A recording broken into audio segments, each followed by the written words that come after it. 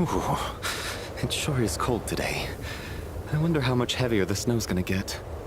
Here to see Odette? I just need to see your tickets for the preview. Perfect. Thank you. I'll hold on to your tickets. Come on in. It's freezing outside.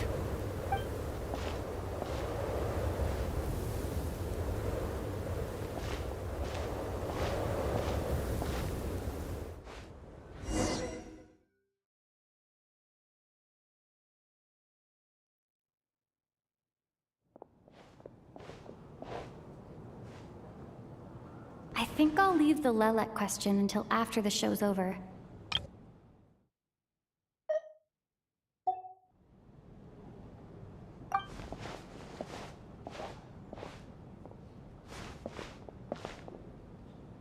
Child said he was originally going to come with Tonya, so I'm guessing Tonya's already here somewhere.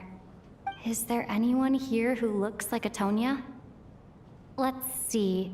It's a small audience. Makes sense for a preview. But wait, I do see some familiar faces. Mr. Chuganov's back again by the looks of it. Oh, and is that Mitya? And that Fatui officer, Valeri. Guess he must be playing cat and mouse with Mitya again. Oh no, it looks like the show's starting. And I still haven't found Tonya. Never mind. I'll just have to take a seat for now and see if I can catch her afterwards.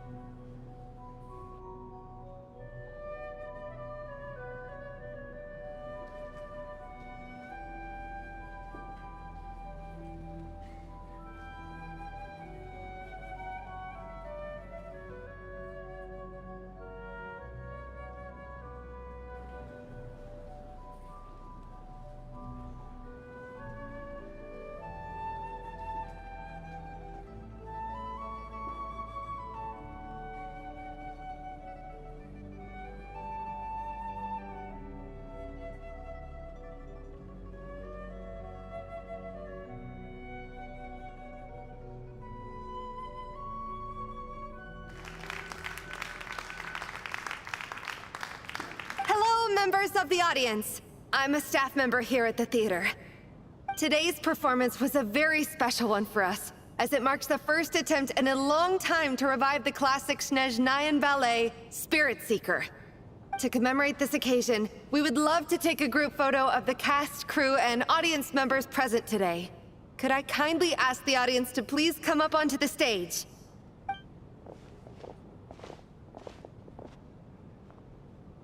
All right, everyone, huddle in a little more. Now, look at the camera. 1, 2, 3.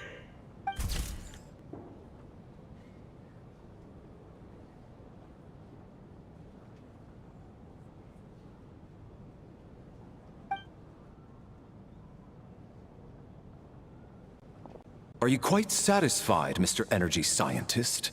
I rather hope you don't have any other escape plans to add to my workload today. What are you talking about, Sarge? This was simply my way of inviting you to watch Miss Odette's new show with me. And wasn't the performance spectacular? In the future, I heartily encourage you to take a leaf out of my book. Find some soul-nourishing pastimes to enrich your time outside of work. It was indeed a fine performance, but I must correct you on one point. This is not time outside of work. These are working hours. Working hours and non-working hours are just a social construct. Human technology can never advance if we're too rigid in our thinking, Sarge. May we leave now? Already? I mean, I was kinda hoping to soak up the atmosphere for a little longer, but... No? Okay, guess I'm pushing my luck. Didn't seem like too much to ask, but fair enough. Off we go then, Sarge. Back to the land of working hours. Lead the way. That has to be her. She's the only person in the audience around Tonia's age. Excuse me? Are you Tonia? Huh? Your brother's busy today, so I took his ticket. Don't worry about him. He's fine. Oh, okay. Sorry for the trouble. What's wrong? Are you sick? No, I'm fine. It's nothing. Maybe she caught a cold on the way here because of the weather?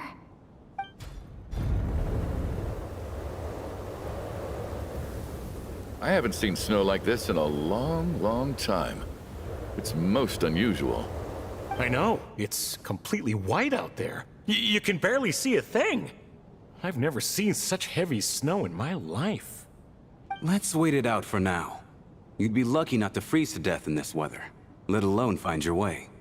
Well, look at that.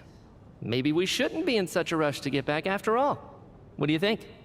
Let's wait and see. Why do you need to take it so seriously? Fate has given us this wonderful chance to take a break. We owe it to ourselves to make the most of it. Come to think of it, there's a small inn not far from here that always keeps plenty of extra blankets on hand for guests. I know the route well. Shall I head over and borrow a few blankets? That way, anyone in a hurry can wrap up warm for the journey back. Just remember to return them next time you're over this way. Sir, there's really no need to go to all that trouble. Hey, it's no trouble at all. Wait here, I'll be right back. What a kind gentleman. Very good. My wife and daughter are waiting for me at home, so I shall be heading back as soon as I get my blanket. So... are you expecting us to go back to the Armory Palace wrapped in blankets too? Don't worry about that. I made arrangements in advance. Should I not return to the Armory Palace within 3.5 hours after Operation Showtime begins, an armed squad will be sent to collect us. They will escort us back. You are one of our key military personnel, so any weather-related risks must be eliminated. Operation Showtime? So, wait. Every single time you drag me back to work when I sneak out, it's a whole official operation? I gotta say, you've really turned this into quite a moral dilemma for me. It's snowing pretty hard out there. I think you should stay here for now. You seem a little under the weather. Sure. My Brother might come pick me up in a bit anyway. Time to get to work. I should head backstage and find Odette. I need to look her in the eye and ask her about Lelek. Excuse me, are you looking for someone? Ah, a fan, I'm guessing? Today is just a dress rehearsal, so Miss Odette won't be meeting with fans. She's taking a well-earned rest right now. Sorry, but that area is currently off limits to everyone except the cast and crew. Bad timing, I guess. Well, I might as well stick around. I doubt Odette will be leaving before the snow lets up in any case.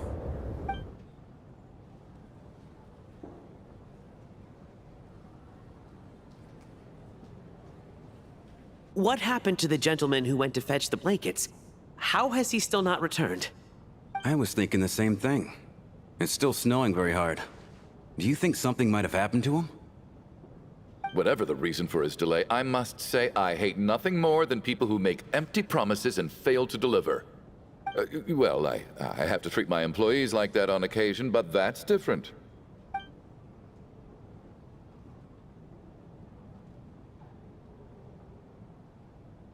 You seem anxious, Mr. Valeri. It's been nearly 4 hours since I left the armory. The army should have arrived to extract us by now. They know how much I despise tardiness and disrupted plans.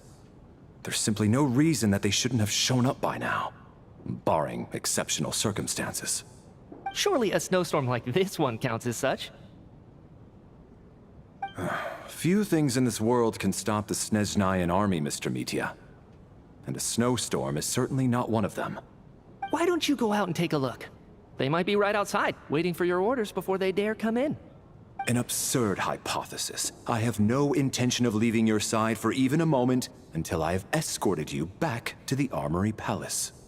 This doesn't look like an ordinary snowstorm to me. That guy who left earlier. It looked like he just vanished into thin air. Either that, or my eyes were playing tricks on me.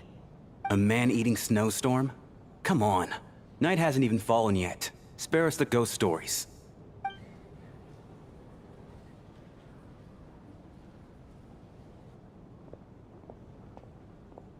Traveler, didn't know you were coming today. How come you didn't say anything?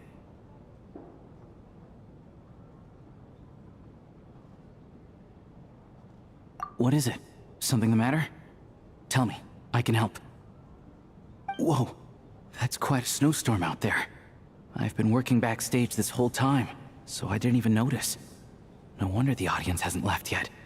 Huh. Is weather like this rare even in Snezhnaya? Yeah, snow like this. I'm sure I've seen it out in the wild before, but never in the city. Actually, I take that back. I don't think I've seen snow this bad even in the wild. This is something else. It's not normal. If even Alosha thinks snow like this isn't normal, could it have anything to do with that monster people have been talking about? We can't stay cooped up here forever. Someone needs to go out and take a look.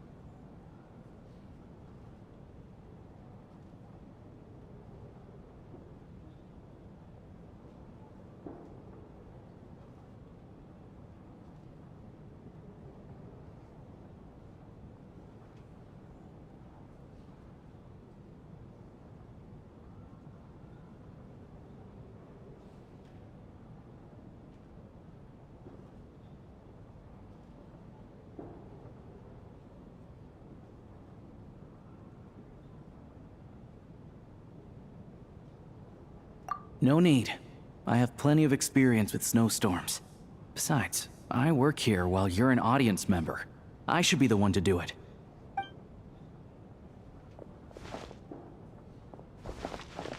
Everyone by the door. Careful not to let the snow soak into your shoes. In a snowstorm, you gotta look after your toes above all else. Heading out, my man? Be careful. I've been told the snowstorm eats people alive. Thanks for the advice. I am planning to be careful. I just want to take a quick look at the situation out there.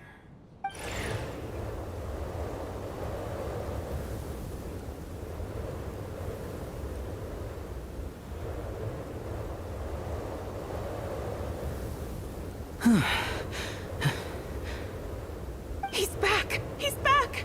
How was it? What's going on out there? Did you see any soldiers patrolling the area? Something about this storm isn't right.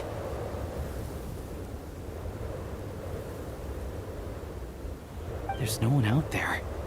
I didn't see a single soul. And something in the air gives me the creeps. This isn't your average snowstorm. I suspect it might be related to recent events in our nation. I strongly advise everyone to stay here until the snow dies down. Are you serious? So all of us are trapped here now? That sounds a little far-fetched to me. You want to go outside and see? I, for one, am not risking my neck in that weather. This just turned from a minor delay into a major hassle. We can only hope that our friend who went to fetch the blankets just ditched us and went home. Is it really that bad? But my daughter, I won't be able to read her a bedtime story tonight. Huh? What are you all still doing here? Whoa! It's snowing hard! So now we're stuck here? Oh, this is terrible! Luckily, it was just a dress rehearsal today, so there aren't too many people here. On the bright side, the theater's always well stocked with supplies. If the snow still doesn't let up as we get into the evening, you can spend the night here, everyone. At least, I assume that's alright? Odette? Fine by me. This seems like a sensible backup plan under the circumstances. My thanks to the theater for being so accommodating. What are you staring outside and praying for, my man? You anxious to get home too? Oh, Your Majesty the Tsaritsa, I beg you, please do not let tonight's snowstorm stop. This is a golden opportunity to spend the night under the same roof as the two top stars in all of Snezhnaya. It's a once-in-a-lifetime experience. I think I've changed my mind. Sir, if you so much as look at us funny, you'll be seeing stars in a whole other way. Behave yourself, or you'll be begging for that blizzard. It's getting colder. We need to keep the indoor temperature up. Close the door and lock it tight. Let's head somewhere warmer.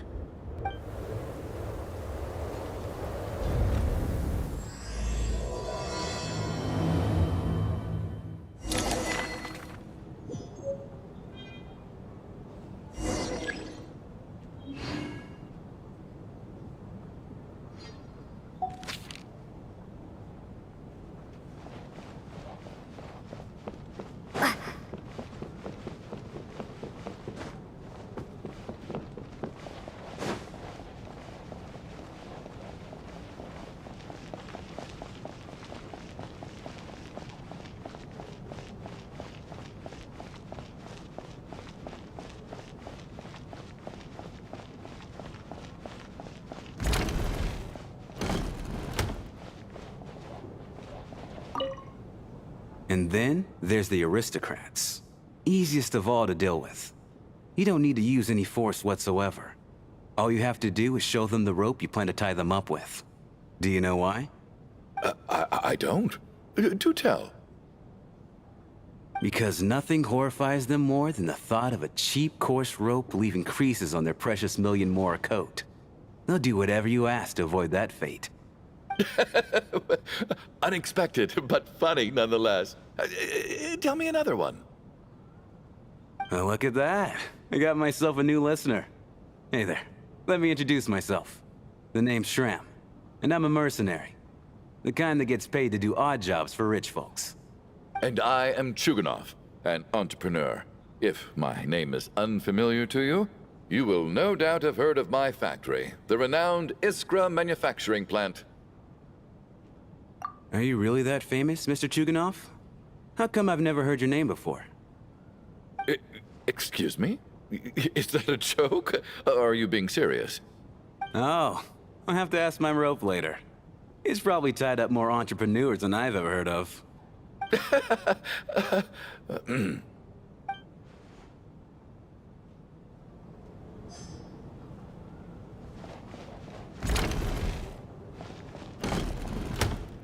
How are you feeling, Tonya? I'm fine. Sorry to worry you. I'm used to it by this point.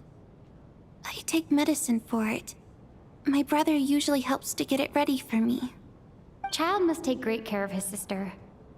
He's never mentioned Tonya's illness, though. You know, I actually find this whole thing kind of exciting. Stuck in a strange place thanks to a snowstorm, having to spend the night with a bunch of interesting characters. It's pretty cool, don't you think? Exactly. It's like one of those stories where an ordinary school trip turns into a magical adventure. I've always wanted something like that to happen in real life.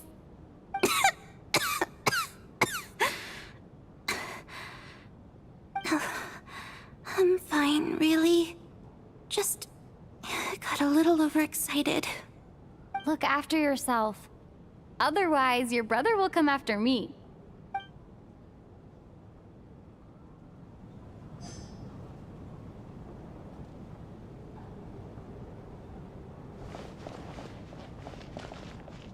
My husband has major trust issues.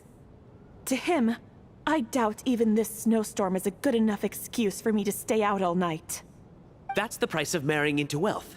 You'll get used to it. I'm not about to stop you if you want to leave, but don't drag me along. Hello?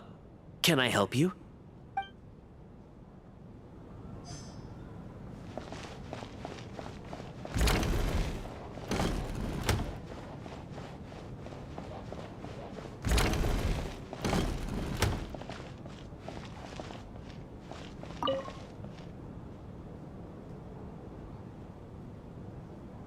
I don't think it's ever been this lively backstage before. I didn't know you were coming today. Hey, have you seen Chuganov? I heard he was coming today. Have you spoken to him at all? I'm with you. This could be just the chance we need. Yeah, I gotta figure out a way to coax some more intel out of him. I want to know why he suddenly changed his stance on Project Stuja. What exactly happened before the most recent Vetcha vote? For the Rokad, or just out of personal interest? Shh! There are other people around. Don't say the R word.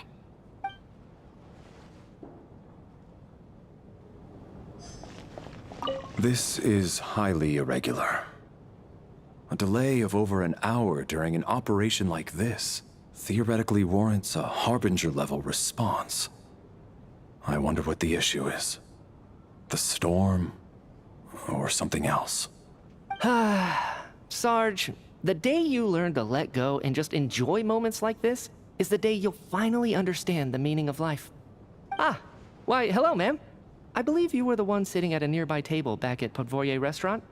Any friend of the theater's star performers is a friend of mine. It's a pleasure to meet you. I'm Mitya, from the Energy Commission. Greetings. Major Valeri, head of the Special Assignments Battalion. Armory Palace Royal Grenadier Guards, 1st Regiment. I am here to ensure Mr. Mitya's personal safety. Please let me know if I can be of any assistance. Miss Traveler, I cannot help but notice that Miss Odette is stealing glances at me.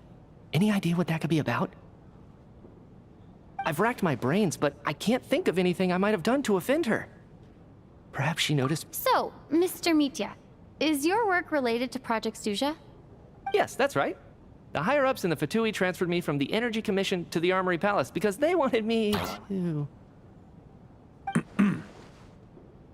Really? I can't even talk about that? Pretty sure it counts as part of my private life. All right, I won't say anything. Sorry, traveler. As you can see, I'm afraid this pleasant chat will have to end here.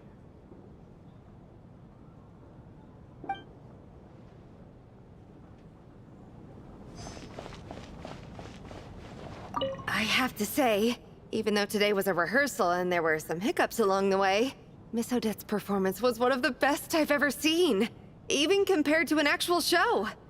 Oh, I couldn't agree more, especially considering the weight of the subject matter. It takes a truly seasoned professional to do justice to a theme like love and regret. Do you think we were coming on too strong? Odette's ignoring us again. What about you? What did you think of today's performance? Oh my, that's very flattering of you. Thank you. I'll make sure to save a ticket for you when the show's performance ready.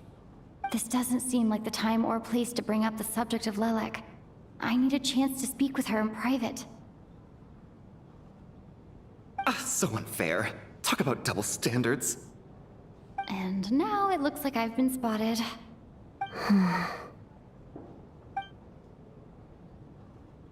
You know Mitya too? No, I don't. I just have a feeling that he might be dangerous.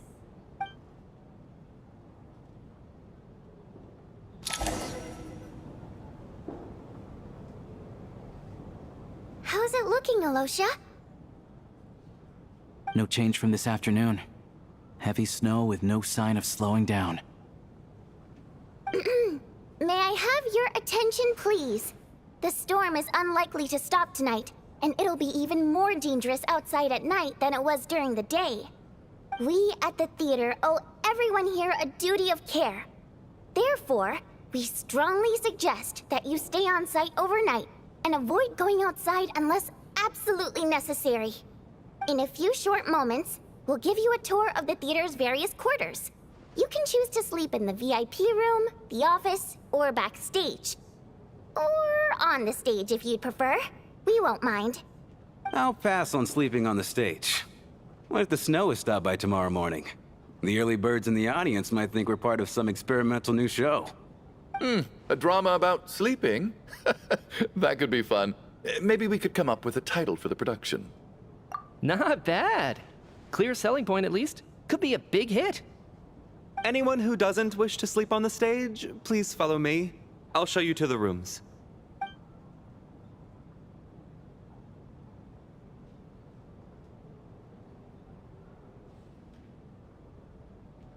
I guess I'll call it a night. Though, I feel like I won't sleep very well without Paimon here. I'm sure she'll be worried that I haven't made it back yet. But as long as she looks out the window, she'll probably realize what's holding me up. I wonder if she's feeling any better yet? At least she hasn't been getting any worse. Still, I should try and get back first thing tomorrow morning.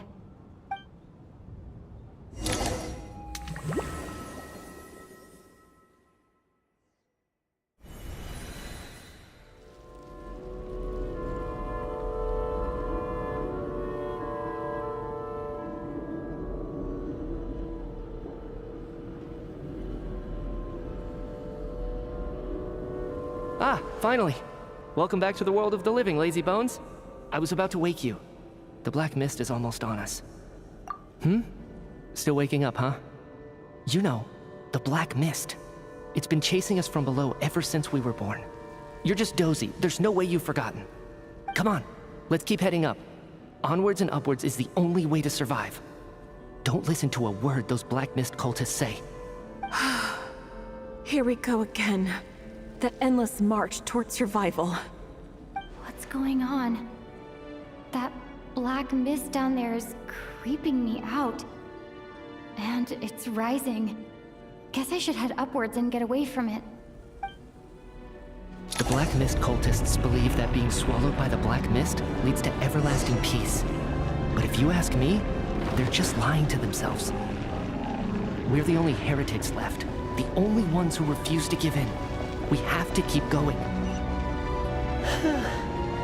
But how do you actually know that they're wrong? Dangerous question there, Torgov. The moment your faith wavers, you start a chain reaction that ends in the collapse of your will. Put the question out of your mind. Stay strong and believe that the Black Mist means certain death. Okay, but it's not my mind that's the problem. My body's about to give up on me.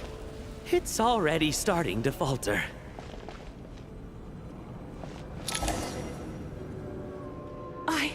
I can't do this anymore. I've had enough of being forever on the run. What's the point of it all? All this will pass eventually, I promise. Keep fighting. It will be worth it. You accuse the Black Mist cultists of being liars. But you're lying too. There is no end to this path. It keeps going up forever. There was never any hope to begin with.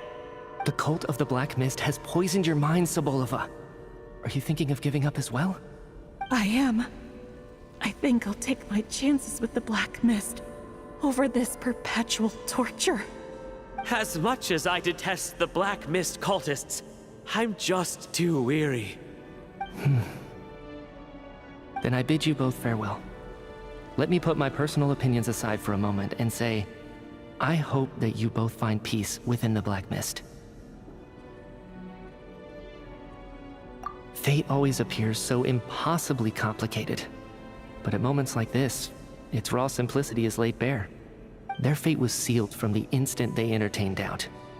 From then on, the outcome was both inevitable and irreversible. Let's go.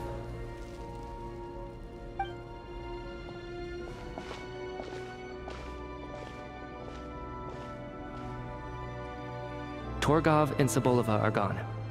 I never thought the day would come when even they would be swallowed by the Black Mist. It's just you and me now.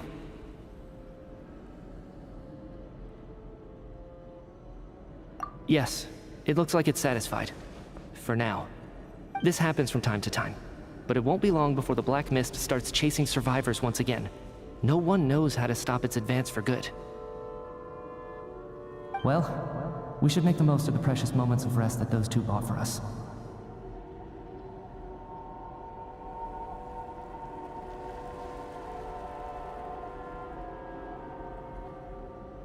Huh? Are you really that sleepy, Traveler?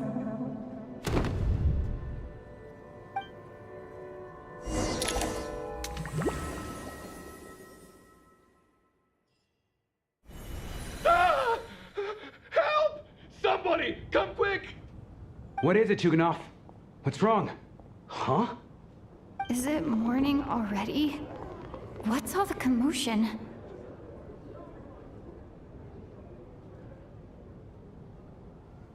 Sounds like it's coming from next door. I should check and see what's going on.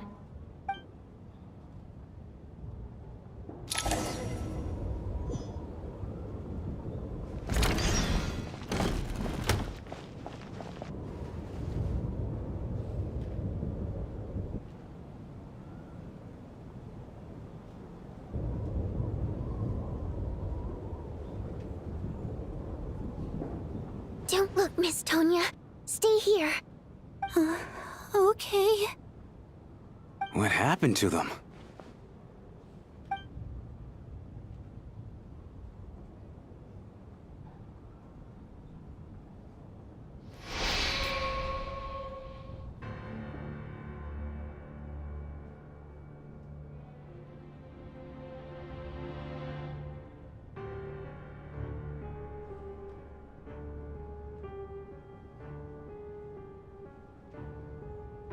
These two people have passed away. And the strange thing is that somehow I knew this was going to happen. I knew that they would be the ones to die. Have I seen this moment before? Or did I have some kind of premonition? I can't remember what it was. Let me take a look.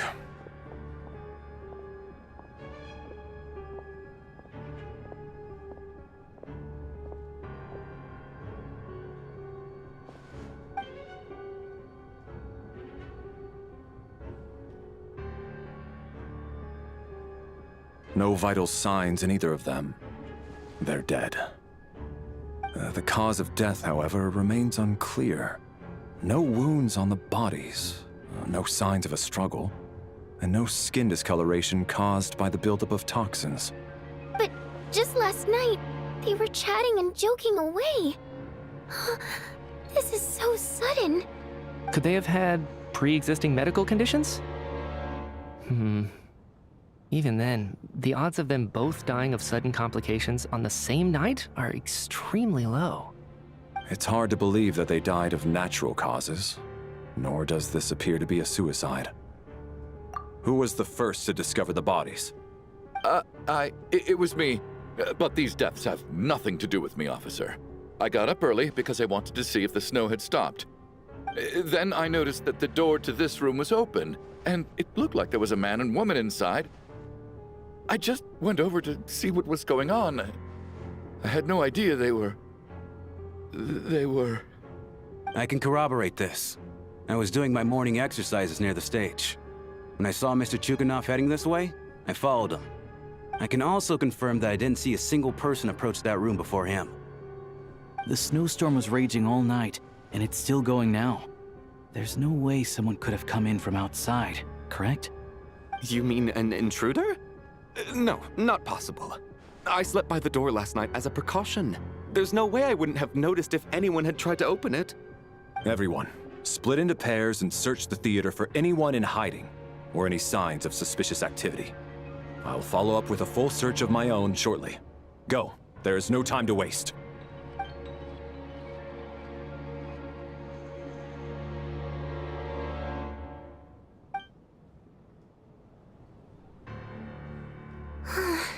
Nothing on your end either? Backstage is clear. No signs of suspicious activity. We checked the basement. Also clear. I don't think there's anywhere here that a living person could hide. Are we certain that the theater doesn't have a back door? Or any tunnel or passageway wide enough for a person to fit through? No, there's nothing like that. If people were sneaking in through some secret tunnel to avoid buying a ticket, we'd have sealed it off ages ago. I also checked the windows. All of them are locked from the inside, and there's no sign of anyone entering or leaving. It sounds like we can safely rule out the intruder theory. If anyone came in during the night in this weather, there'd be no way for them to avoid leaving footprints or water stains. This can only mean one thing. It's like one of those murder mysteries you see in novels and plays, isn't it? The ones where the killer is one of us. We can't quite jump to that conclusion just yet. Could he be right? It's hard to imagine something like that happening in real life. Set in a theater during a snowstorm, a murder takes place and the killer is among us. It's such a classic trope that it seems unbelievable. Looking at who the killer targeted, and the clean entry and exit, it all adds up. I know what this is. It's obvious now that I think about it. What is? What have you figured out? Both victims were wealthy, well-known local merchants. And the door was deliberately left open so I would discover the bodies and witness the crime scene first thing in the morning. Such ruthless methods. This was your doing, wasn't it, Lelik? Lelik? You mean Lelik is among us? And he's the killer? Lelik. I know this code name. Member of the Rokot, anti-Project Stuja. Always works alone. I've read the case files at the Armory Palace. Walk me through your reasoning, Mr. Chuganov. What do you know about Lelik?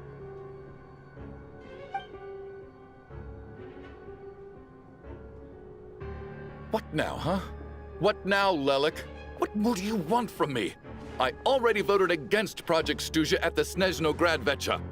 You snuck into my house the other day while I was asleep. Left a threatening letter. And I did all that you asked.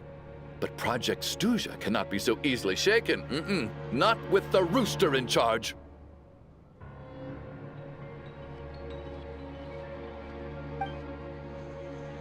So he really was threatened by Lelik. That makes sense. And now you're resorting to murder to threaten me. Isn't that right? I knew it. The Rokot despises the rich. The lives of the wealthy are but refuse in your eyes.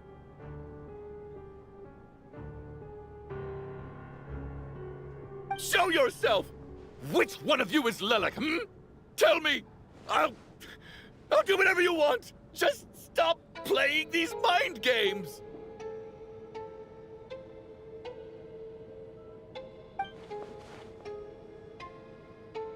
Was this really Lelek's doing?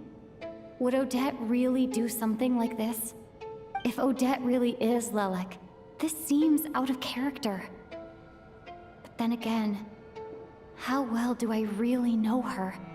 I'm probably the only one here with a compelling theory about Lelek's true identity.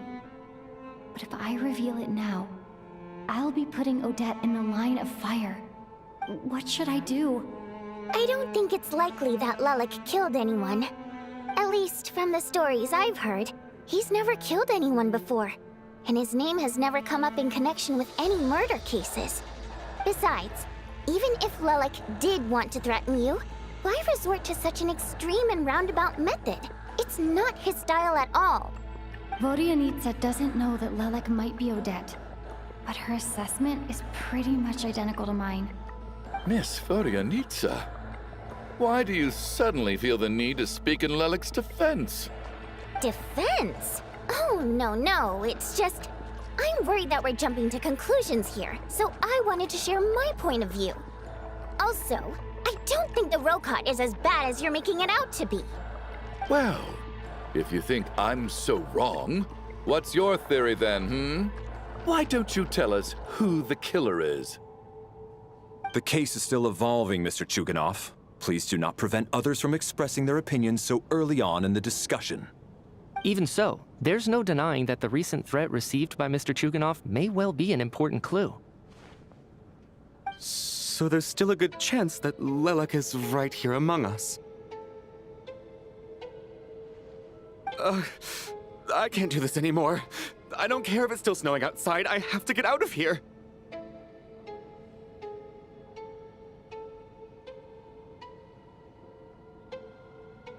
Whoa, take a beat. We all know it's far too dangerous out there. Even the soldiers couldn't get to us. Go out that door, and you might not live to tell the tale. And whoever this Lelek is, they're surely not going to murder anyone in broad daylight. Be sensible, my man. You're safer inside.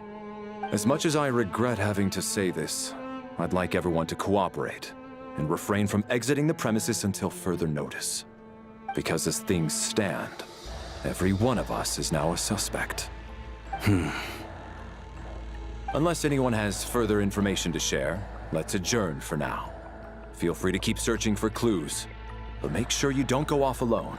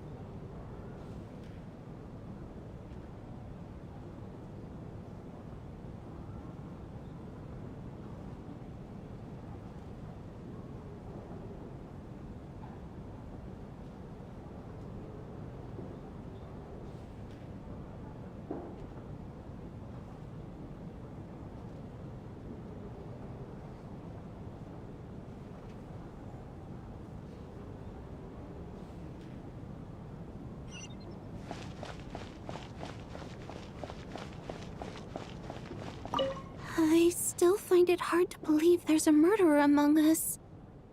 Just last night, I imagined we were like classmates out on a hiking trip. There's no guarantee that you can trust your classmates, especially not when you're locked up together. Why did they do this? Was it for money? Even then, they could have just kidnapped the people. They didn't have to die.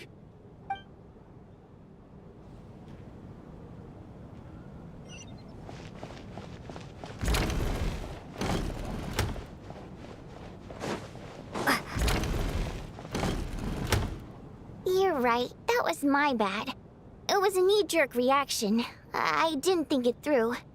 Luckily, no one suspected my identity.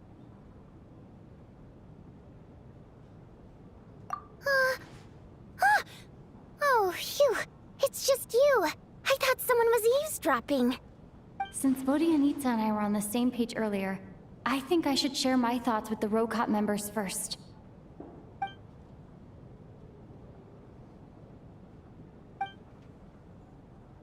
Whoa. Are you serious? I don't know if this counts as gossip, but it's definitely on track to be the juiciest this whole year. Odette? Really? Odette? Oh god, how dumb does this make me look? Lelek has been right under my nose this whole time, and I didn't notice a thing. Actually, it's exactly what you'd expect. Sometimes, hiding in plain sight is the best strategy. And now that you mention it, the more I think about it, the more sense it seems to make. It all adds up. What are we up to now? 1, 2, 3, 4...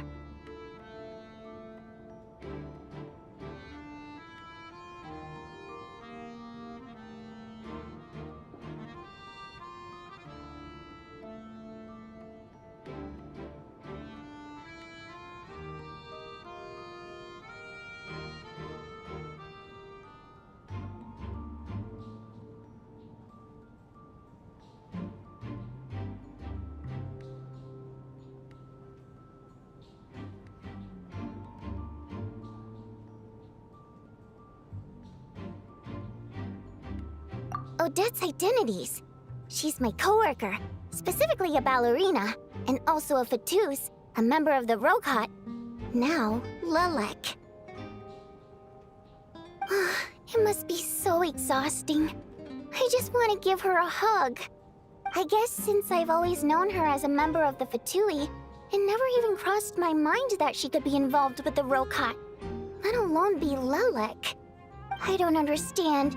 If she's with the Fatui, what reason could she have for being so opposed to Project Stusha? Probably best if you ask her that in person. Well, since you waited until now to bring this up instead of announcing it to everyone earlier, does that mean we're all on the same page here?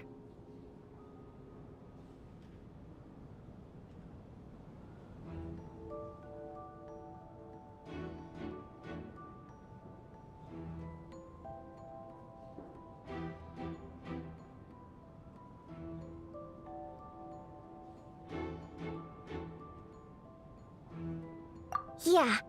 Lelek may not follow orders from the Rokot leadership, but as far as I'm concerned, she's never crossed the line. If anything, her actions benefit the poor. We need to confront her face to face. Do you think she'd really admit to being Lelek? I don't know. We'll have to see how it goes. For now, we'll work on the assumption that she didn't kill anyone, and see how much she's willing to tell us.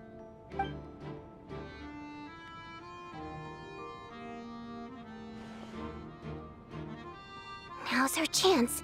Odette's alone. Let's go. Hey, Odette. What is it, you guys? Shh. Keep your voice down. We need to talk. So, you're Lelek, aren't you? All right, fine. You don't have to say anything or explain yourself. Just hear me out first. None of us believes you'd kill innocent people. Whoever murdered those two people last night, it wasn't you. The Traveler was the first to figure out your identity, but she kept quiet during the discussion just now. Still, it's clear where the group consensus is heading. Everyone believes Lelik is the culprit. If your identity is exposed, you'll be in a really bad spot. We're your colleagues, and we know what kind of person you are. I don't want anything bad to happen to you. So, can you clue us in? Tell us everything.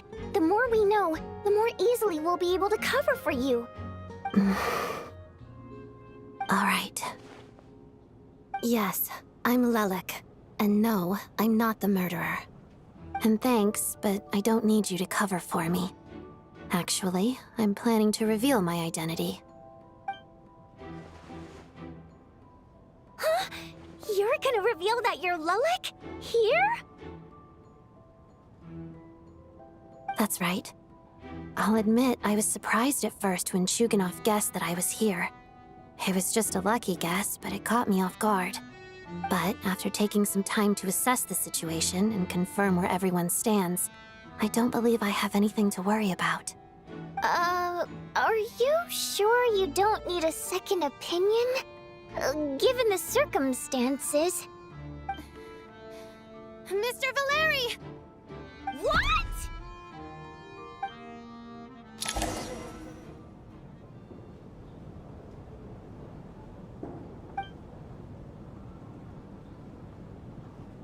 So...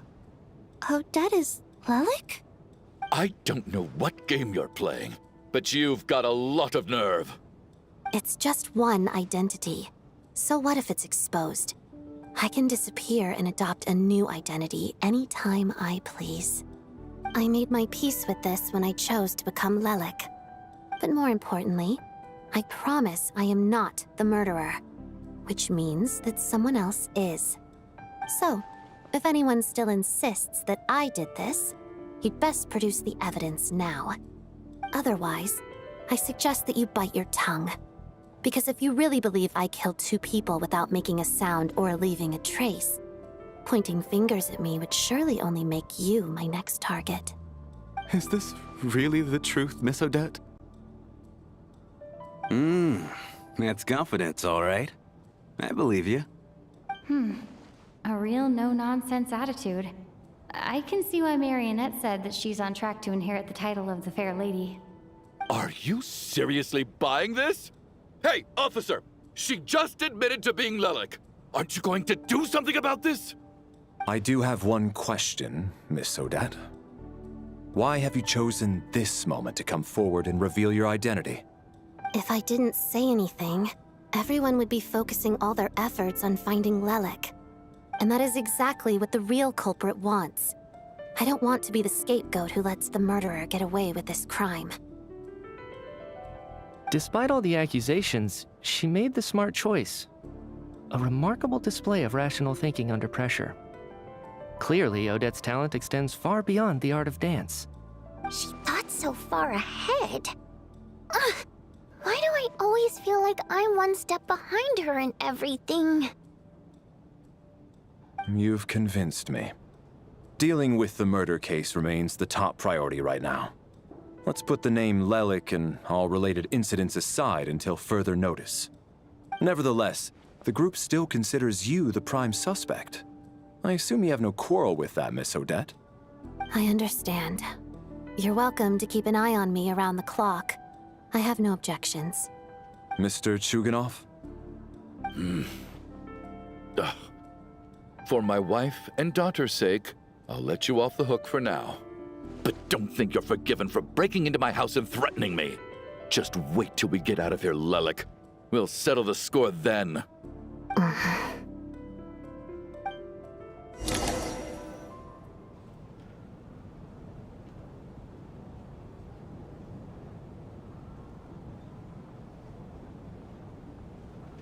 Good work, Lelik guard team. And Lelik too. Here, have some hot water. Turns out Valeri knew about my exploits, so now I've been told I have to guard Lelik with him. Shouldn't you be facing my way if you're guarding me? At the moment, it looks more like you're my bodyguards. If the true culprit is indeed still at large, as you have claimed, we must keep our guard up against them also. Don't worry, Tonya. We'll get through this. Once the snow stops, the officials will step in. The investigation will get easier, and then we'll be safe. But once the snow stops, won't everyone just leave? You're gonna miss us, huh? Well, some of us work at the theaters, so we'll still be here. I'll even give you a special backstage pass. Really, Miss Vodyanitsa? That's awesome! You've made a fan for life. Aw, you're so cute, Tonya. All right, let's swear to it. I promise to give you the pass, and you promise to never change your mind about being my fan. Promise. Don't indulge her, Tonya. You don't have to swear an oath over things like that. You really do get carried away sometimes, don't you, Miss Vodyanitsa? Hey, mind your own business.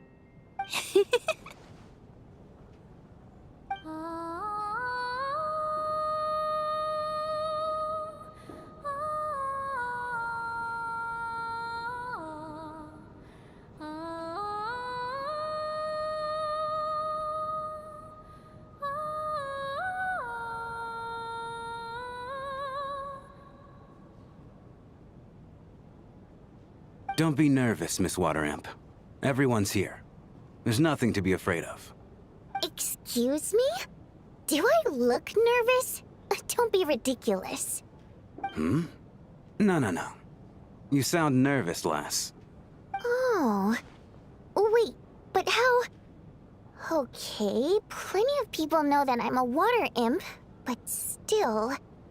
How come you understand our primary mode of expression? Primary mode of expression. I've not come across that concept before. Do enlighten me, Vodyanitsa. Well, it's just... We water imps tend to communicate our emotions to each other by singing, rather than facial expressions. The emotions we convey through song take precedence over our facial expressions. So, we think of it as our primary mode of expression. I'm impressed, Shram. I didn't take you for a man of culture, but you're clearly rather learned. It's not about being cultured or not. The thing is, this mode of expression can usually only be understood by other water imps. It's not a simple case of a song sounding happy or sad. And yet, you're clearly human, Mr. Shram. It's really not the big deal you're making it out to be. I think I just have a knack for it. Plus, I have a... very close friend who's a water imp. A delightful lady. But keep that a secret. Anyway, we spent so much time together that before I knew it, I noticed I could understand her expressions. Oh, I guess that makes sense. Still, the fact that you have a water imp friend is even more surprising. I'd better watch what I'm singing when I'm around you from now on. Hey, what are you implying? You're not secretly insulting the audience in your songs, are you? Heavens, why would I do a thing like that? It's getting late. We should discuss our sleeping arrangements for tonight. It's a guard against the killer. Someone needs to keep watch. I suggest that we don't sleep in separate quarters tonight. It will be safer if we all stayed together. As long as someone keeps an eye on Lelik, I'm quite sure we won't have any trouble. Are you saying that you wish to bet your life on Miss Odette being the killer? Nonsense. Of course not. Then I propose the following arrangement for tonight. The Traveler, Odette, and I will form the Night Watch. We'll sleep in shifts, but 2 of us must be awake at any given time.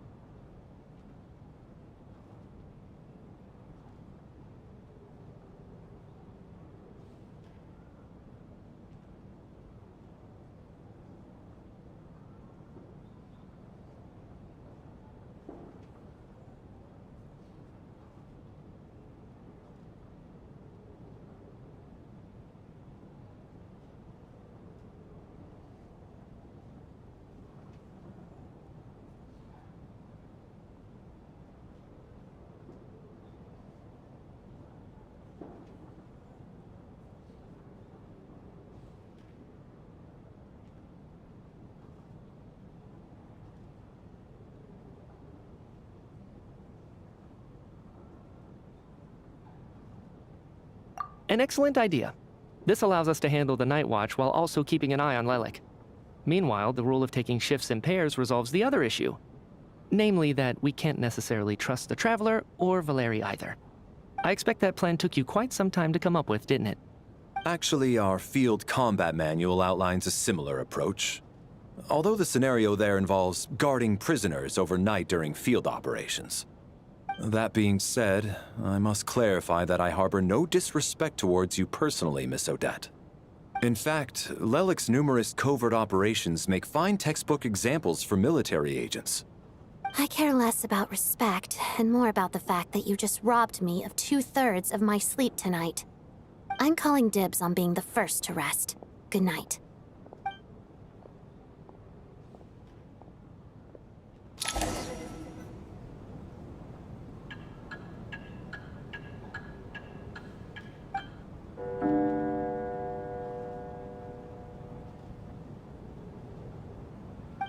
It's almost time. We should wake Odette. How are you faring? Oh, not going to argue with that. I'll take a quick nap. If you start to feel sleepy, wake me up anytime. It's finally time for Odette and I to share the night watch. I should wake her up.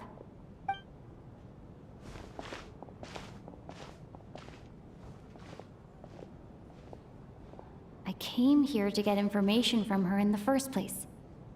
Maybe I should think about what questions I want to ask before she wakes up.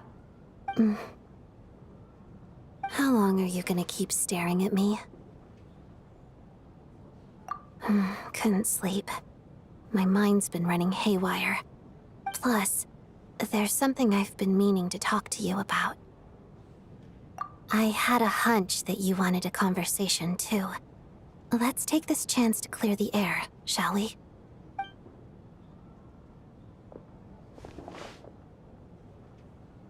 I just had a simple question for you, really. It's, Rosaline. In her final moments, did she have any last words or anything?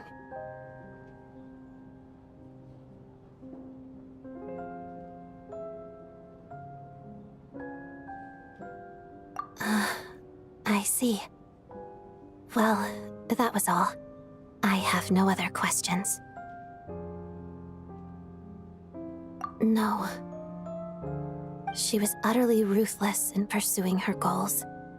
That kind of person should be hard to miss. And yet, even though I never approved of her methods, and she was an abrasive person, the fact remains that I am indebted to her.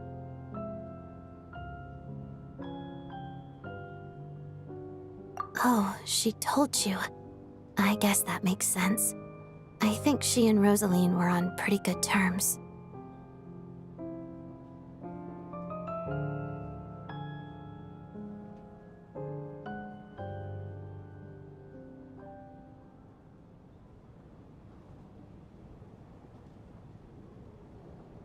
Yes. Rosaline wasn't the kind to gossip about this sort of thing. Not that it's any huge secret to me, though. When I was a child, I had to join the Fatui for the sake of my mother and me. I trained under Rosaline. It was extremely grueling, and it didn't exactly come naturally to me. All I could do was try to ignore the biting cold and practice, practice, practice. I was a newcomer who'd managed to make a good first impression on a harbinger. There was pressure to live up to her expectations, to be worthy of the fair lady's reputation. Every day was a struggle against the cold, pain, and fatigue. And most nights, I struggled to fall asleep. After enduring all that, I've become almost immune to the sensation of pain. I suppose that was the cost of survival. Surely, any child who had to experience that would grow to hate her lot in life, don't you think?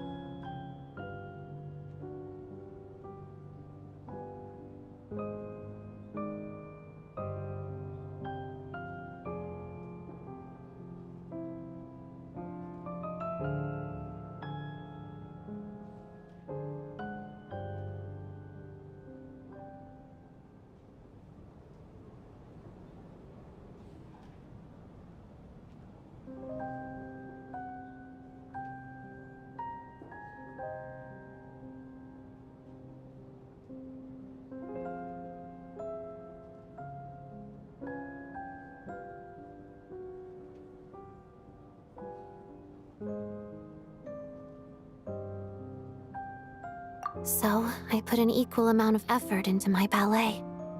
Because in my young mind, that was the only way to defy my fate. It was my way of telling her, the Fatui's demands and your expectations of me are not what I wish for.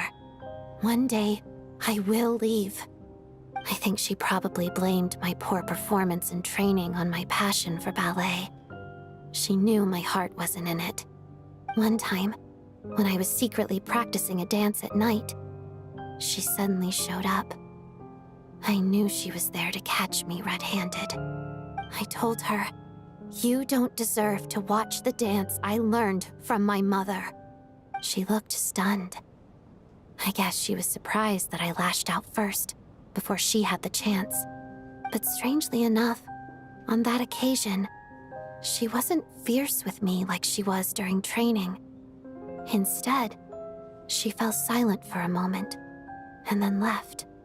After that, she never interfered with my dancing or asked me how it was going. She never came to watch me dance again either. Not even once. She was. But even now, whenever I take out this core Ignis, I can't help but think of that night.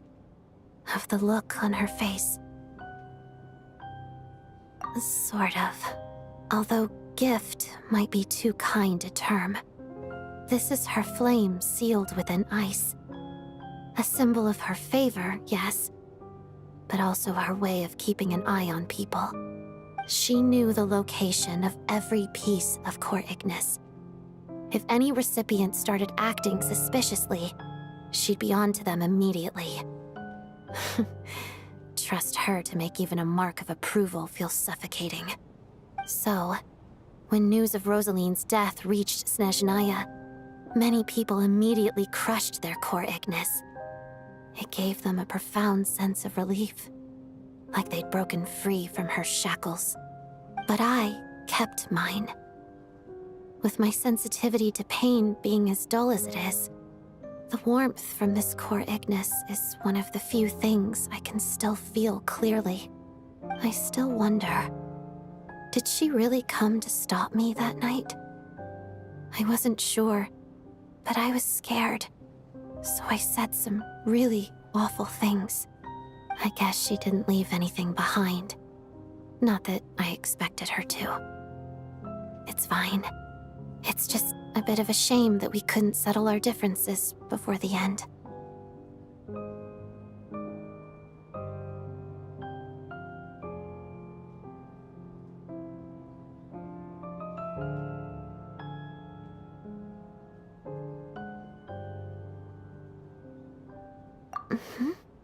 She did. Are you sure she was talking about this event? Huh. No, she didn't. I didn't even find out that she'd gone to Mondstadt until a while after she'd left. Wait, in that case... Okay, I will. Thanks for letting me know. There's something I'm trying to figure out. I'm beginning to suspect that Paimon's mystery illness is being caused by the energy research behind Project Stuja. Paimon's very important to me, so I have to get to the bottom of this. I figured that since you're Lelek, you might know something about all this. The ultimate goal of this energy experiment is to create a weapon for the final battle. The weapon's construction was completed in Nodkrai. Now, all that remains is to arm it with a sufficiently powerful energy. Yes, the weapon's development and all the related experiments are overseen by Lord Piero, the Jester, and the lab is located deep within the Armory Palace. I'm not sure why this experiment would be making Paimon feel unwell, though. The best way to get to the bottom of it would be to go there in person. Once we get out of here, I'll help you apply for an entry permit.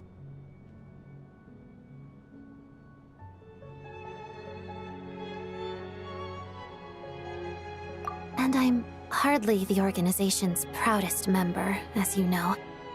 You answered my question about Rosaline. I want to do you a favor in return. It's that simple.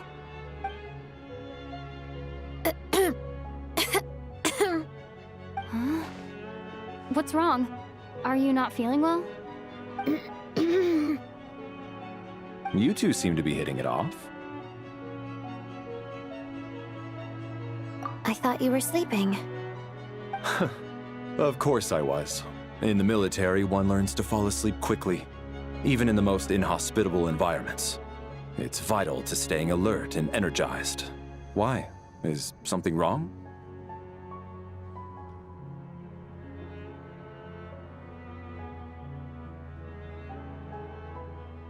Even if he was awake, he can't have overheard us, right?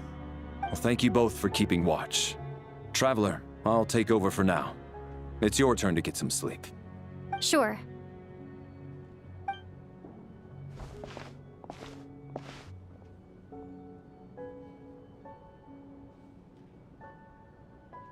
This is our second night here, but at least I found out a little more about Paimon's condition. I hope she's been sleeping well the past couple of days. Huh. Why do I feel like I'm being watched? Seriously? Is this payback for when I stared at her earlier? But I thought she was asleep.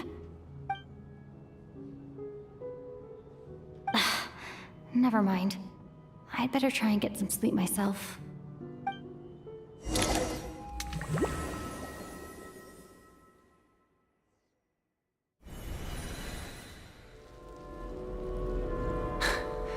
Hey, what are you spacing out for? Are you reaching your limit too? How long have we been walking for? Do you remember? Time's lost all meaning. Ever since we noticed that thing above our heads. What was it called again? A star key? Or key star?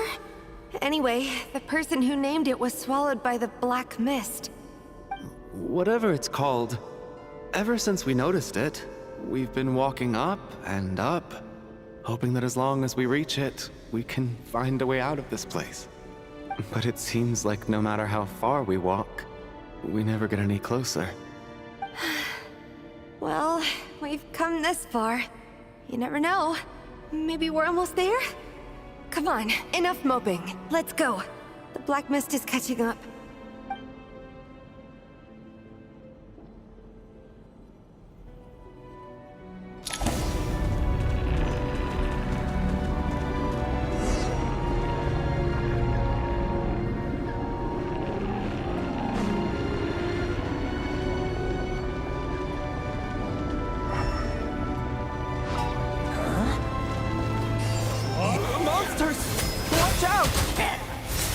Not again! I've lost count of how many times we run into them!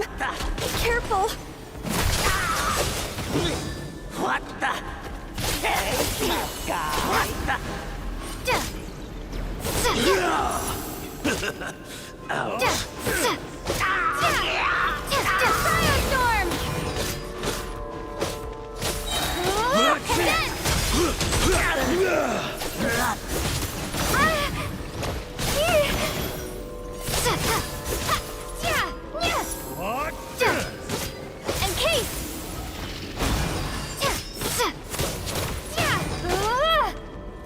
Backup is here.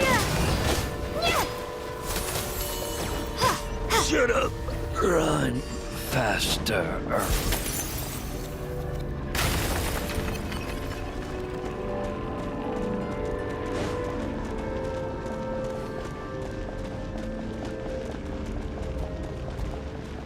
You want to fight? Again. Let's Get go. ready.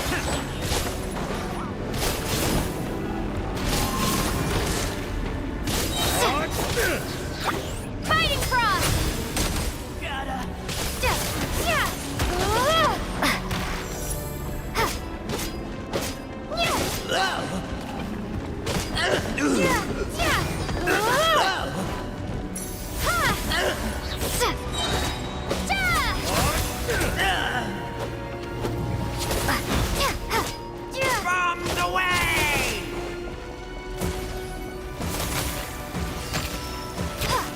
Got him!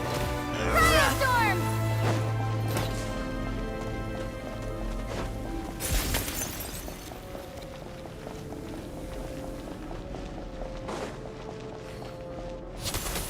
Monsters ahead of us. The black mist behind us. Feels like there's no escape.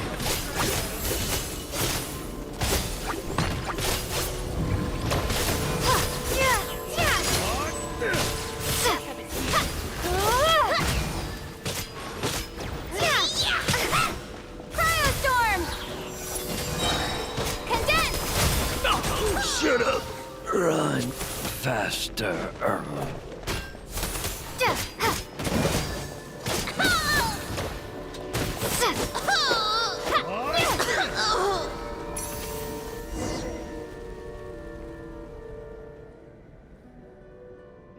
Are you hurt, Coolish? No, I'm fine. It's just... Suddenly I don't want to walk any further. I get you. In fact, I reached my limit a long time ago. Sometimes it feels like there's hope where there shouldn't be. Yeah. The hope that the star gives us is the only thing keeping us going. But I'm not sure it's real at all. It may just be a collective illusion. Otherwise, why would it always be out of reach?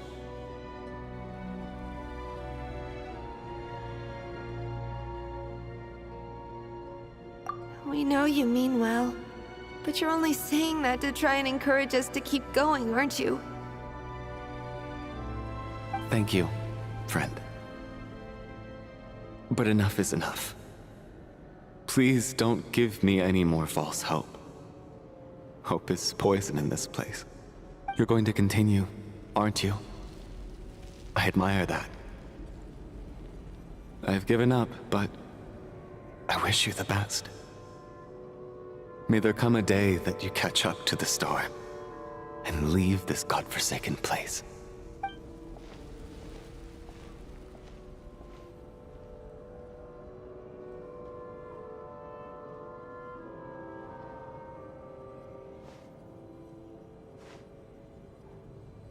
It's not an illusion. We really are getting closer to the star. Congratulations. You're the first person to make it here.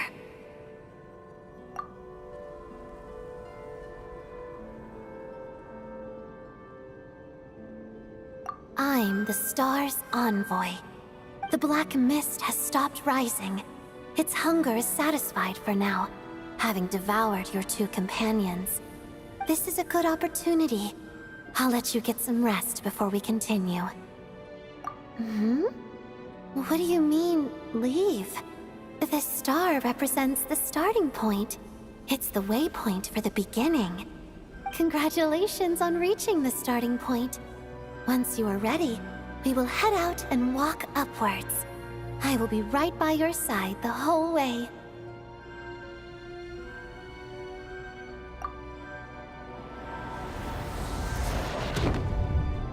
Huh? What's wrong? Hey, don't give up before the journey's even begun.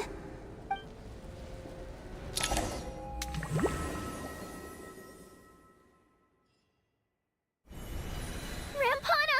Rampana! Is that Vodyanitsa's voice? What happened? Coolish, wake up! Please wake up!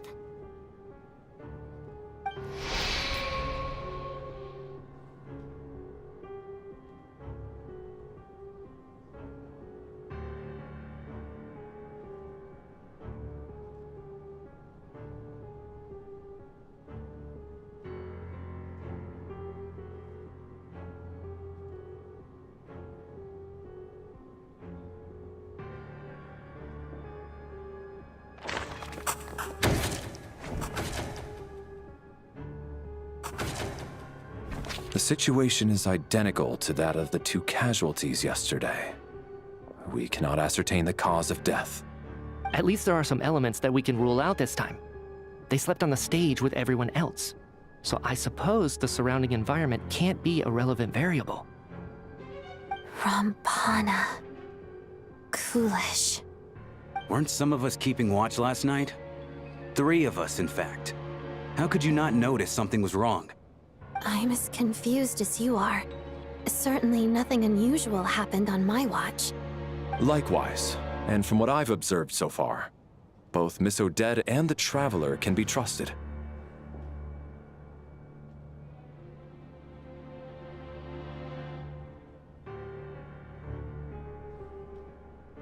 To be honest, I didn't get a wink of sleep last night.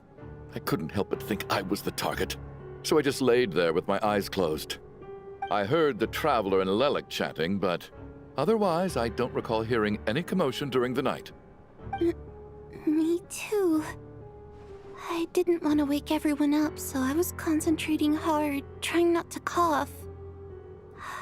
I hardly slept at all. If anything had happened, I'm sure I would have noticed. Then, what could possibly be causing this? Once was bad enough. I can't believe it happened again. I worked closely with Rampana and Coolish for so long. I never imagined that one day they'd... And on the stage of all places... Florianitsa... 4 victims in just 2 days, and we still don't have a single lead. I need to get to the bottom of this as soon as possible. And above all, keep Tonya safe. I'd never be able to look Child in the eye again otherwise. Still snowing? Yes, I just checked. Still no sign of anyone outside either. So we only have ourselves to rely on. If you ask me, this killer can clearly strike whenever they please. The Night Watch was a useless endeavor from the start. Lelik must be an expert in poisoning. Clearly she used some poison that can't be detected on the corpse. Here we go again. Listen, I was already thinking to myself last night, was Lelik's reason for revealing her identity the real story? Well, now I have my answer. It most certainly was not. She's been playing us for fools. You get off on this, don't you? Revealing your identity, only to carry on with your killing spree? That's a hideous thought. One that only a hideous mind like yours could dream up. How dare you? That's enough! Yesterday, you named Lelik as a suspect because the victims were both wealthy merchants. Lelik might have had a motive then, but today's victims were just ordinary people. Not to mention that they were colleagues of Odette and mine. What reason would she have to murder them? Let me guess. Just to scare you? Who knows? Maybe you don't know her as well as you think. I implore you all to ask yourselves, how many people are there really in this world that have what it takes to kill another person? Not many, I'd wager. Lelik is well known to be a ruthless operator, and now she has revealed her identity. How could it be any more obvious? Everything you've said so far is still just conjecture, which doesn't constitute a concrete lead. You need to back up your claims with some evidence. How can you defend her, officer? What did she say to you while you were on Night Watch? Maybe I shouldn't be so surprised. You military types are always colluding with criminals to target the rich.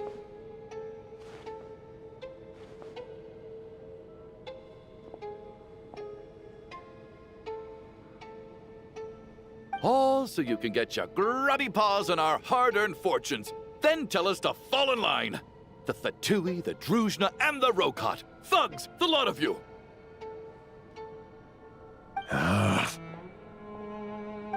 Don't you dare!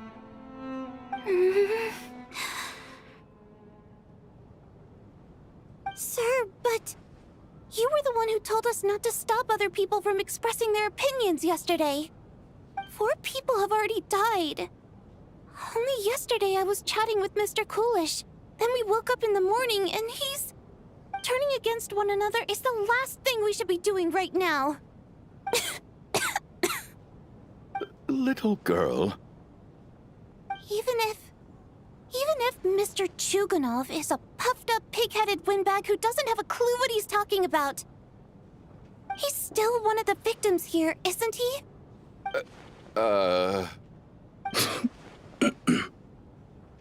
Quite. I had no intention of resorting to violence. But you're right, Miss Tonya.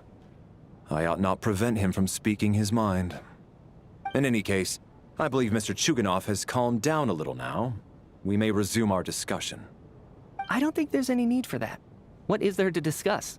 Nothing about this situation is normal. Did you have an idea, Mitya? You're the brainiac here, right? Come on, clue us in. I've been mulling something over. All the leads we have so far concern things from outside the theater. Miss Odette's alter ego, the threats Mr. Chuganov received. But then there's the 2 double murder crime scenes themselves, which have given us absolutely nothing to go on whatsoever. That's highly unusual. Even with the most careful killers, there's always some evidence left behind. So what are you suggesting? I think this could be a supernatural event. It isn't characteristic of human-on-human homicide at all. Correct me if I'm wrong, but aren't you supposed to be a scientist? That doesn't sound like a conclusion someone like you is supposed to make. I got into scientific research because of my insatiable curiosity. But if the present situation defies all known scientific explanations, I don't mind shifting my curiosity toward the paranormal instead. Now that you mention it, I remember when I first came to the theater. I heard rumors about this place being haunted. Haunted? Yeah, I think I heard the same thing. But I mean, they're only rumors, right? We've worked here for years. Surely we would have noticed any spooky goings-on by now. Well, this has taken an unexpected turn. A haunted theater? If Paimon were here, she'd probably be hiding behind me in fear right now. Why don't we take this opportunity to look for clues again with a more open mind? Maybe a different perspective will help us see something different. Very well. Whether it's criminals or ghosts we're looking for, the same rules apply. Everyone needs to tread carefully. I'll move the bodies into the same room for now.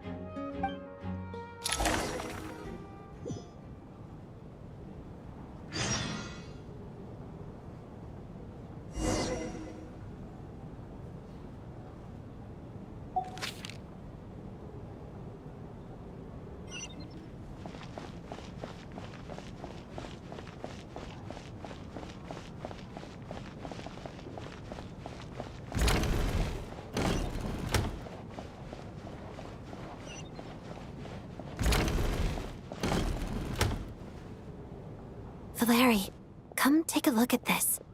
You too, Traveler. Some sort of notebook. What is it for? It's the on-duty logbook for the theater. Kulish was the main person to use it. He mostly used it to record any unusual incidents during a show, audience numbers, exit times, and so on.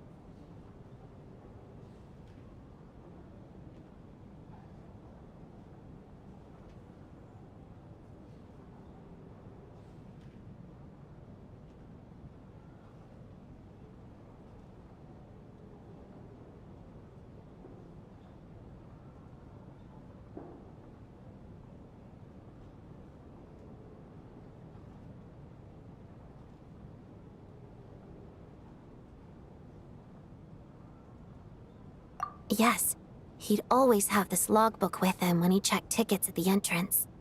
This should confirm a lot of key details about the recent show. So, you find anything unusual? Yes. The number of people.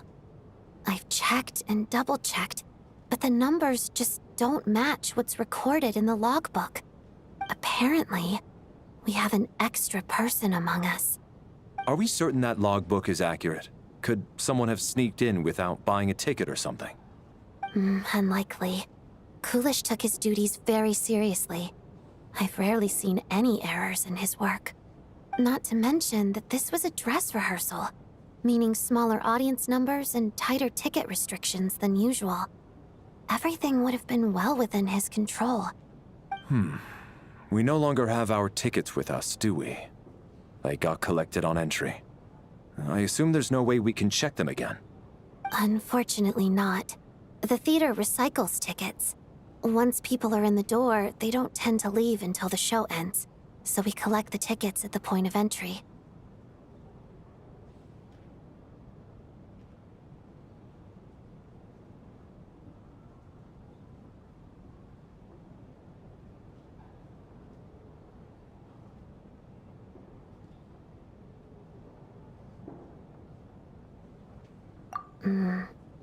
Still, I'm inclined to believe that this discrepancy in the head count is significant somehow. Did an extra person just materialize out of thin air?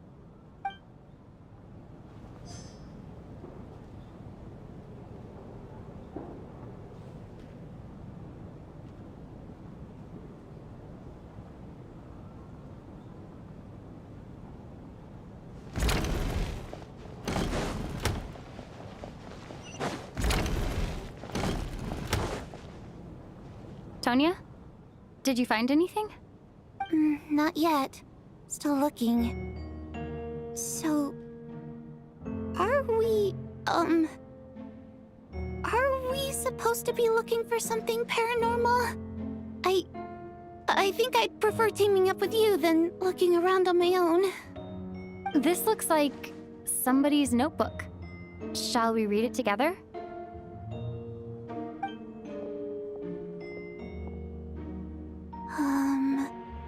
Well, it doesn't look scary or anything, so I guess it should be fine. All right, let's read it together.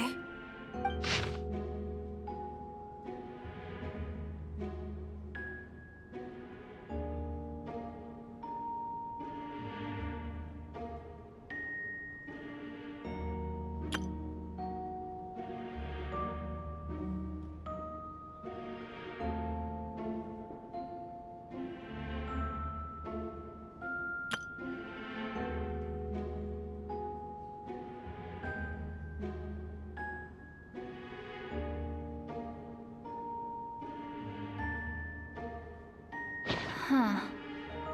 This has to be Vodyanitsa's writing, surely. Maybe it's a little rude for us to peek at this. I feel like I just read someone's secret diary by accident.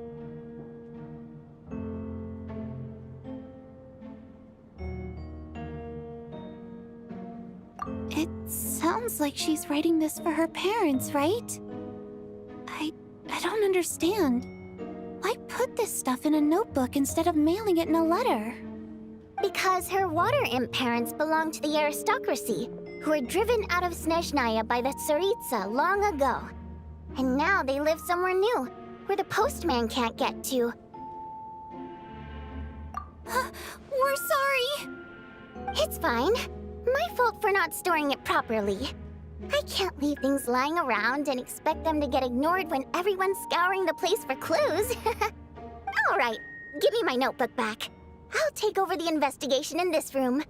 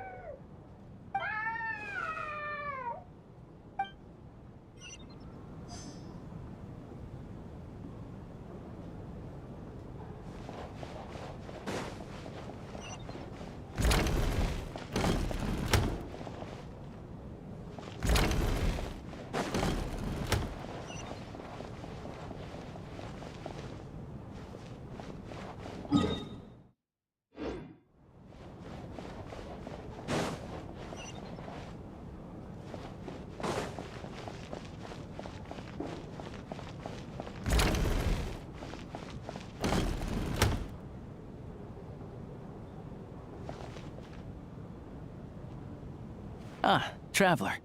Since you're here, come take a look at this. Alosha found it.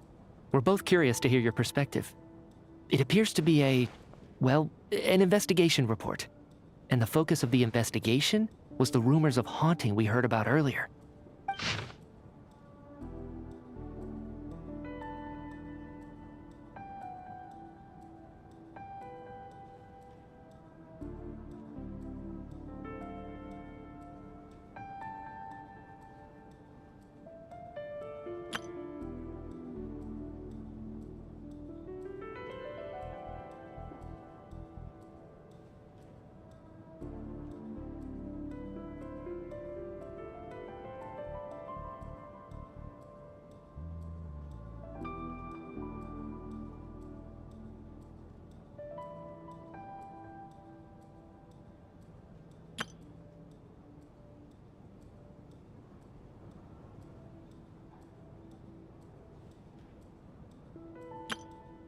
An investigation report, huh?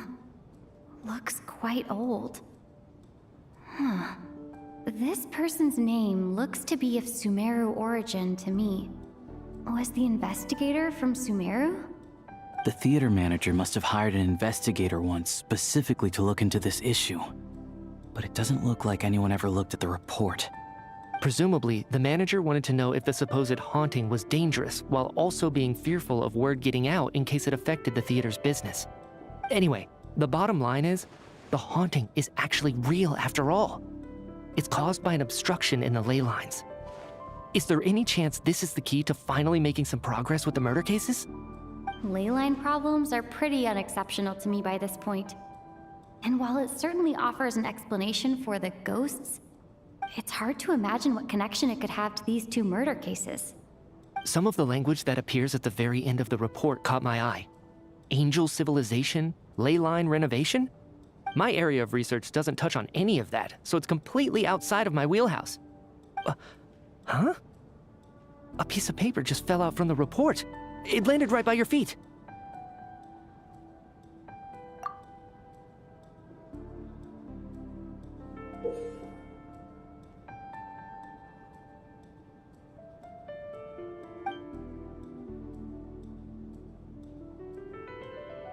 How unnerving.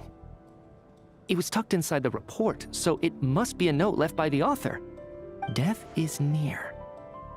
Is that supposed to be what's going on here? With us in the theater? But if so, how did the author foresee it? Could he predict the future somehow?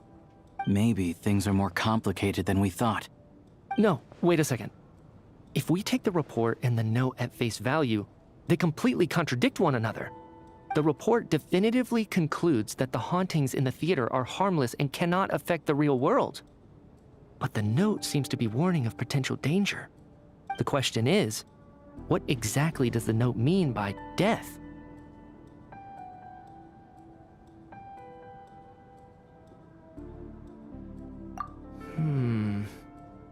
The various ways we could interpret this keyword lead in completely different directions. Let's pause our analysis here for now. I think we need more information.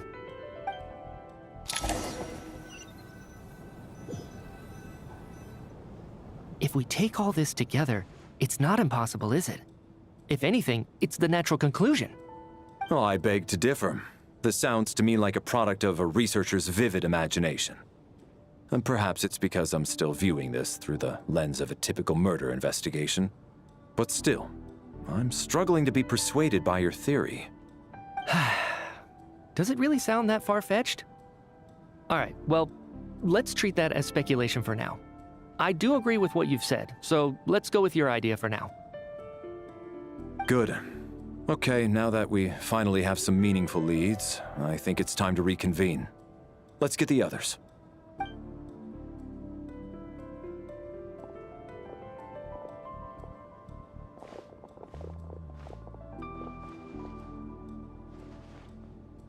So, that's about everything we've discovered so far.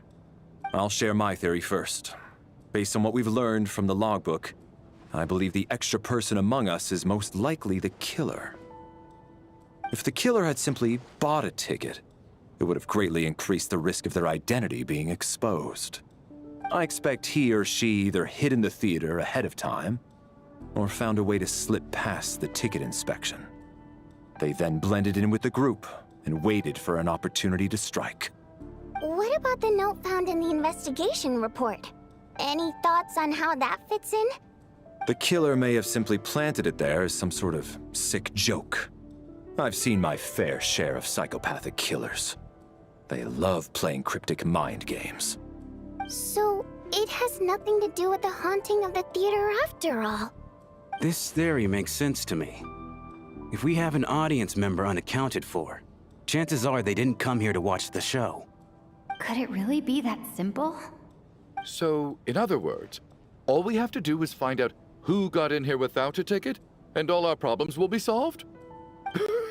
Then let me make one thing clear. All the theater staff should be well aware that I came here for the rehearsal legitimately, yes? There's no way I'm the one who didn't have a ticket. It's true. I hear you used every trick in the book to get a hold of that ticket, too. Everything short of throwing a temper tantrum and rolling around on the floor at the entrance. I most certainly did not degrade myself in such a way. Probably a stupid question, but I might as well ask. Did anyone here get in without having their ticket checked? Hmm? Guess it was naive of me to expect them to just admit to it. Especially after the unprompted Lelik reveal. Once was already a miracle. Twice would be unfathomable.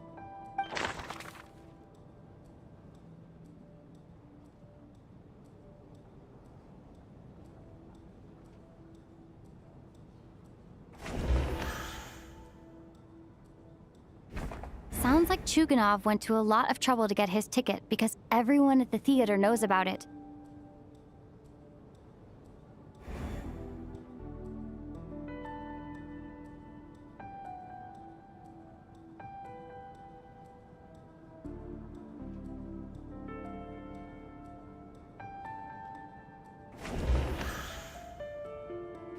Tonya received her ticket the same way I did.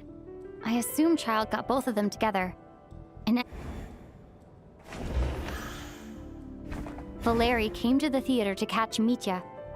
Those two should be able to vouch for one another, and their motives are clear.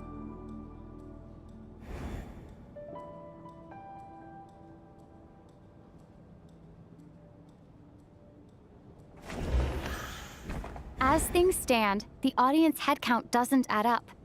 I guess we can rule out the theater staff members.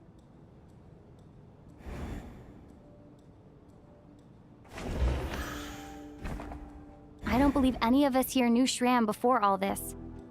If no one can verify Shram's identity... Mr. Shram, did you really go through the ticket inspection to get in here? Huh? Me? Why am I being singled out, my friend? Do I seem that suspicious? It's not that you stand out as suspicious, more that everyone else has been ruled out as trustworthy. Okay.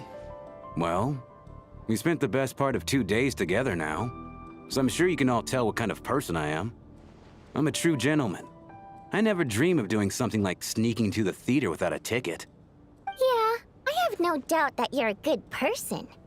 But the problem is, none of us here actually know you, so no one can say for sure that you are who you claim to be. Although, actually, what was it you said last night? Yeah, you're friends with that water imp, which is why you understand our primary mode of expression. Last time I checked, there were barely any of us remaining in Snezhnaya, since most of the water imps left. Could you tell me a little bit more about your friend? There's a good chance I actually know her. And I suppose it's also kind of a way for everyone else to get to know you a little better.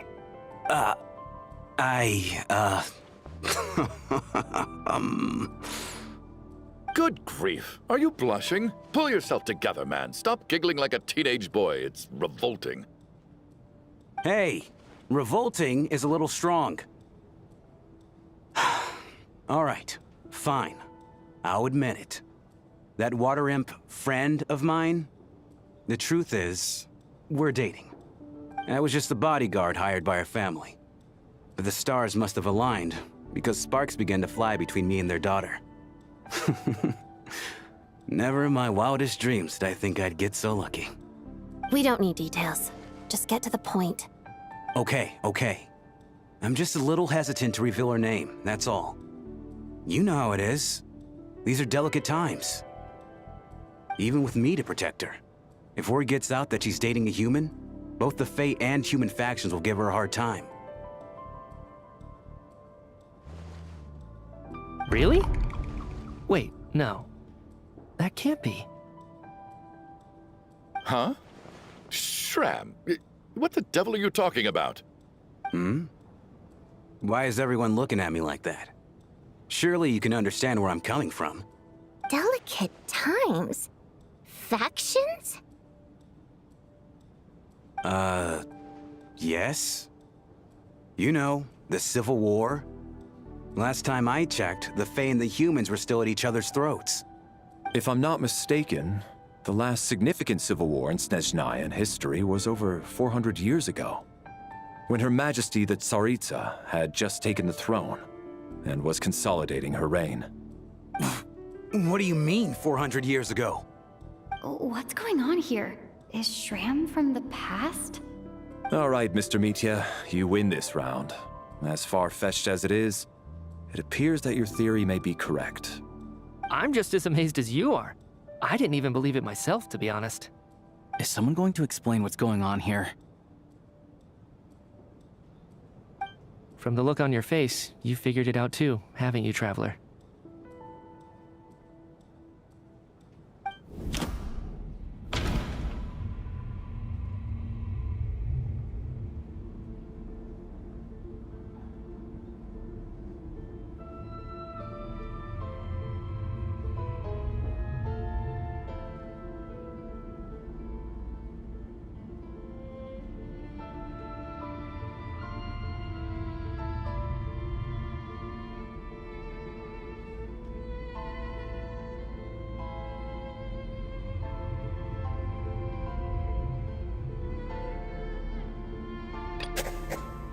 Seems to be the case.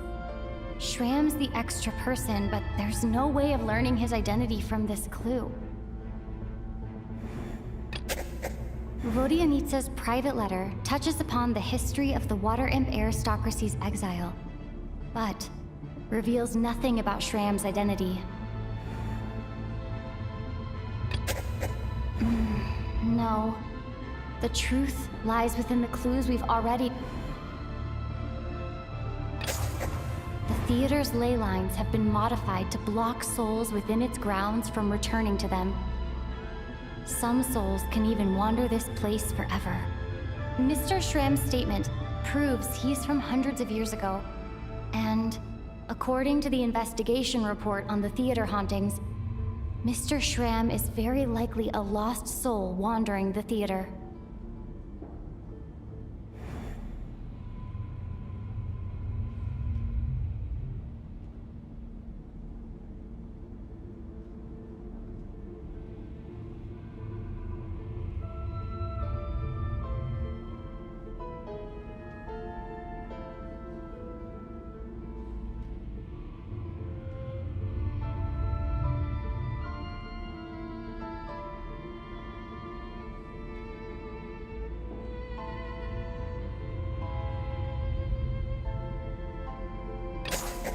For some unknown reason, the soul that has been wandering the theater due to the leyline issues has joined our group and blended in.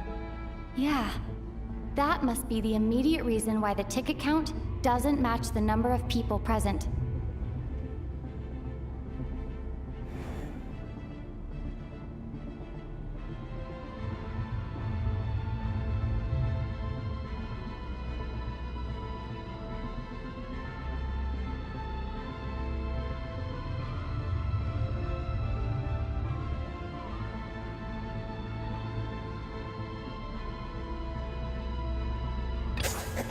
The contents of the investigation report have been verified.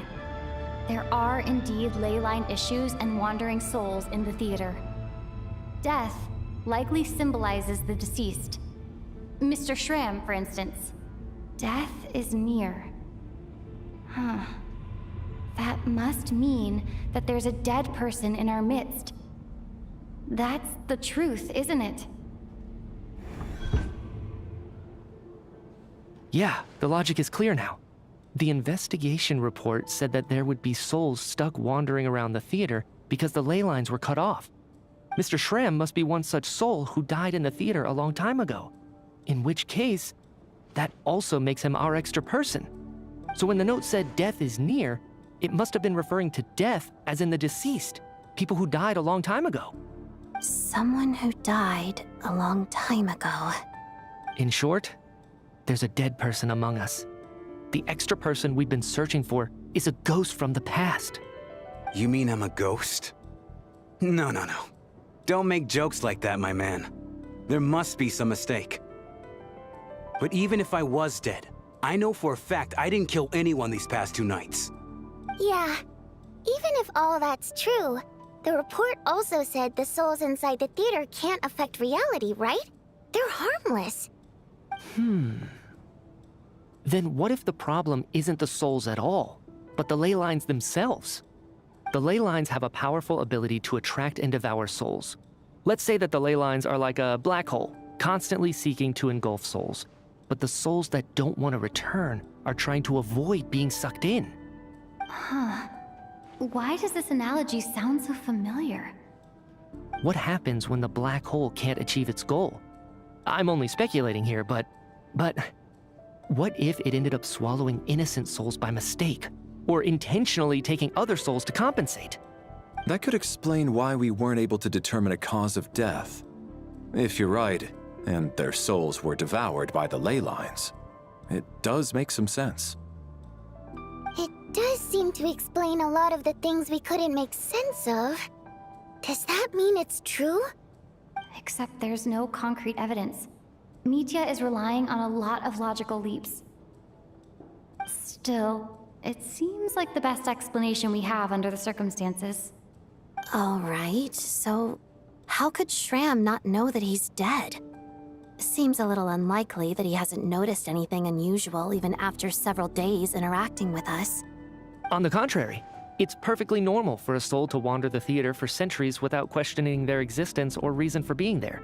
It's simply what's natural for them.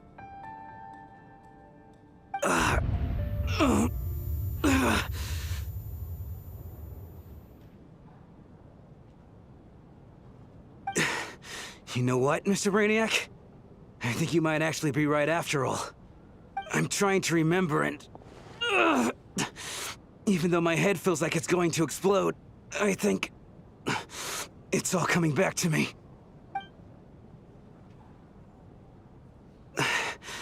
I was the one who didn't want to remember my own death, so I forced myself to forget. Well, I'm sure those are painful memories. My lady and I snuck out to go on a date one day. We bought tickets for the theater. It wasn't really my thing, but I was just happy to be together. All of a sudden, a group of people burst into the theater, shouting for all the water imps to get out, performers and audience members included. It was clear the conflict between humans and Fae had reached a boiling point. This time, the extremists were even coming after the water imps who had nothing to do with the war. I thought I could pull one over on them, so I took off my jacket, draped it over my lady, and tried to sneak out amid the chaos. But I got caught. They started shouting, calling me a traitor to humanity. But I was going to do whatever it took to buy our chance to escape, no matter how many people stood in my way. I had to, both as their bodyguard and out of love. It's all right, friend. You can stop there if you want. You don't need to dig all that up again. It's just... even now, I'm still struggling to accept the truth. How could I be dead? I'm sorry, everyone. If I'd known I was a dead man walking, I wouldn't have dragged you down with me. If I'm the cause of all this death, then punish me however you see fit. But, Mr. Shroom... No. I refuse to be a burden. I know what I have to do. You said I've been wandering the theater for centuries, right?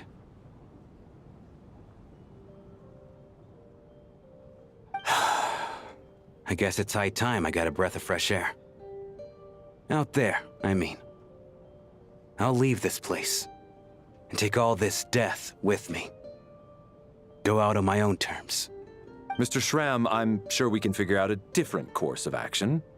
My good sir, we both know I'm not supposed to be here. I should have accepted my death long ago. One way or another, this has to end. Unless you're saying this goes against another one of your military principles somehow. No, I'm speaking on a personal level this time. Let it go, man. Oh, wait. One last thing. Miss Wateramp. My lover. Her name was Letia. Letia Ozarova. Do you know what happened to her? Ozarova. Oh, Auntie Ozarova. That's what we all called her. I remember her as a very kind elder. She had a bunch of kids, too.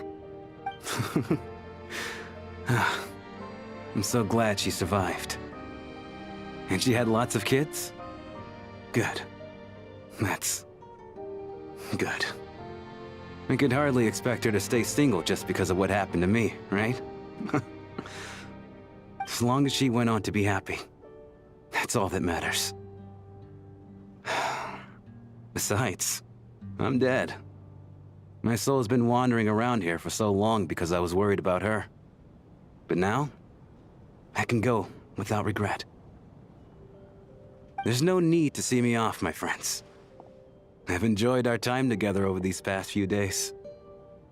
Perhaps we'll meet again in the next life.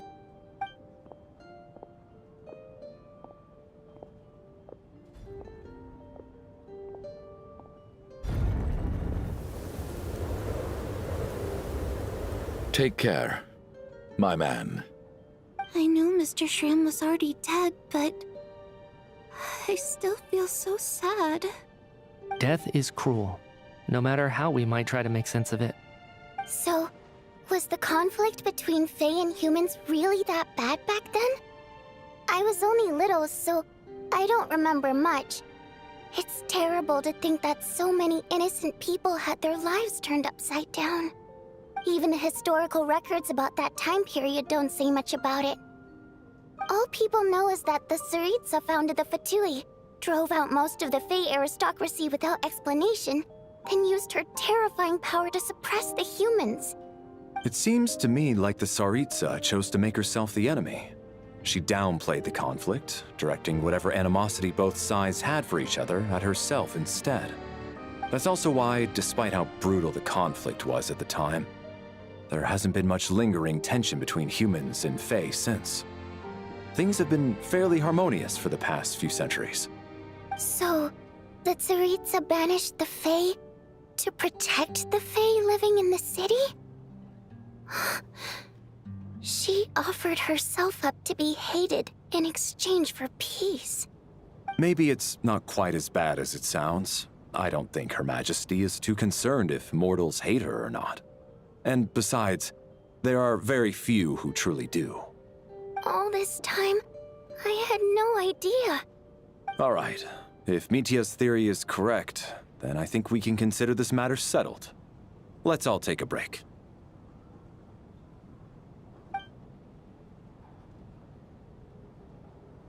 Ugh, if only this blasted storm wasn't still raging on.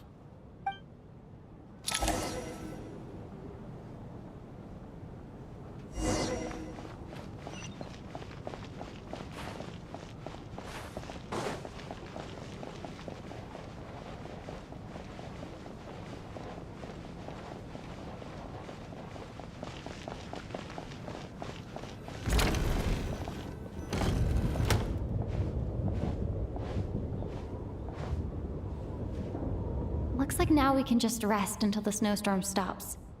I still can't believe Shram turned out to be a ghost who'd been in the theater for hundreds of years. To think he was dead this whole time. What a strange turn of events. Knock, knock. Hmm? Knock, knock. You know the door isn't closed, right? You don't have to knock. Think of it as a signal then. When I'm entering someone else's room and I knock, I'm here as Odette. If I don't knock, it's Lelik.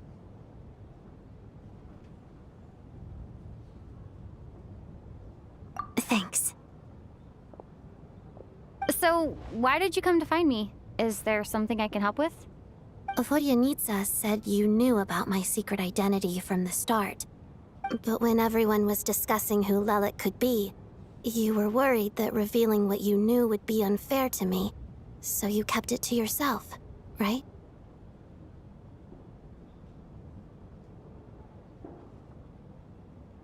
Yes, I'm extremely grateful for that.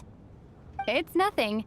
I mean, you didn't hold what happened to the Senora against me, so I should thank you for that as well. Actually, there's something else as well. I found myself in a situation similar to the one you were in when you helped conceal my identity. So I thought I'd come and ask you for advice. It's about Mitya. Before all of this, the last time I saw him, he was dead.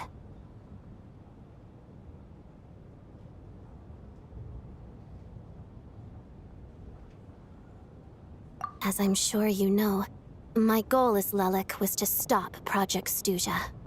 Well, when I found out the tech lead for the experiment behind Project Stuja was Mitya, I immediately started planning to track him down and threaten him to back out. I often saw him around the theater, but I soon concluded that making my move there would risk exposing my identity. So I decided to infiltrate the Armory Palace and go directly to his lab.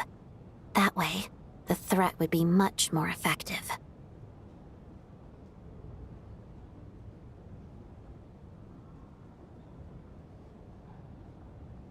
Well, I suppose there was a bit of luck involved.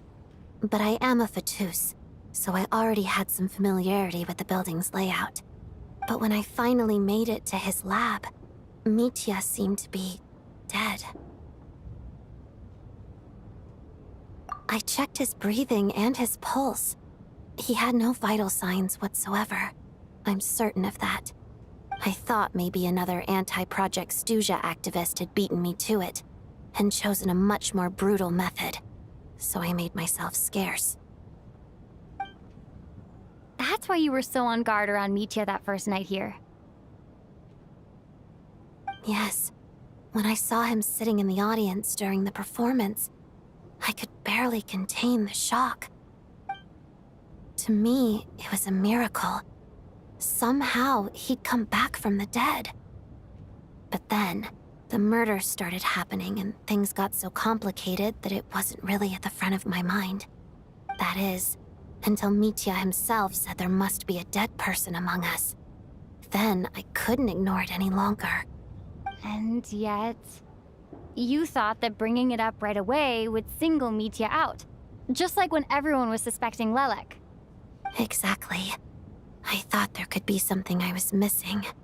Besides, we soon figured out that Mr. Shram was a ghost, and we knew there was only one extra person, so we thought he had to be the one. But now it seems like there's another candidate. I understand why you kept it to yourself. There was so much information being thrown around during that discussion. Bringing up Mitya would have just introduced more confusion. So, what do you think we should do? Let me confirm one thing first. When was it that you found Mitya dead? Around a week ago, sometime in the afternoon. A week ago? That's earlier than I thought. I saw him just a few days ago at a restaurant. That definitely would have been after you found him dead. He seemed completely normal to me, chatting with Vodyanitsa, trying to avoid Valeri. So he was definitely alive on that day. Huh. Well, all I can say is I know what I saw. Here's a thought. The reason we even suspected a dead person could be among us was because of the problem with the theater's ley lines. But Mitya's death happened inside the Armory Palace. The ley line issue affecting the theater shouldn't reach that far. You're right. I guess he doesn't fit the profile of the person we were searching for. I think the chances of it being him are very low. Surely he can't have died for real in the Armory Palace. Unless what? Unless he really did come back from the dead. You're right. Do you think we need to disclose this to the others? Huh, what's this? A private meet and greet? Where do I line up? That's not what's going on here. Well, I was just making the rounds. Thought I'd try to lighten the mood a bit. Vodyanitsa's handing out food if you're hungry.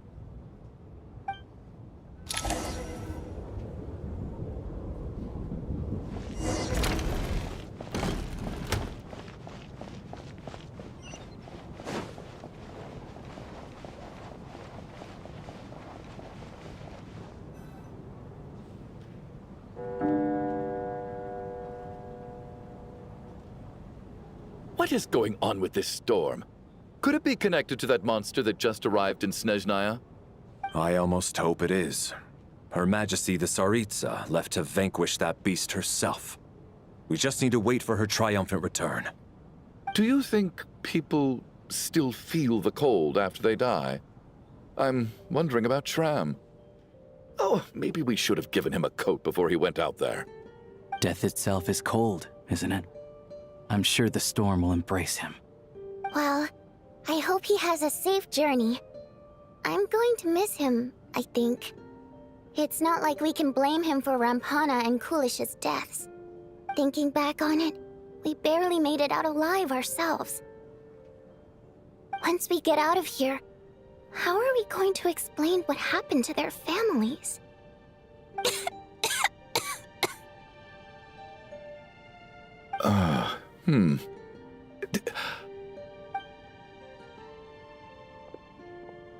Are you okay?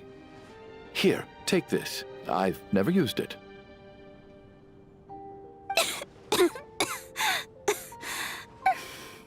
Thanks. Look who's Mr. Nice Guy all of a sudden. Is it because Tonya stood up for you this morning? At least you know how to return a favor.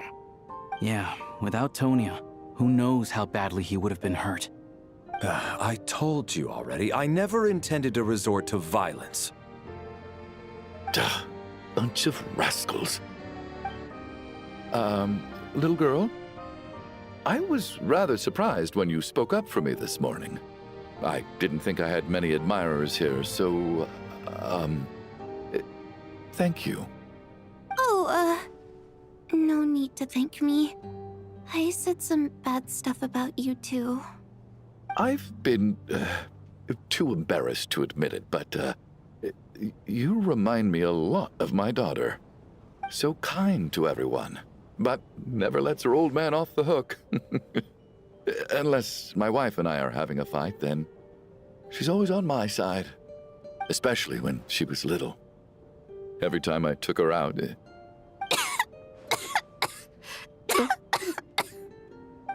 All right, easy now. How long have you had that cough, Tonya? I don't know. It's probably been a while. I'm fine. Are you taking anything for it? Yeah. I'll be fine once I see my brother.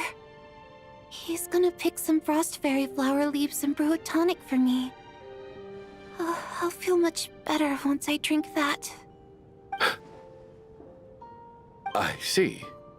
That's good to hear, then. We should probably discuss arrangements for tonight. Now that the deceased has left our midst, there shouldn't be any more incidents. However, out of an abundance of caution, I'll keep watch. Shouldn't we take shifts? I can take one if needed. No need. I managed to get a nap in earlier, so I have plenty of energy right now.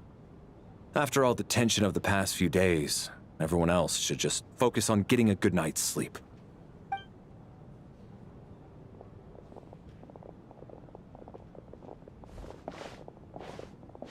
What a long day. This whole situation turned out to be way more complicated than I expected. But Valeri's right. I should just try to calm down and get some rest.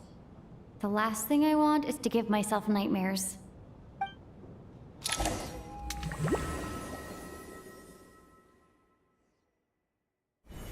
She's awake. She's awake! Get over here, you big lug, and take a look! If you must call me something, call me Mr. Door. The Black Mist is coming. You need to go. Are you all right? Can you walk?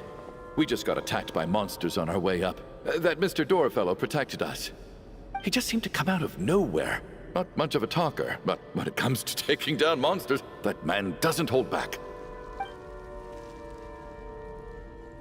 Curses! The Black Mist is catching up to us. We need to keep going. Mr. Door, I don't believe I've ever seen you around here before. Why is that? There's no need to try to get to know me. I'm just Mr. Door. I have to... Mr. Door! For trouble! Quick, get rid of them! I can just push these ones off. Oh, well, anyway, we're lucky to have you here. Thanks for saving us earlier. No need to thank me. This is where my duty lies.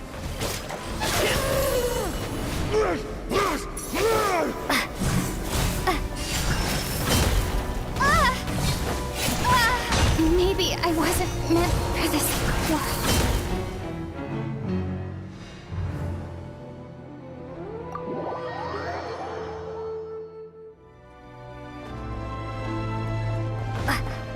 Looking for trouble? Fists.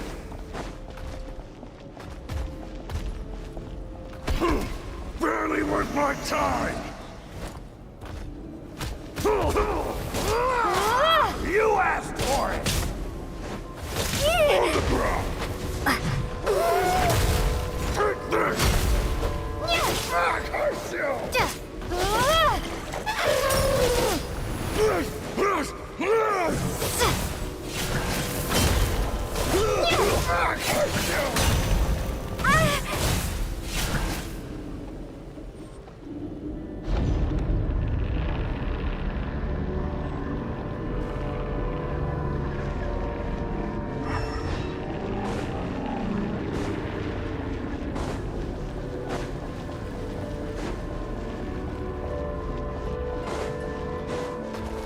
Looking for trouble?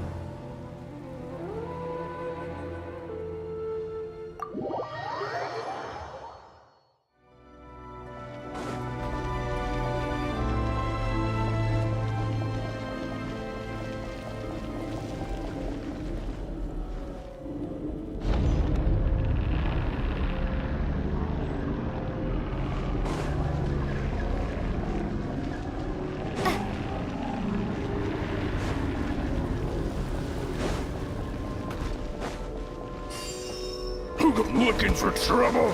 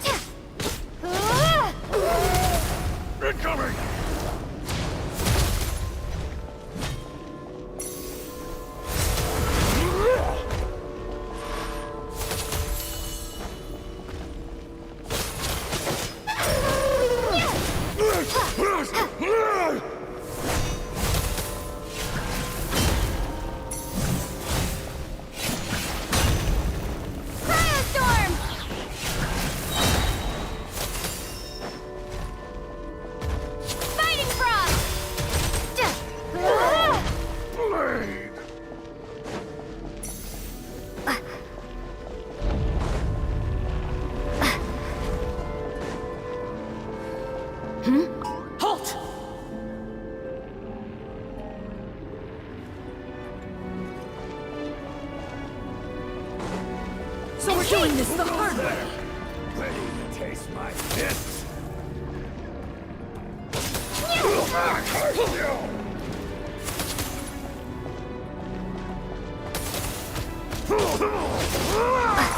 You asked for it!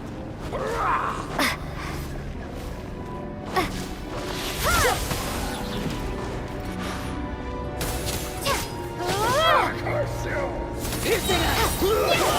Curse you!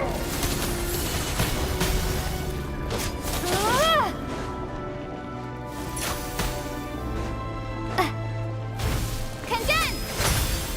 Encase!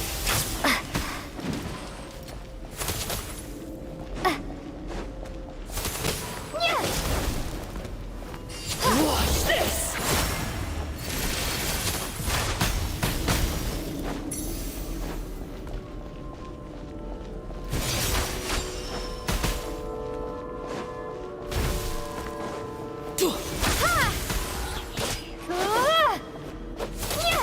Piercing us! Fly!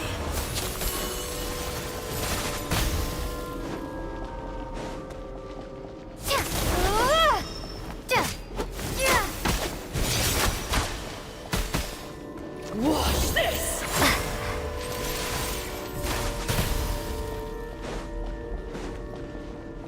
Encase!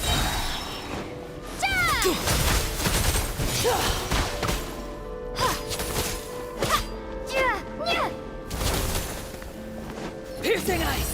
Fly!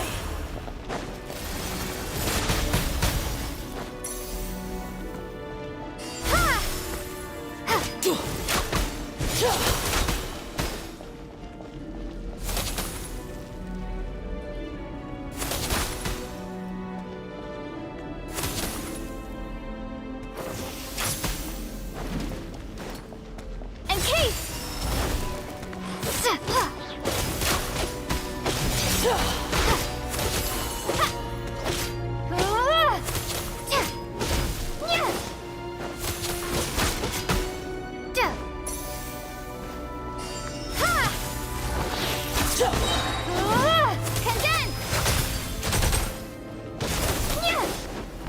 Piercing ice! Fly!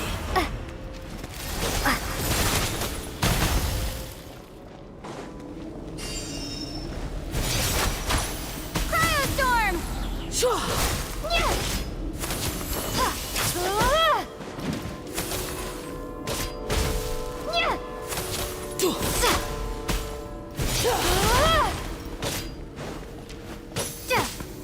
Encase!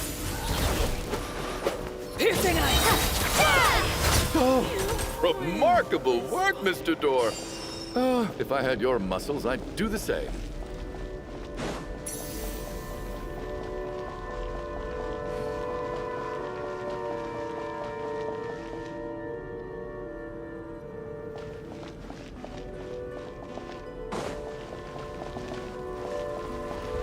Are none of these doors the one you're looking for?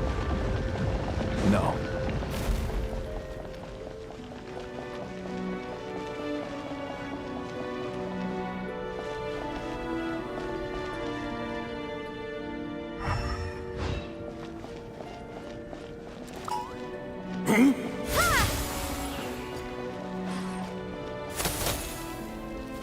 Fall!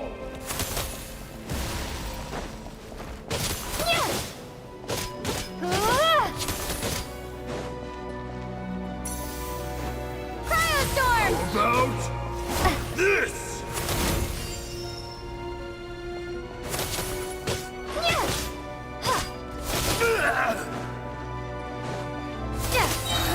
Condense!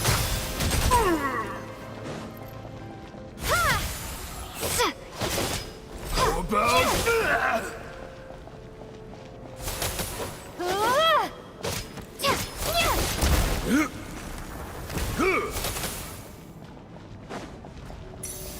Encase!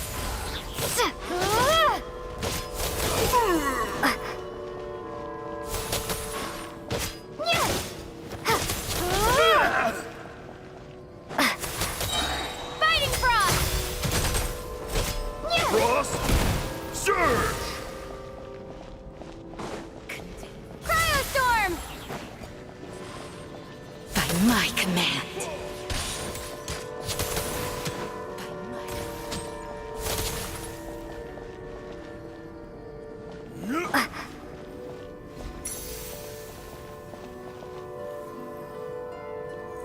Condense and crystallize.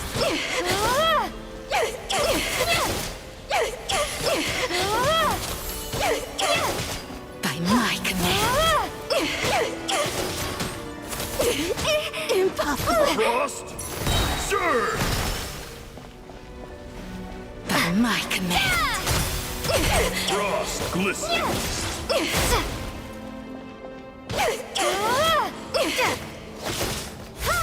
How about this?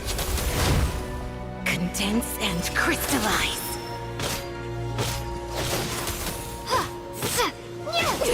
Frost! Sir! Encase! Condense! How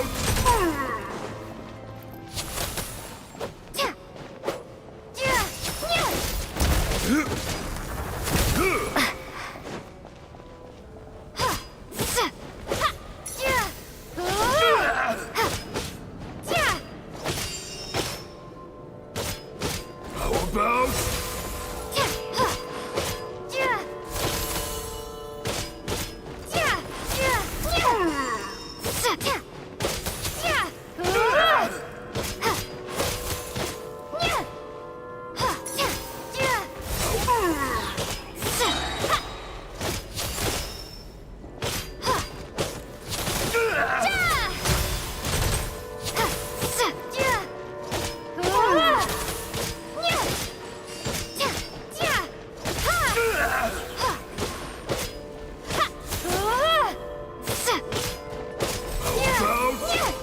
this?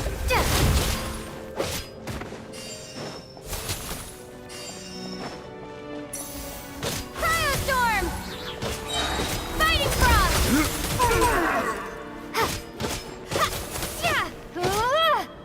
How could this... I'm so exhausted. And the black mist is still rising. Oh. Wait, look! There's more monsters down there. Are they coming from within the black mist? No, no! They're gaining on us! Quick, keep going, or they'll be at our heels any second!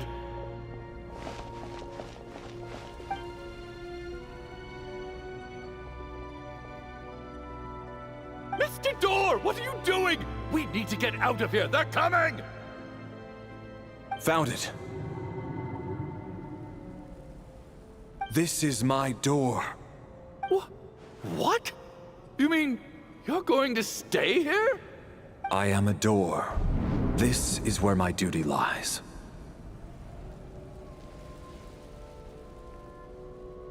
No! You saved us. We can't leave you behind. You must keep going. A door can only keep things out for so long. You must make haste. But... Oh, you're right. Let's go. We can't let Mr. Door's sacrifice be in vain.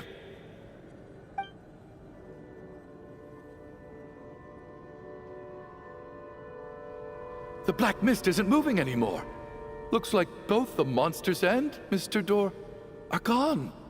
I didn't just imagine all that, did I? Surely I wasn't so scared out of my mind that I hallucinated a door as a human being. Oh, okay, good. There's no way we both hallucinated the same thing. Getting sleepy? Well, looks like we're safe for now. Go ahead. Let's get some rest.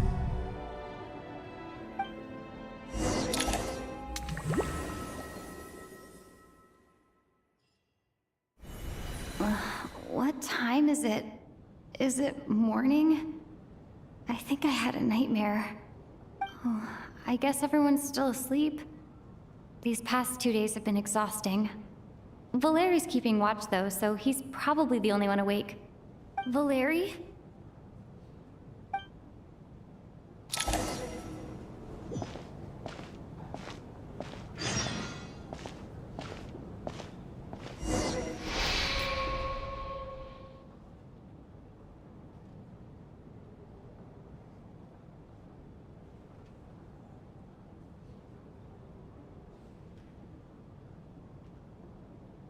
Wake up! Everyone needs to wake up!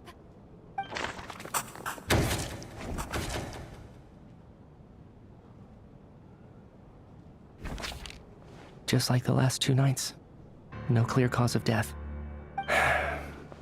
I've been a real thorn in your side, haven't I, Mr. Valeri? Now you can rest in peace. But for me, life will be all the duller for not having to run away from you, my friend. How's Tonya? Is she okay? I just checked on her, and it doesn't seem like anything serious. She's just exhausted from the past couple of days, and she's still recovering from her illness. We should let her sleep a bit longer.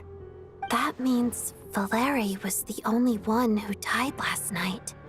If Valeri was awake and keeping watch, it would have been impossible to kill him without waking everyone else up. That much is certain. This is so frustrating. Why has nothing changed since yesterday? I thought we already dealt with the dead person causing all this. Actually, one thing has changed. There's only 1 victim this time, not 2. Does that mean...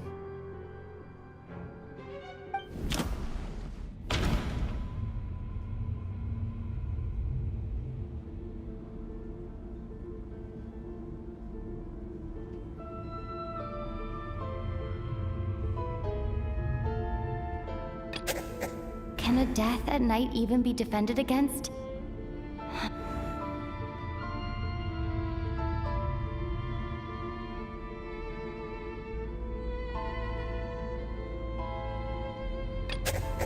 But,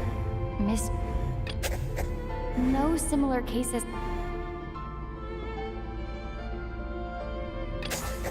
After the deceased Shram left, there was 1 less victim last night. That more or less tracks. It's a reasonable conclusion, considering the only variable that changed.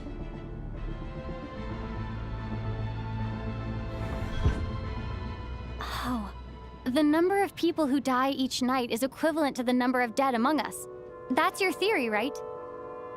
Exactly. We identified Mr. Shram, and the night after he left, the death toll dropped from 2 to 1. By that logic, there must be 1 more dead person left among us. Another one? But there was only 1 person unaccounted for in the ticket checks, right? The head count should match up now. Having an extra person was definitely a cause for alarm, but being 1 person short isn't nearly as unusual. Someone could have left in the middle of the show, or made it out before the storm hit. 1 more dead person among us. If Mitya's theory is right, then what Odette told me seems a lot more relevant. It's just, at the time, we had no reason to think there was more than 1 dead person. If only we'd taken it more seriously as a possibility, maybe this could have been avoided. I'm sorry. This is my fault. I had information that could have been helpful, but I held back. I should have brought it up right away. I'm partly to blame as well. I was too quick to dismiss Odette's concerns. What is this about? What have you two been getting up to behind my back? Sounds like there's some big news you've been keeping from the rest of us. Well, we're all ears.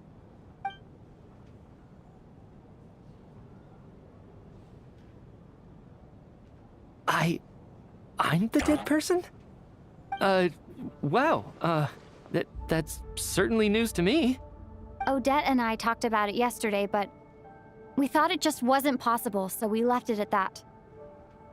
Yeah, I don't blame you. If I'd been there, I probably would have reached the same conclusion. It just sounds too unbelievable. Let me just try and verify this. I just scoured my memories trying to think back to the afternoon Miss Odette mentioned. But I honestly have no recollection of dying. That's where I'm different than Mr. Shram. Having seen Mr. Mitya a few days ago myself, I also find it hard to believe he could be the other dead person among us. Well, if it isn't Mitya, then who? Do we vote on it? If you don't mind me asking, Traveler, I believe you mentioned that you know Tonya's brother. Had you ever met her before all this? No, never. Wait, are you saying... Now, just 1 minute. I know where this is going. You can't just randomly point a finger at anyone you want. You're in the hot seat, and all of a sudden you want to divert our suspicions onto somebody else? Trying to pick a fight, Mr. Chuganov? Whenever you open your mouth, all you do is attack people, and I've had enough of it. If you don't want to engage in a civil discussion, you can shut up.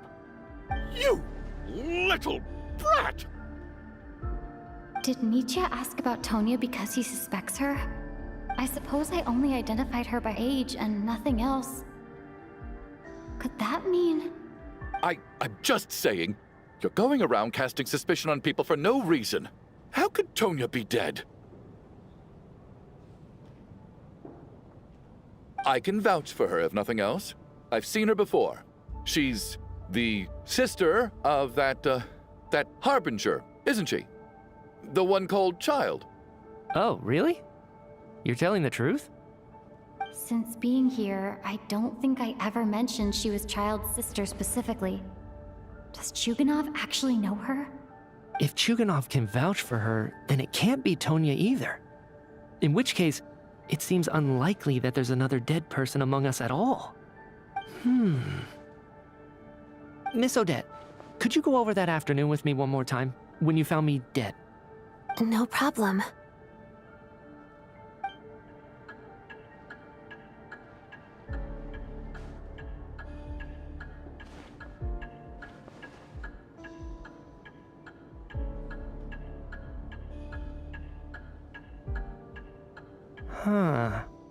No matter how hard I try, I just can't remember anything about dying.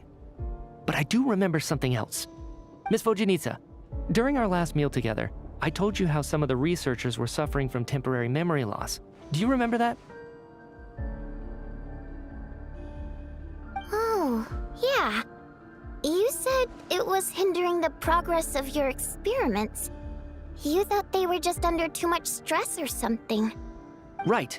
And even though I don't remember dying that day, I'm pretty sure I experienced something like amnesia. Some of my memories from that afternoon are missing. Are you suggesting you're missing the memory of your... Of course. How am I only just realizing this? Humans aren't necessarily aware of their own death. You mean being silently assassinated, or dying in your sleep? Situations like that? The researcher's amnesia. Suddenly it all makes sense. I must thank you, Odette.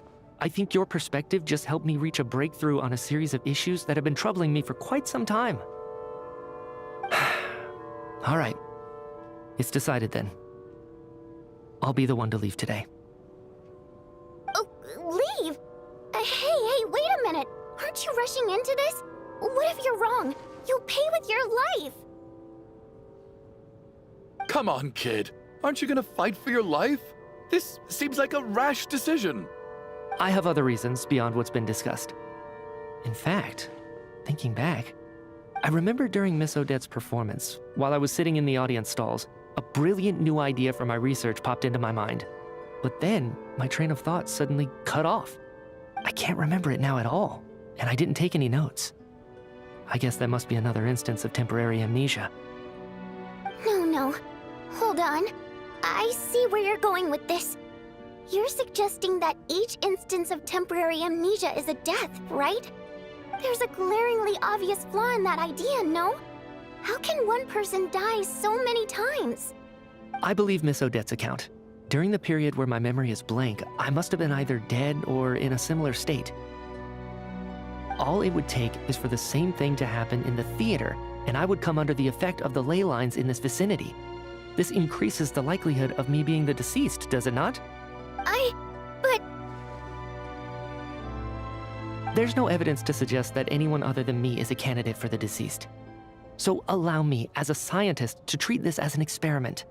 Please relax, everyone. I don't think things are as bad as they may seem. If I really am the deceased, then to leave the theater will be a relief for me.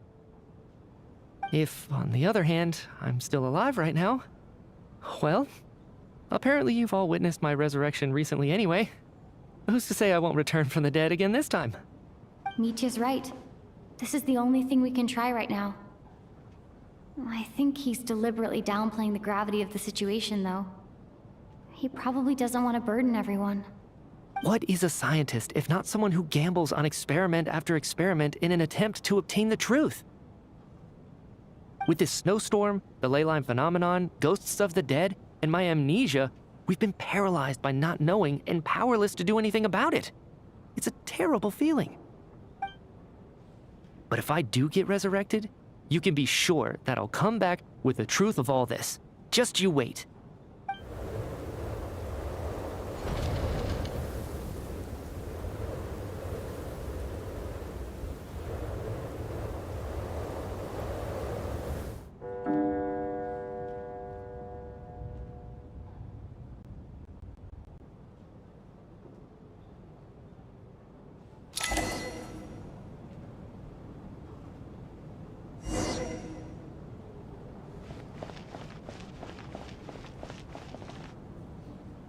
Poor Mr. Mitya. I didn't even get to see him one last time. Maybe it's a good thing that you weren't there to see it. It was a hard thing to watch. I hate goodbyes. Why does it feel like everyone around me is slowly disappearing? Not just in here, I mean. In the outside world, too. Maybe it's the realization that, at the end of life, everyone has to face it alone. Come to think of it, the main reason we're still alive right now is pure luck. Each morning here, for every one of us, there's the chance that we might not wake up. You could take it a step further and say that the same is true outside, too. Who can never be 100% sure when they drift off to sleep that they'll open their eyes again in the morning? If I make it out of here, I'm going to cherish every moment that I'm awake and live without any regrets. Without regrets? I feel like a strange sense of anxiety has been quietly growing inside me over the last 2 days.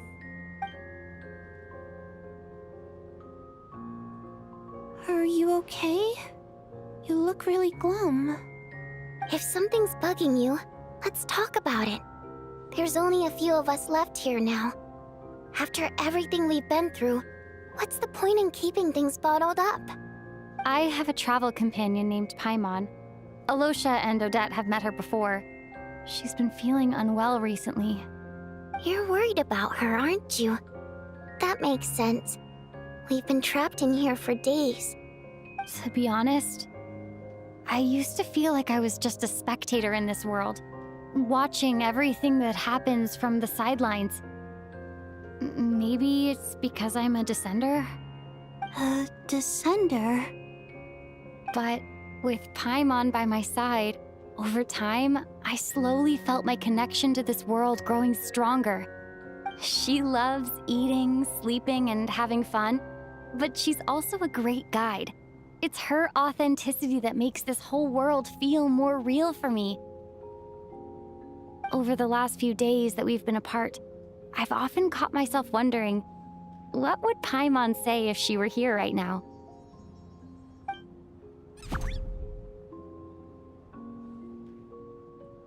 But by the time I snap out of it, the conversation has already moved on and I'm still in my own little world. I'm trying to overcome this sense of detachment, but I really miss Paimon. I guess, in a way, she means the whole world to me. I bet she misses you when you're not there as well. Maybe you're her entire world too. I don't know if this will make you feel any better, but back when the water imps left Snezhnograd in droves, I also felt like the whole world was suddenly empty. I could be surrounded by people all smiling and having fun, and still feel completely separate from it. So, I totally understand how you feel.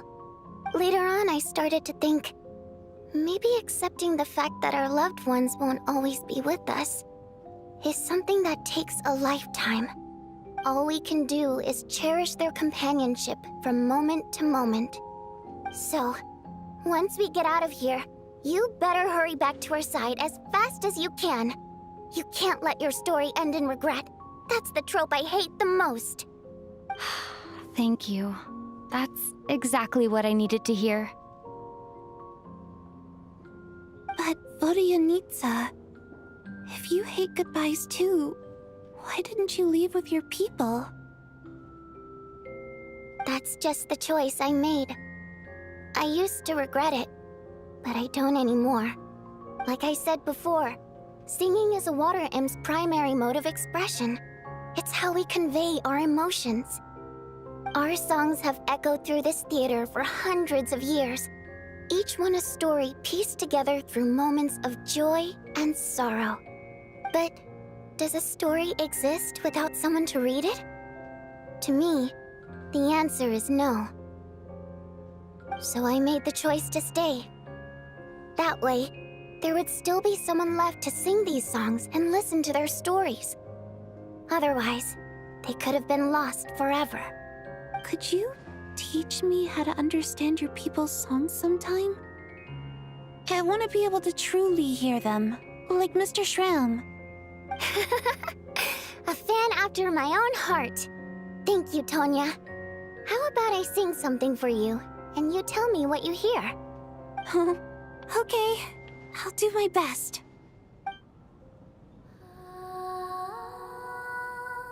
Even a...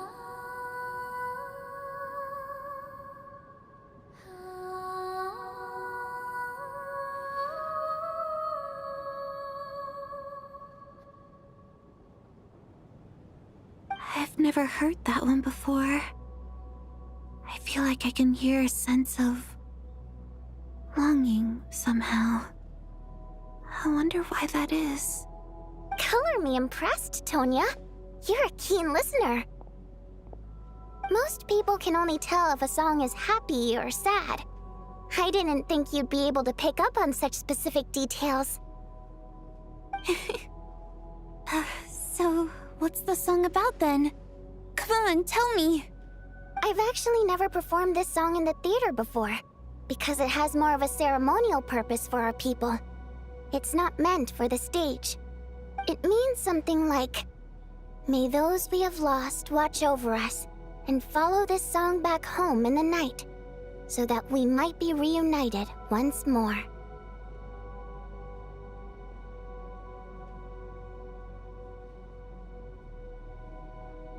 No wonder I could hear that sense of longing. You sing it for loved ones who have passed away. I hope it reaches them. It's getting late, Tonya, and you're not well. We should all turn in early.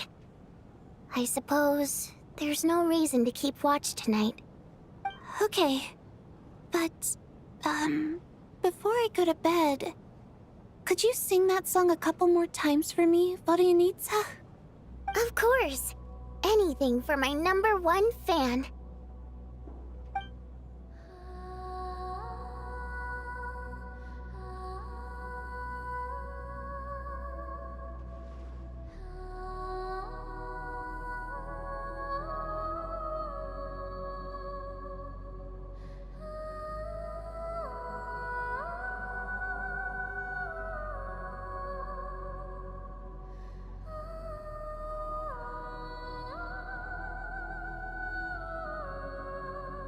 Once I get out of here, I definitely don't plan on ever coming back. But I guess that means I'll never get to hear Vodyanitsa sing again. That's a sad thought. Before I fall asleep, I should cherish this moment of companionship while it lasts.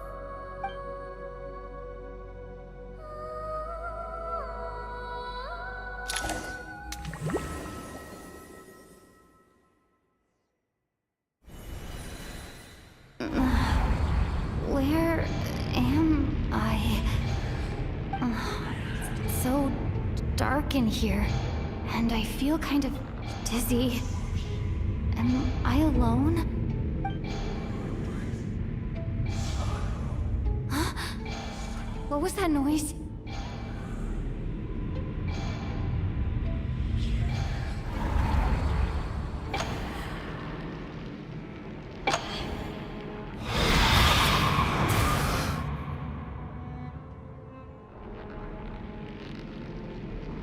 Return, O spirits. Fulfill your oath of protection.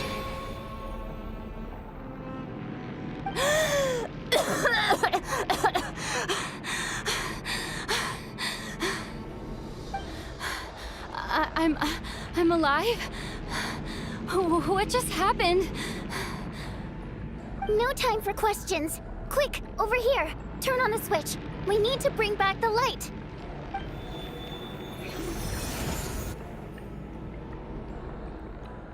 All right, we're safe. The spirit just now is called Night Prayer. The light subdues her, but she'll attack without a second thought in the dark. Sort of. I know it's hard, but you can't let this place go dark, or she'll kill you again. Yep. Luckily, I was here to resurrect you. Otherwise, that'd have been a real bummer. A bit more than a bummer, I'd say. Wait, so you have the ability to resurrect people? Sure I do. I'm your guardian spirit after all. I specialize in soul recall. Oh, it's nice to meet you, by the way. Oh, thanks. It's nice to meet you too. All right, there's no time to waste. The black mist is already catching up. We need to avoid it at Night Prayer at all costs. Come on, let's go. We need to reach the next switch before the place gets too dark. If we bring the light back, Night Prayer won't be able to get to us. Sweet, sweet light! It's back! Shh! It's Night Prayer. We need to move quick, but don't let her notice you.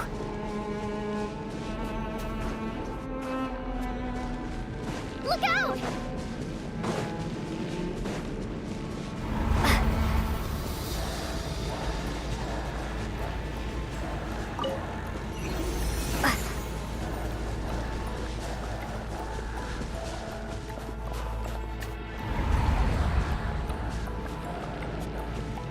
The next switch is over there.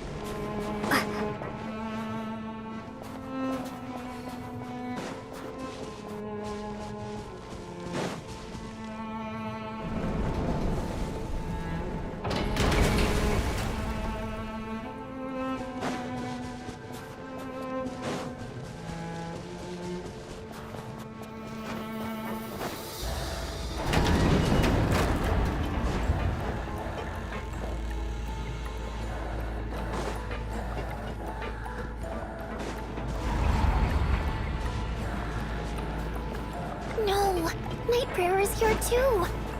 This can't be the only path. Let's head up there and take a look. The switch is just up ahead. Hurry!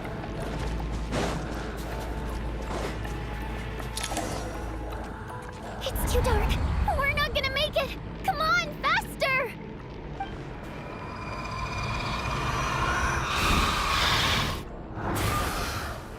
Traveler! I won't let you die like this. Not on my watch.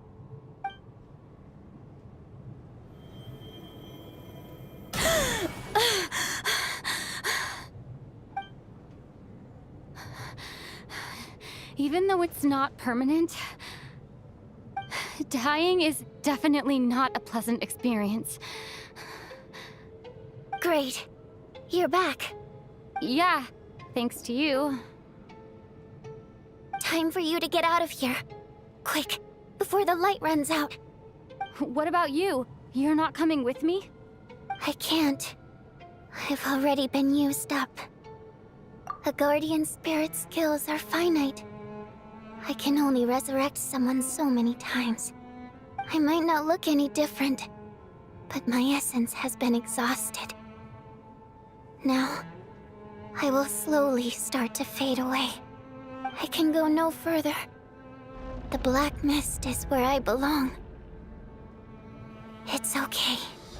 Why didn't you tell me sooner? Because it wouldn't have changed anything. That knowledge would have just burdened you. And a guardian spirit's role is to protect. But... Go. Now, before it's too late. I already hear Night Prayer approaching.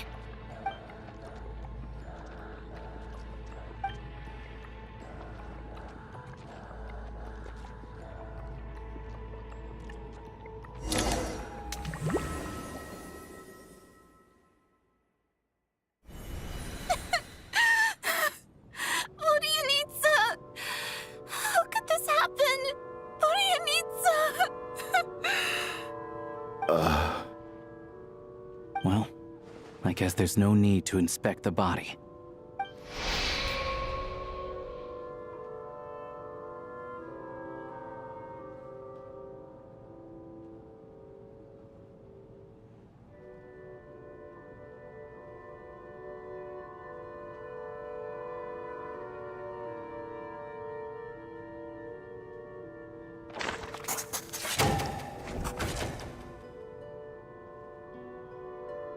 This wasn't supposed to happen. You lied to us, didn't you, Chuganov? You've been lying from the start. Take a long, hard look at yourself before you go around accusing other people. I suspected you on day one, Lelik, and now look where we are. By some strange coincidence, you've never been targeted. You just happen to have survived this long? No, you should be the prime suspect. And you, little hunter, ever so content with staying on the sidelines. Yet you were the one who stopped us from leaving from the start! Why are you trying to keep us here? Now you're just lashing out indiscriminately. That's either a sign of anxiety or a guilty conscience. Where was all this passion and bravado before? Decided to fight until the bitter end. Is that it? Is that a threat? Fine, bring it on. You think I'm afraid to die after all this? You want to kill me? Go ahead. I'd like to see you try. After all the trauma of the past few days, everyone's been pushed to the breaking point. Valeri and Mitya aren't here anymore. Someone else needs to step up and take charge. But first, I need to think this through. Considering everyone left, who's the most likely candidate for the deceased?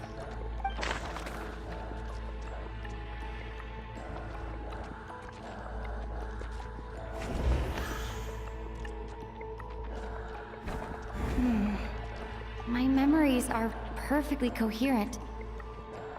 Even after racking my brain, I can't recall any scenes of my own death.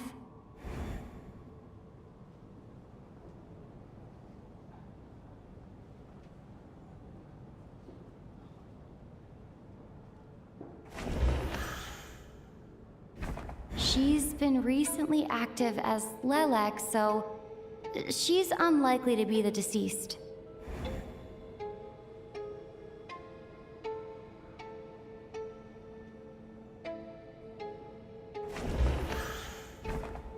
Of those who remain, the only person we've never met before is Tonya. There is room to doubt her true identity. People are easily misled by first impressions. Now that I think about it, Child's sister was in fact a label I imposed on her due to my own assumptions. But Mr. Chuganov vouched for Tonya's identity yesterday, with basically no other possibilities left. Could it be...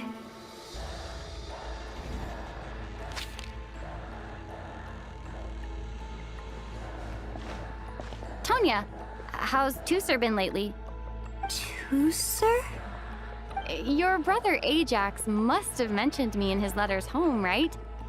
Did he say anything about a blonde traveler?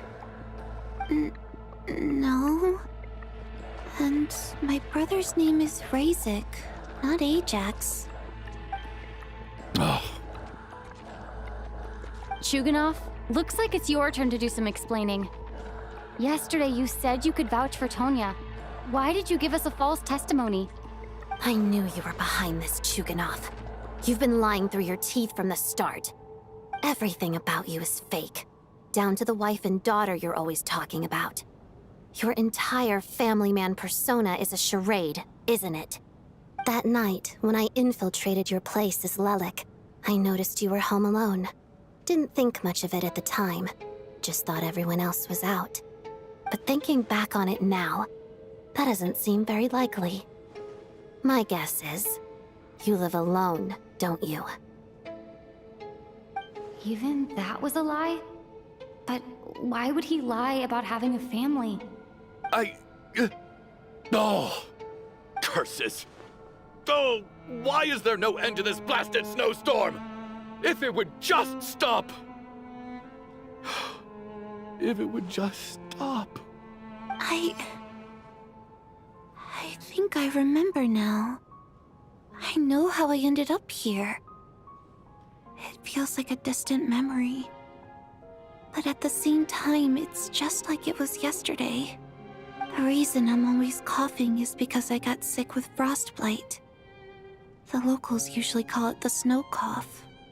It's not a very common illness. It's partly genetic and partly caused by the cold climate, but it can be fatal. They sent me to the hospital as soon as they found out I had it.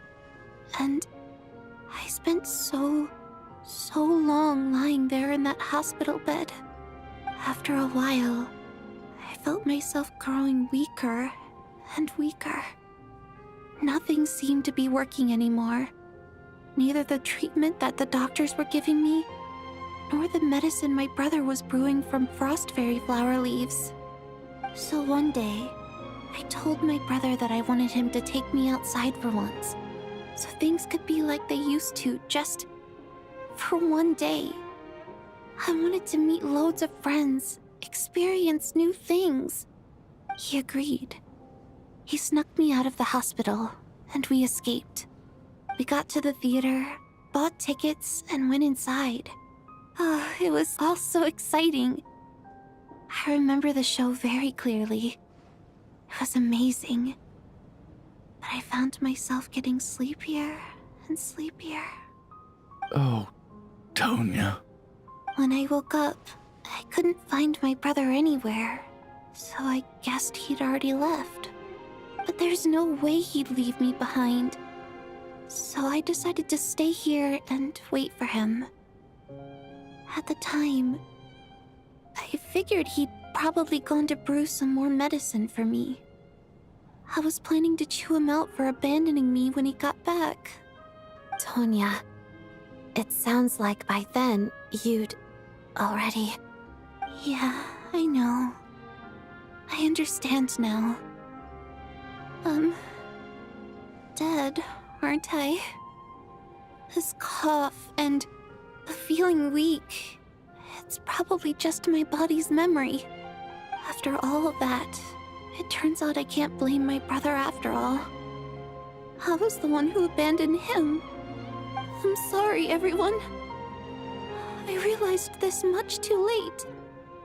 It seems like death skewed my perception. And now I've dragged you all into this mess. Your name probably isn't even Tonya, is it? Didn't that ever strike you as odd over the last few days? Well, when I was little, my brother and I read a storybook, and Tonya is the name of one of the characters. When we escaped from the hospital, our family and the hospital security were looking everywhere for us. So when you first approached me and said my brother had sent you, and called me Tonya, I thought he must have chosen a fake name that only the two of us would know. Because he was afraid of getting caught. Now, It seems like that was just wishful thinking. At least your memory of death isn't painful. That is a small comfort. Now it's your turn, Chuganov. Talk to us. I believe no lie is ever told without a reason. You're right. I was lying. I happen to know that the Harbinger child and his sister Tonya managed to get tickets, so I lied to you and pretended I knew them. And yes, I was lying about my family too. The truth of the matter is, I lost them a long time ago. I just refused to accept reality. And now I've spent the second half of my life living a lie. I'm a joke. My daughter's name was Iskra. And before you ask, yes, Iskra, as in Iskra Manufacturing Plant. She also died from the snow cough. She was just 6 years old. If she were still alive today, she'd be around the same age as little Tonya here. After Iskra passed, my wife couldn't bear to face those memories either. So she chose to start a new life without me. One day when I came home from work and saw the empty room, I felt like I couldn't breathe. Subconsciously, I started to imagine that they were still there. I soon discovered that this was the only thing that made me feel any better, so I just embraced the delusion. Nothing more than a pathetic means of escapism, I know. But at least it's not a crime. So explain your false testimony then. The night before last, when I was chatting with Tonya, she mentioned that her brother would brew medicine for her from frost fairy flower leaves. Combined with her various symptoms, I suddenly understood everything, including the fact that she was deceased. The snow cough used to be an incurable illness. I would pick frost fairy flower leaves to brew medicine for Iskra too. It took hours and hours on the stove. But the year after my daughter passed away, the Jester of the Fatui announced that a cure for frost blight, also known as the snow cough, had finally been developed. It turned out that all previous treatments were completely ineffective. No better than random concoctions. That was the final straw for me. I just couldn't take it anymore. Just one more year. One more year, and everything would have been okay. So, more than anyone, I know full well that in this day and age, no one in their right mind would still be using frost flower leaves to brew medicine for the snow cough. Poor Miss Tonya, therefore, had to have been from an era when snow cough was still a terminal illness. So, you projected your daughter onto her? Even though you knew she was one of the dead?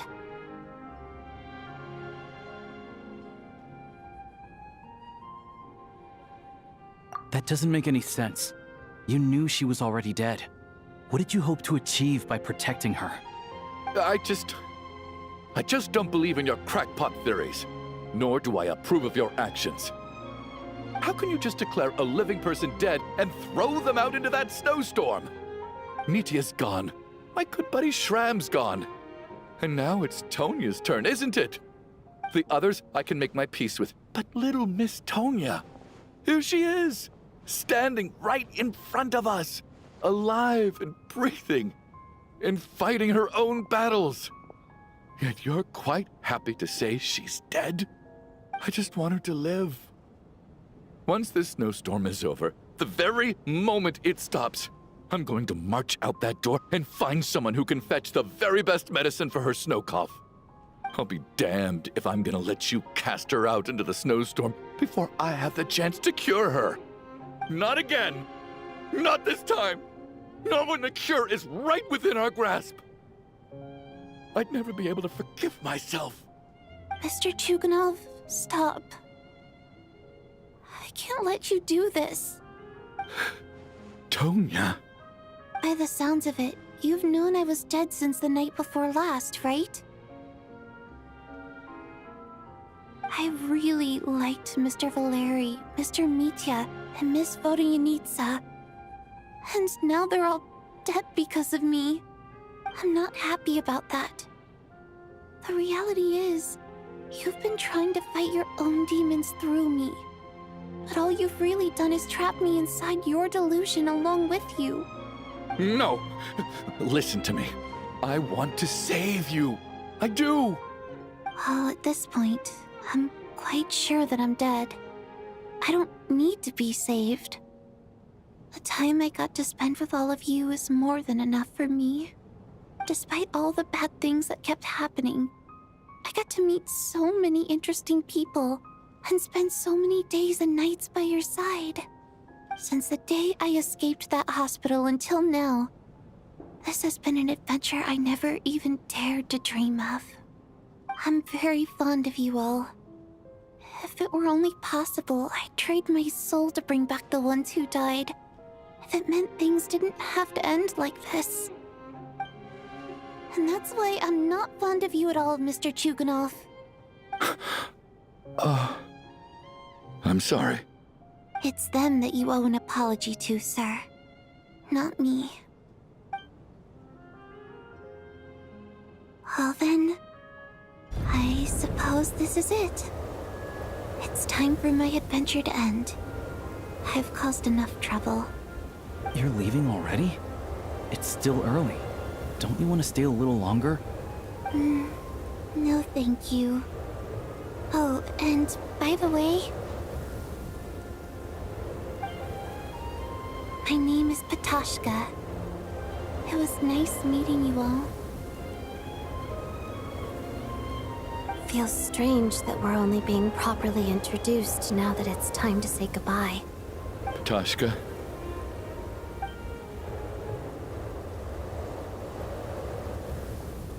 What are you doing, Chuganov? Are you crazy? Let me leave. I can't keep lying to myself anymore. In your dreams. Don't think you're getting off that easy when you had a hand in the deaths of so many people. The Fatui have honed quite an array of enhanced interrogation techniques since they were founded. Once we're out of here, Lelik will personally give you a taste of every last one.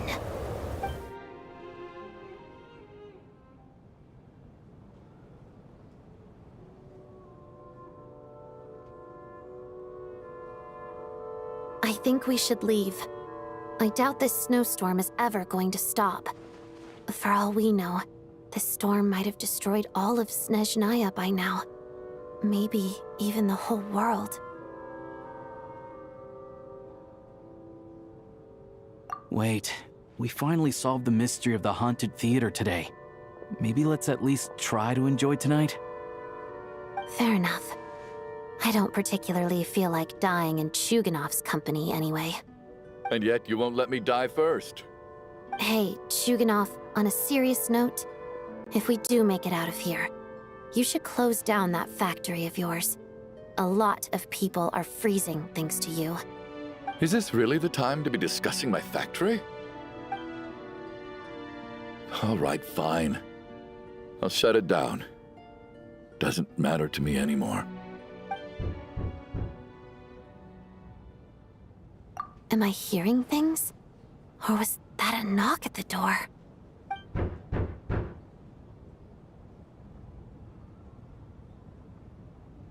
There it is again. But I don't understand. The snowstorm hasn't stopped, has it? Should we open the door? Is this it? Is this nightmare finally over? If the last few days are anything to go by, I probably shouldn't be getting my hopes up. Whatever lies beyond that door at this moment, it could be something even more terrifying than everything we've been through so far.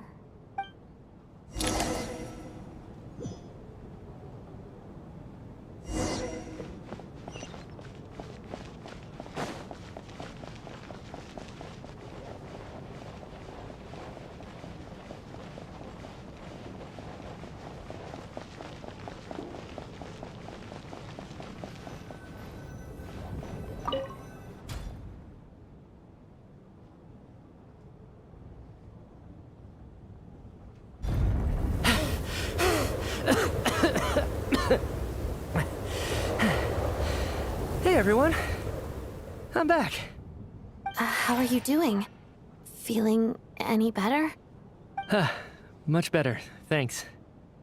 Whew, it is so good to have you guys here. I was a little worried that the theater would be empty by the time I got back. Let me see. Tonya and Vodyanitsa are missing, which means... Vodyanitsa died last night. And then you discovered that Tonya was the other dead person. Am I right? Not Tonya. Petashka. First, tell us how you made it back here. Given the conditions outside, no one should be able to return alive.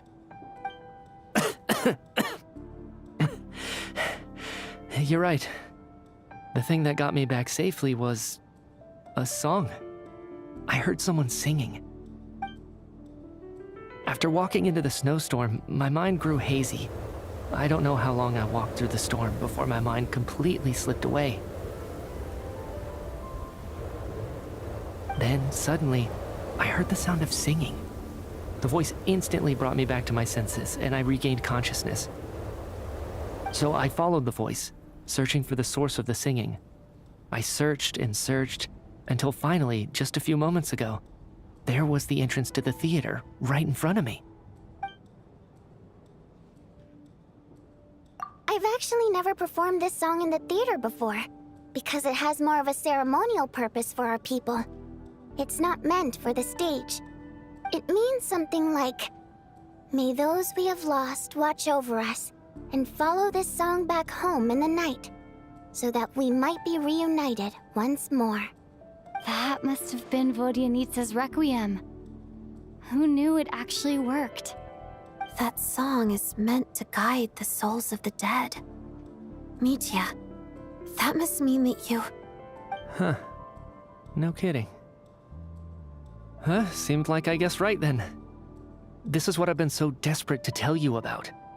When I first stepped out of the theater, I was still quite lucid. My memory of it is still pretty intact. I remember the outside world being completely different than what I'd expected. It was like this was a world where only the snowstorm existed. There wasn't a trace of any humans or buildings ever having been there. I don't know how else to describe it, except to say that it just didn't seem like the real world. And as for the Requiem, if I was guided here by Vodyanitsa's song, it can only mean that I must already be dead. And this is my soul, not my body. But I didn't experience a clear moment of death while I was out there. Nor do I feel any different now than before I walked into the snowstorm.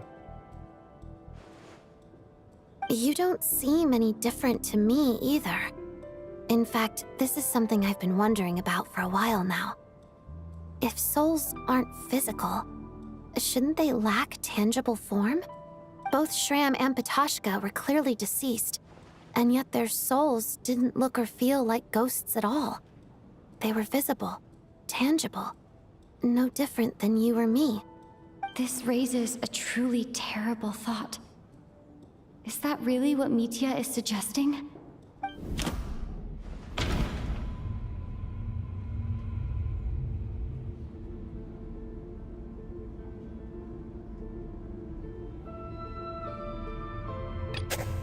Mitya said, the outside is a world where only the snowstorm exists.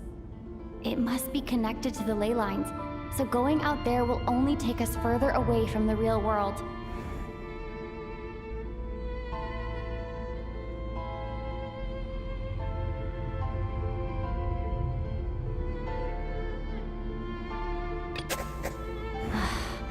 Dreams can't explain everything, and this isn't the Sabzeruz festival.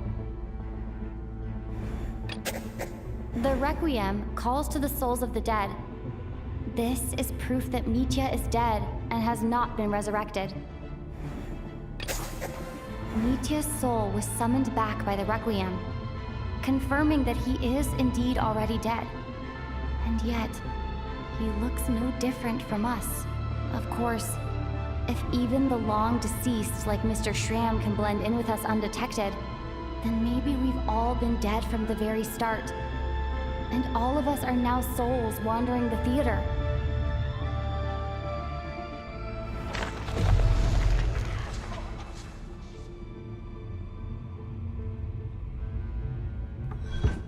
Yes.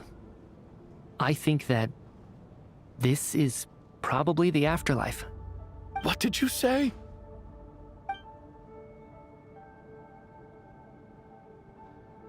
You heard me. We died in the theater. All of us did.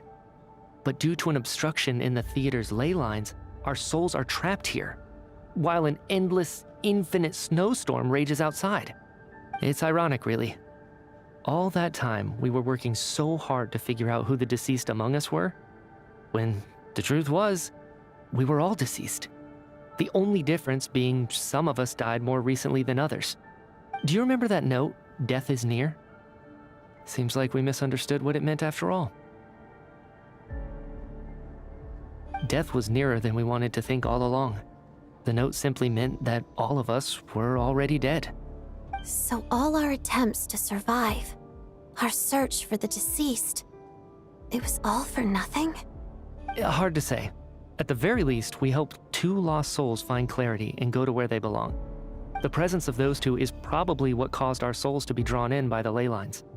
In which case, the deaths we've awoken to over the past few days were just souls returning to the ley lines for good. If what you're saying is true, doesn't that make us the lost souls now? Huh, no wonder. This afternoon, when I was moving Vodyanitsa's body, I noticed that the other bodies in the room hadn't decayed one bit after all these days. That's further proof that those aren't physical bodies at all, but merely our shells here in the afterlife. Am I really dead? This doesn't feel real to me at all. No, that's impossible. This cannot be how it all ends. I still find it hard to believe that all of us are dead.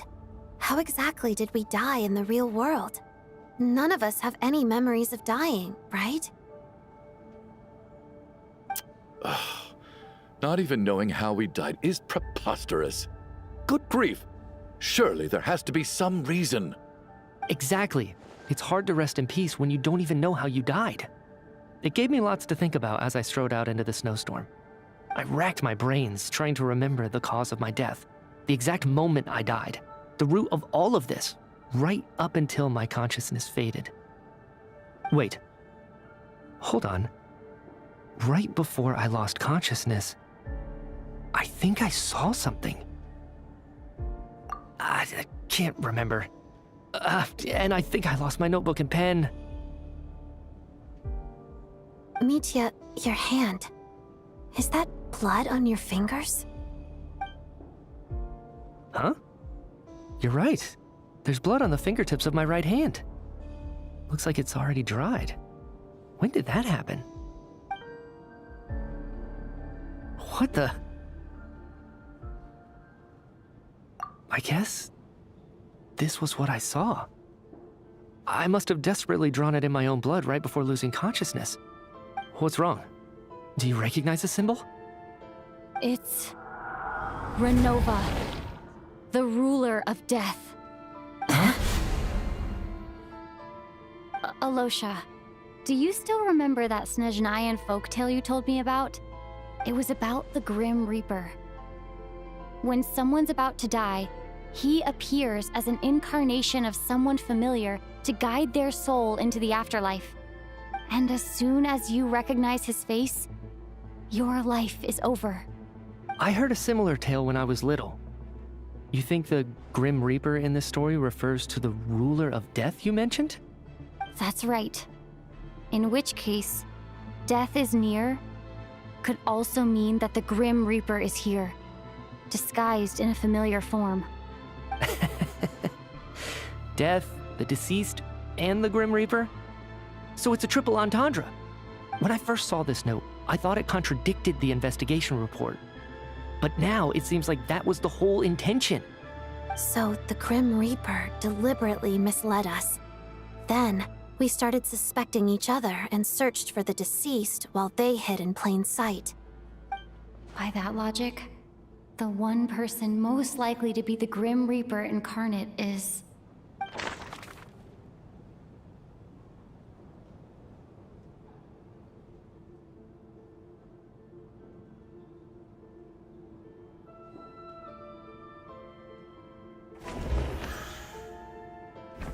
Identifying the Grim Reaper is a major decision to make. I should think it over carefully.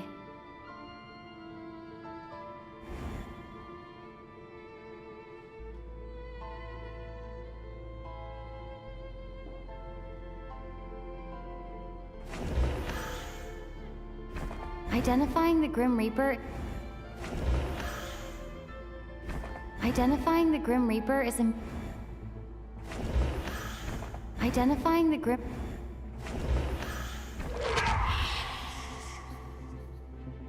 No doubt about it. It's Alosha. Looking back at how everyone has acted over the past few days, Alosha is most likely the Grim Reaper lurking among us.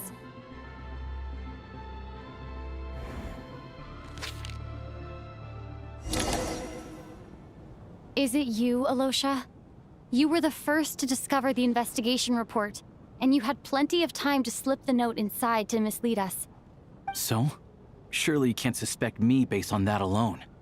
What if someone else found the investigation report first, slipped the note inside, and then put it back without telling anyone? There's no denying it. The note could easily have been slipped in much earlier than it was discovered. That's not all. I've also noticed that, although on the surface, Valeri, Mitya, and sometimes I were the ones taking charge of the situation, looking back now, even though you didn't say much, you were always subtly guiding everyone from the sidelines. What do you mean? You were the one who emphasized how dangerous it was outside and insisted we all stay here. It was also you who suggested that we all sleep in the same place. And earlier today, you tried to convince Patoshka to stay. I don't understand why, but it was out of character. So, you didn't understand my intentions, and now you're assuming the worst. Seems pretty unreasonable if you ask me.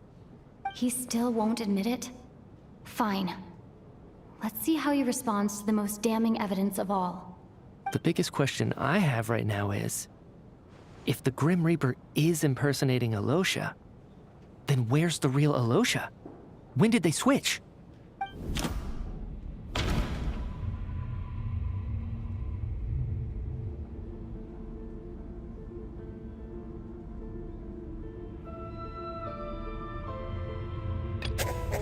No. The Ruler of Death would have needed to control how everything unfolded from the start. She wouldn't have infiltrated our ranks this late. Let me think about this again.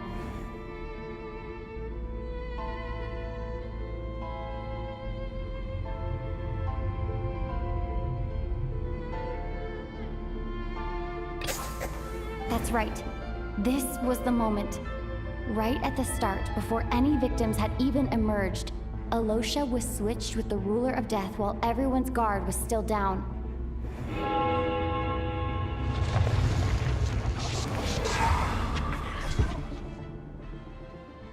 When all this began, right after the performance ended and the snowstorm began to pick up, no one suspected anything unusual.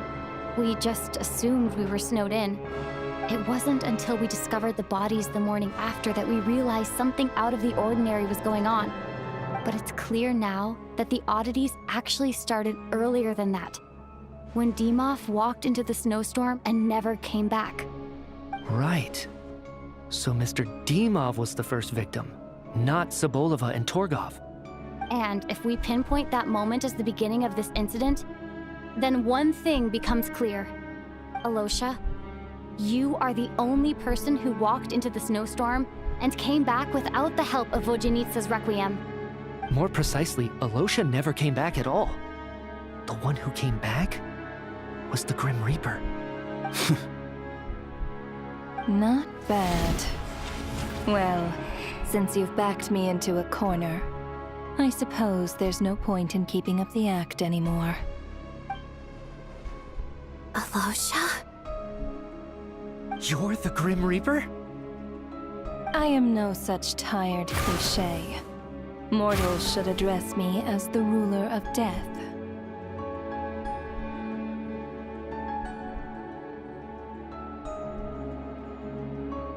Before being wiped out for good, you identified the two deceased, and even sensed my presence. A commendable achievement. far beyond what I expected. I heard you can ferry souls. Those deaths each night. Were they your doing? Your initial conclusion was correct. Due to the existence of the two deceased, the ley lines yearned to reclaim those long-lost souls. Every night, they devoured an equal number of souls to fill the void. This required no intervention from me. Though, of course, ferrying souls is indeed my authority. Here, take a look.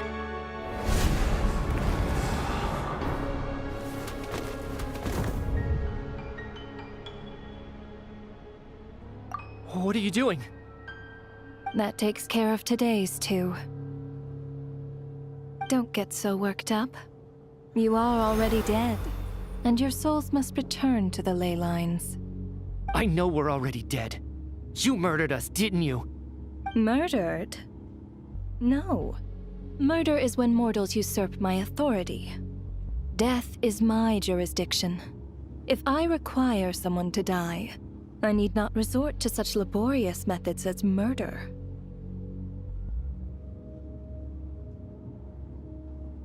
You simply met the criteria to trigger my curse of death.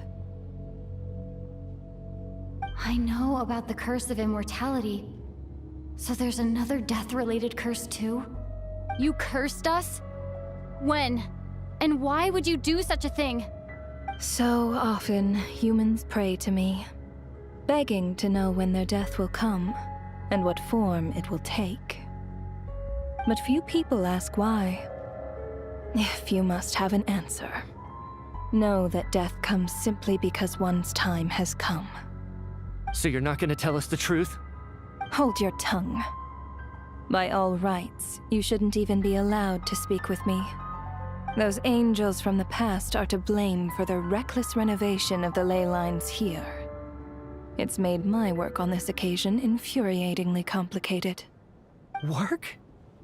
So trapping us here, making us watch our friends die, that's just another day at work for you? You clearly have a lot of questions. Fine. As a reward for your remarkable accomplishments over the past few days, I shall answer a few of your inquiries, provided they aren't too unreasonable. After the physical body dies, the soul must return to the ley lines for that person's death to be considered complete. My work encompasses the entire process of death, including, naturally, the guiding of souls into the ley lines, with which you are now so familiar.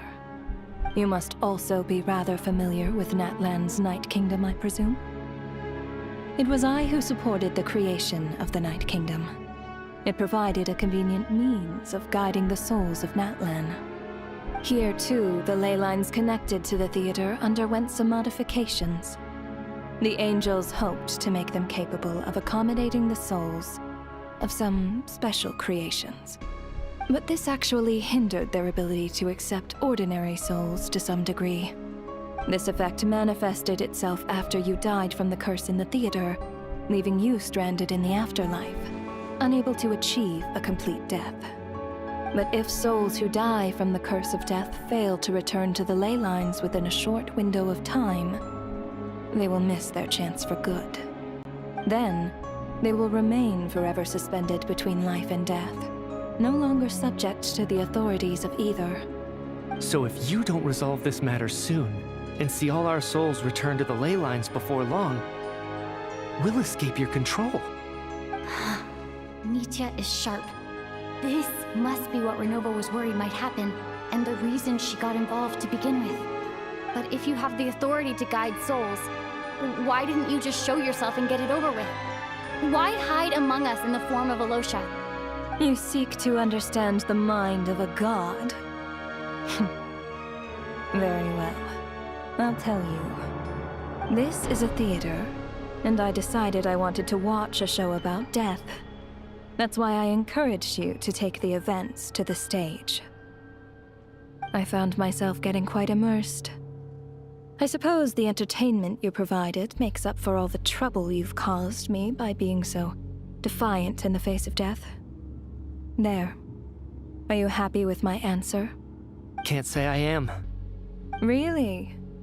but it fits the stereotypes you humans have about gods. Just moments ago, you were complaining about how infuriatingly complicated your work here has been.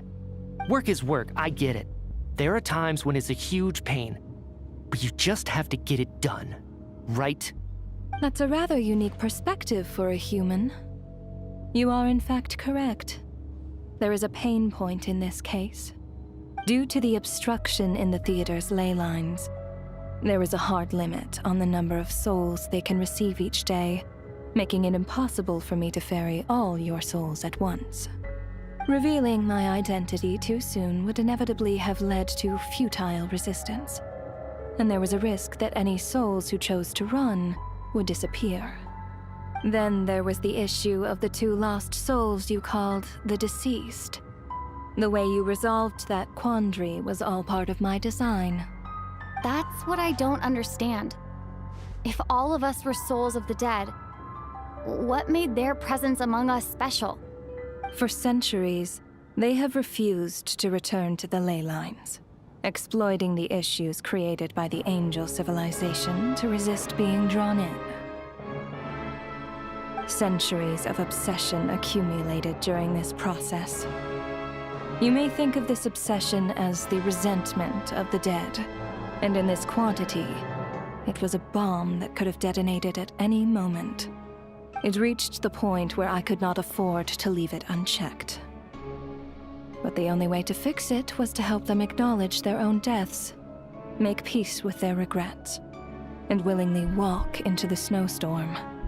Only then, with my guidance, could they finally return to the ley lines.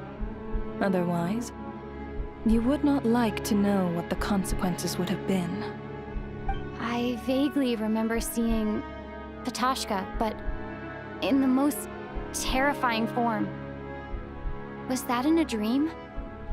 Is that what would have become of her if she hadn't returned to the ley lines? I see your dreams brought you many revelations. So you see, death in fact grants wisdom to mortals. Souls connect to all things in the world and see the chain of cause and effect between them. It's nothing unusual.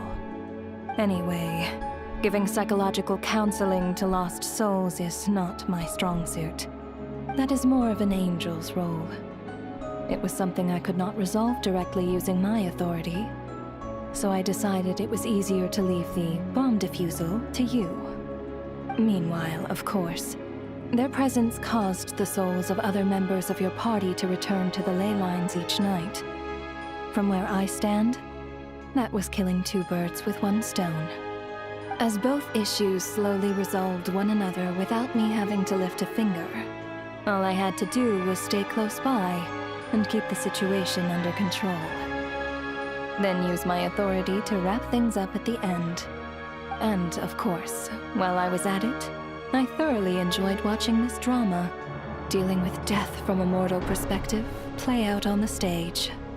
Sounds like you had it all figured out, Grim Reaper. I just did the math. You said there's a hard limit to the number of souls the ley lines here can receive each day. It's 2, isn't it? That much is obvious, even to a fool. It's time to review this whole affair. If the ley lines can only take in 2 people per day, I need to go over the deaths from these past few days again.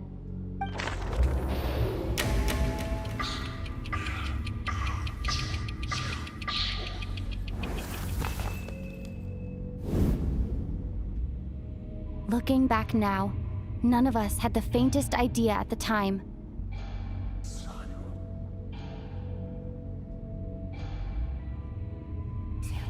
From the moment the staff member named Dimov walked into the snowstorm, the incident had already begun.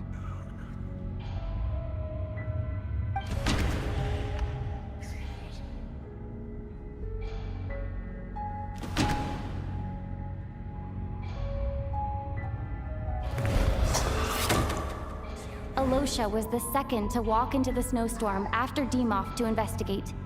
During this process, the ruler of death assumed his identity, making him one of the victims.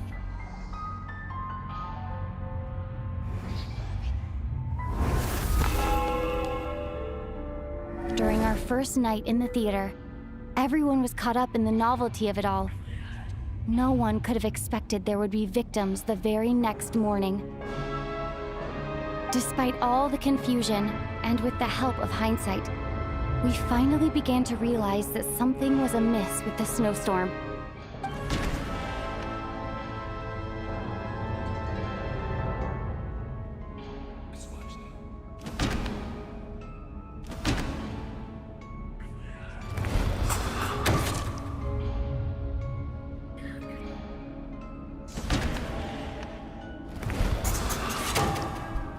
The ley lines devoured Torgov and Sobolova on the first night.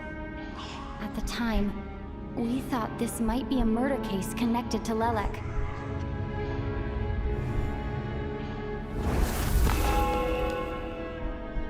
Odette and I spoke a lot that night. 3 people were on watch, but in the morning, we discovered that someone had fallen victim all the same.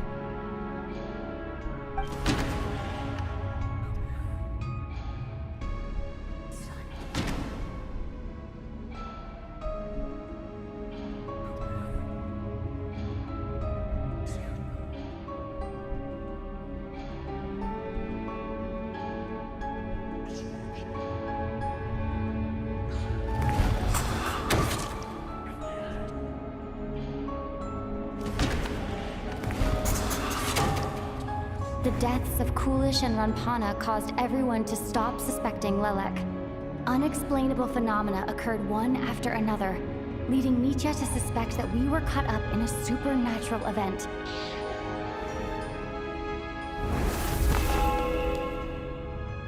Later, we discovered that there seemed to be an extra person among us, and subsequently discovered the existence of the deceased.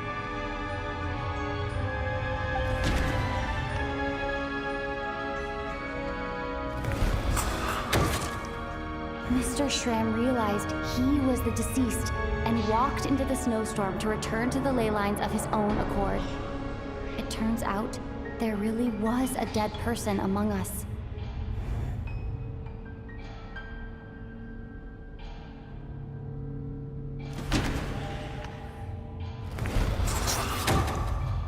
We thought it was all over, but Mr. Valeri's death was a rude awakening for everyone. Once again, the ley lines consumed him during the night. A lot happened today.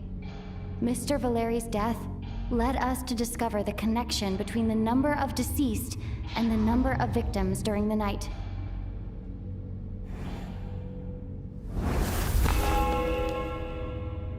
The fact that there was more than one deceased seemed to bring us back to square one. Odette revealed some information she had been keeping to herself.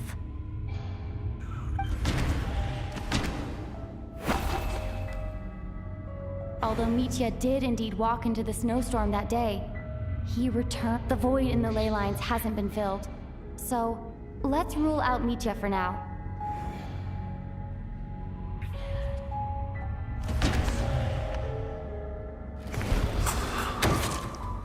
Vodyanitsa was swallowed by the ley lines in her sleep. But the requiem she sang before falling asleep was quite a game changer.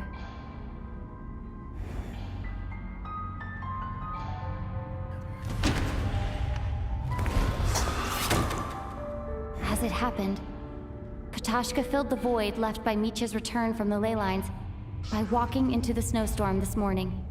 The girl I thought was Child's sister, Tonya, turned out to be another of the theater's deceased. Come to think of it, Petashka was about to walk into the snowstorm at that time, and Renova, unaware that Mitya would return, was concerned that her soul would overflow from the ley lines. That's why she used Alosha's voice to try and persuade her to stay behind. Looking back, I suppose that was an early slip-up on her part.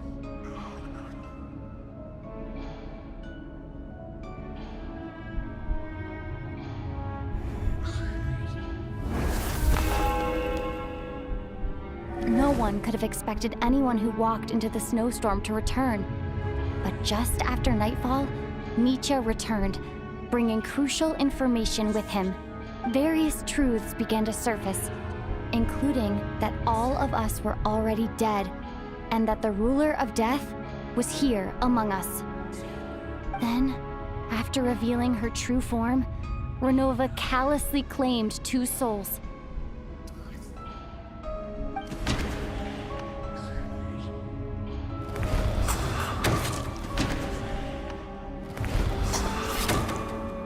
In fact, everyone was already dead by the time we took the photo.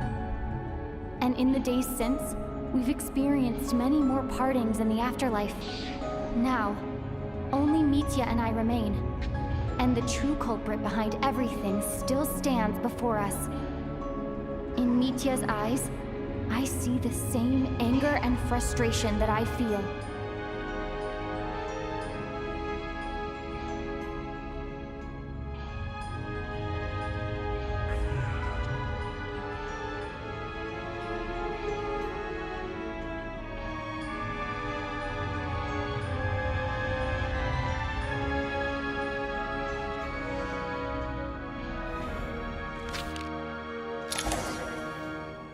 That covers everything.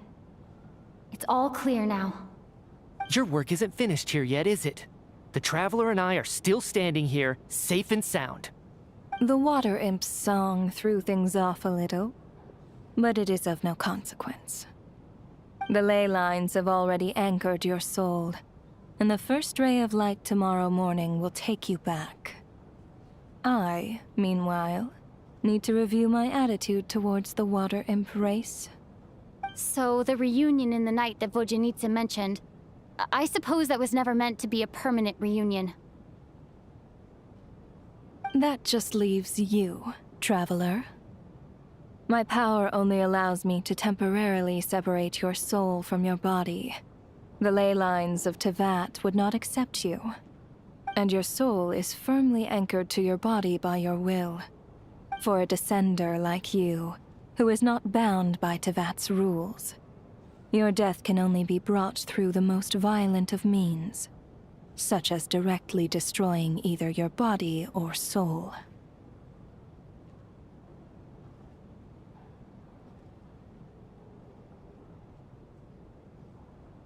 I have no interest in involving myself with Descenders.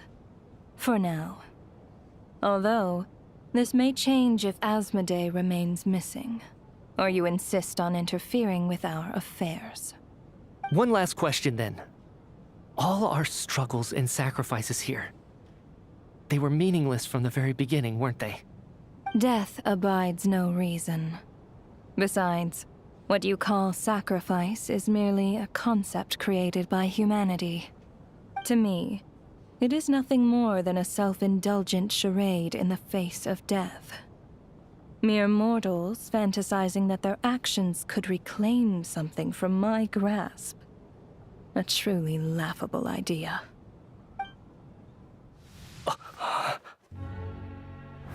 Grim Reaper, you really know how to get on my nerves.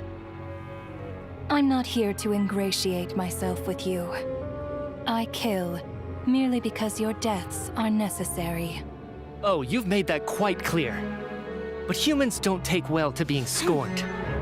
Not even by the gods.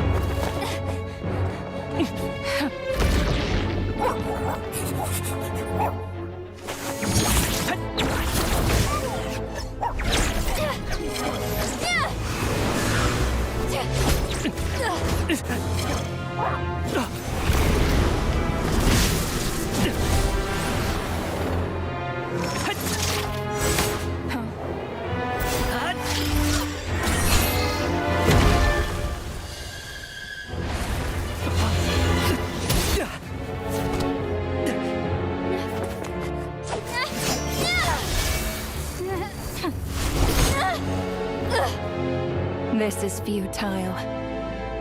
You must know that you are powerless against me in my own domain. I suggest that you save your strength. For what? Maybe we can't change anything. But if nothing else, we can at least teach you to have some respect for the dead. Audacious.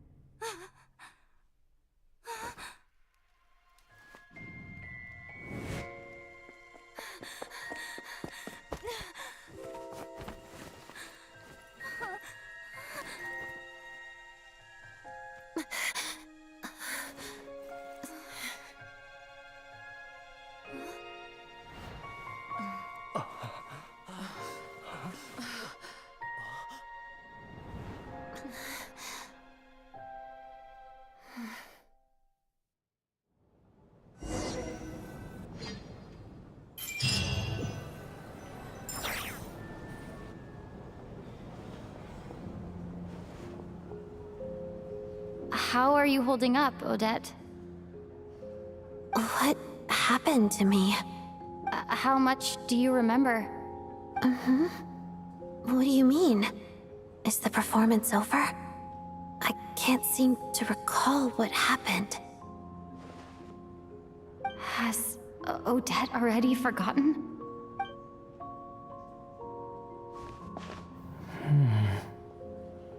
Mitya? Oh, I'm sorry. I guess I spaced out there for a second.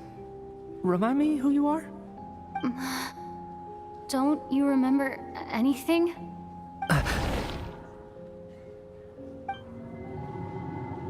Yeah, I remember now, Conrad.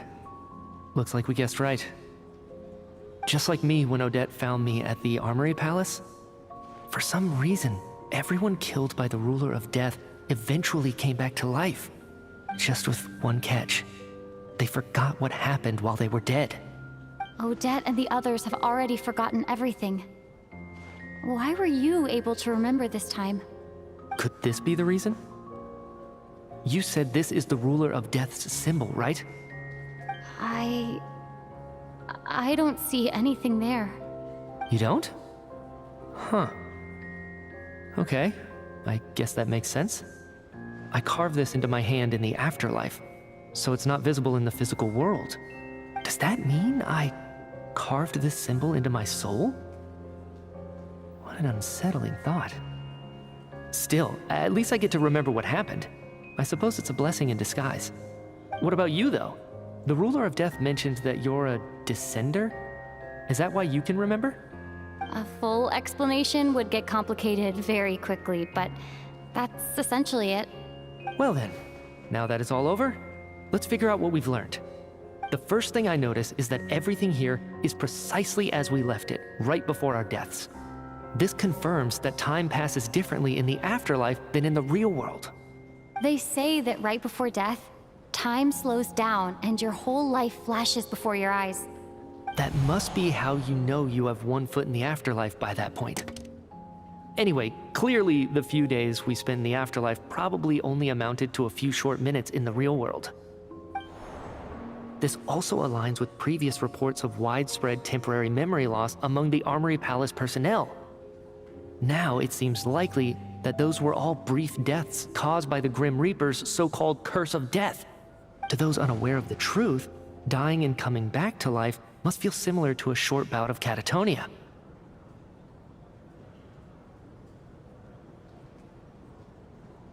This leaves me with a couple big questions.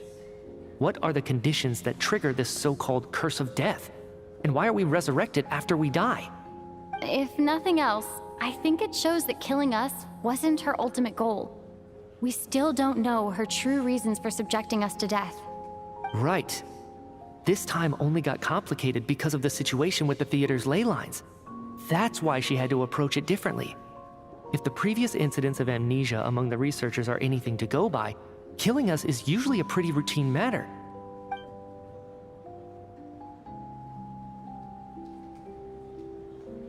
Come to think of it, wasn't I about to note something down before I died? I can't remember what it was, but I think it was something related to my research project. Sorry, Traveler. I'll catch up with you again later. Right now, I have to make a trip back to the Armory Palace. Ma'am, if I may, no one of your description has ever shown up in my investigations into Mr. Mitya's friends. Yet, you two seem very familiar with each other. Could you perhaps tell me where he was in such a rush to get to? And, by the way, have we ever crossed paths? Forgive the presumptuousness, but I feel a vague and indescribable sense of familiarity about you. I can explain everything. Could you help me gather everyone in the theater in one place?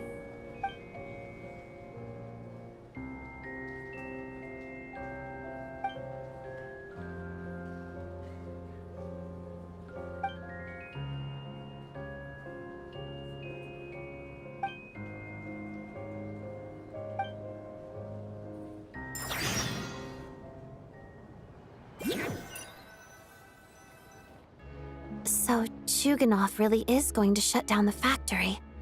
I guess this theater incident actually did us some good after all. So, you said I promised to take you to the Armory Palace while we were in the afterlife, yes? I believe you. I think I even have a vague memory of it. Agreed. Let's check in on her first. The whole reason for our trip to the Armory Palace anyway is to figure out what's going on with her health.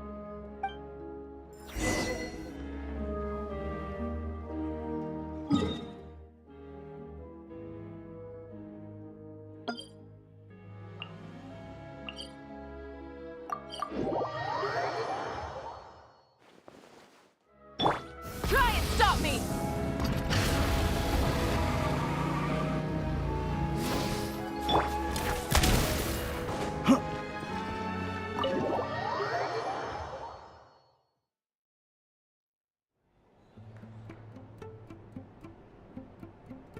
I'm finally back.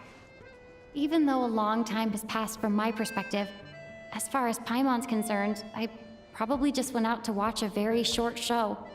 I should keep my emotions in check when I see Paimon again, or it'll seem weird. Wait. The atmosphere here feels off. Shh. Stay quiet. Let's go inside and take a look. Have we still not been able to notify Child yet? We need new orders. What if that person comes back again?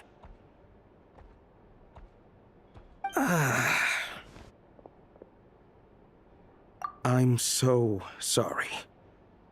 Under the circumstances, there was really nothing we could do. Tell me, what happened to Paimon? It was the Jester. He came here in person and escorted Miss Paimon away. He's the director of the Fatui. His authority supersedes all others and cannot be questioned. There was nothing we could do. How long ago did he leave? And what was Paimon's status? It was about an hour ago. Miss Paimon was fast asleep at the time. The Jester simply walked off with her as if it was only natural. I assure you, he absolutely did not use any force. Do you know where they went? The Armory Palace, most likely. Lord Piero, the Jester, has been overseeing the experiments there lately, keeping a close eye on their progress. Everyone in the Fatui has heard about it by now. I'm surprised he came in person. Whatever his reason for taking Paimon, he'll most likely return to the Armory Palace first, which is exactly where we were headed anyway. Then lead the way, Odette. Okay, let's go.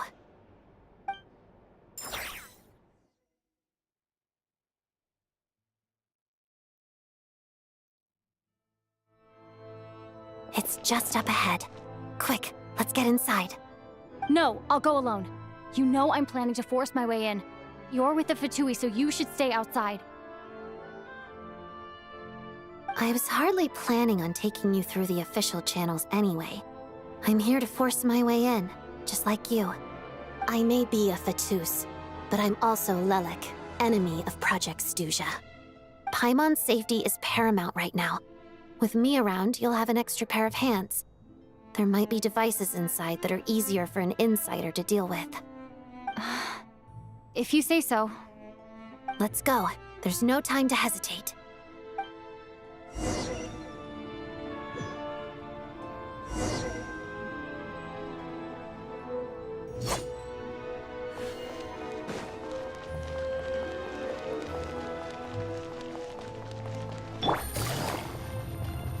Hey, who are you?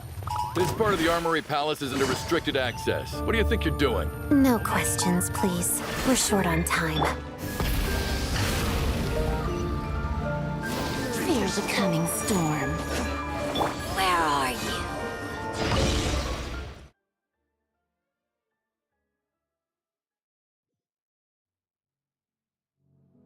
Such defiance.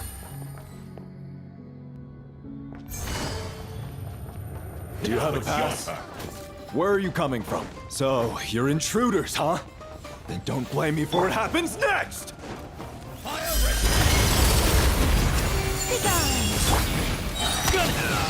It's dog eat dog! Gotcha! Here comes the catch. Rise with the sun! Light of the blazing sun! Let's begin.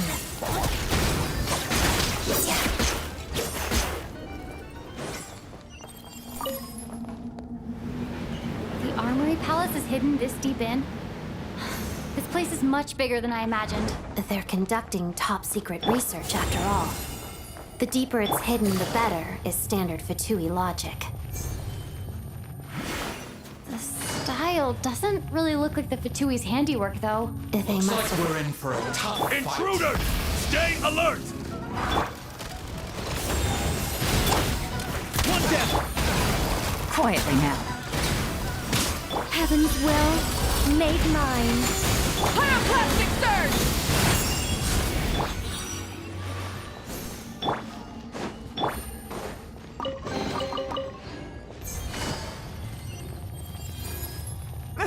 Intruders?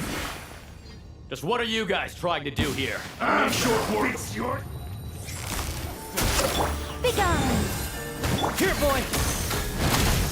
Game's up. Flame's over. Quietly now. Lost at the snowflakes. How to death. No one interferes with the Jester's work!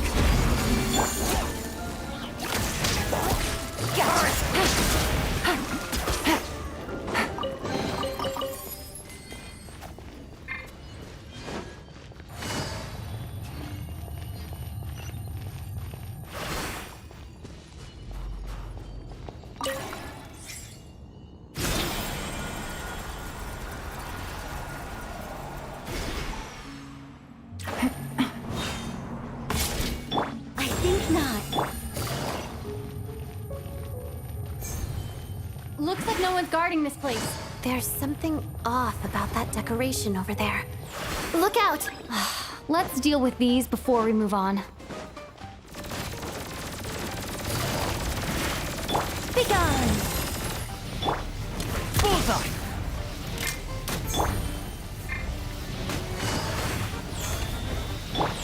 Light it up! Shadow me. I think not.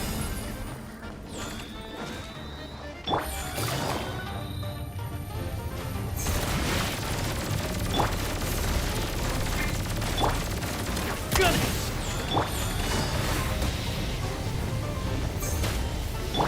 Burn it down! Rev the engines! Light of the blazing sun!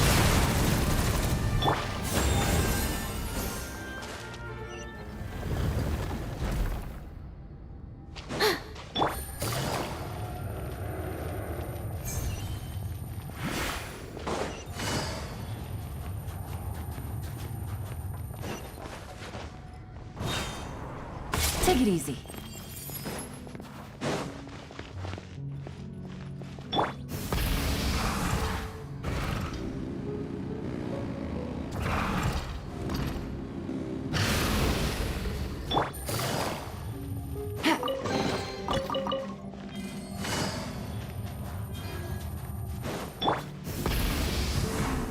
The researchers here probably don't know that we're uninvited guests. Let's try not to hurt them. What's the big star from the theater doing here? That's Miss Odette. Was the whole reason for Project Stuja to support the research here at the Armory Palace? Just what are the Fatui and the Tsaritsa planning?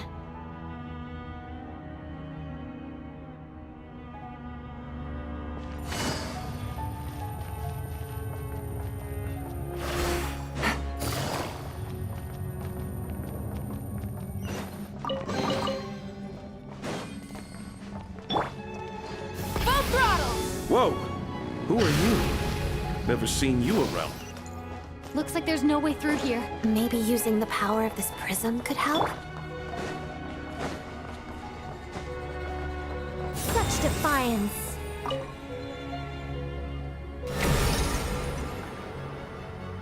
I think I see some images. It's the prism's power at play, causing images of the past to reappear, albeit only... Paimon and the Jester? Is this another scene from the past? Yes. It looks quite old, though. I don't think it happened in the recent past. What's going on here? What happened? The source seems to be the Armory Palace. They must have started some large-scale experiment. Wait, what if this has something to do with Paimon? We need to hurry!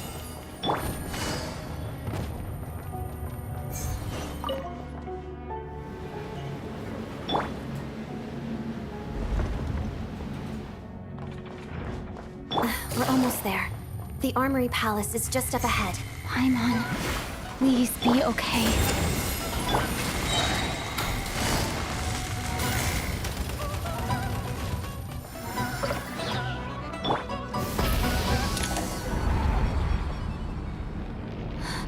What's going on? Wait, I remember this feeling. It's the curse of death. No, not now.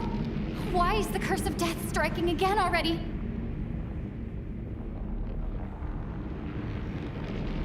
Odette?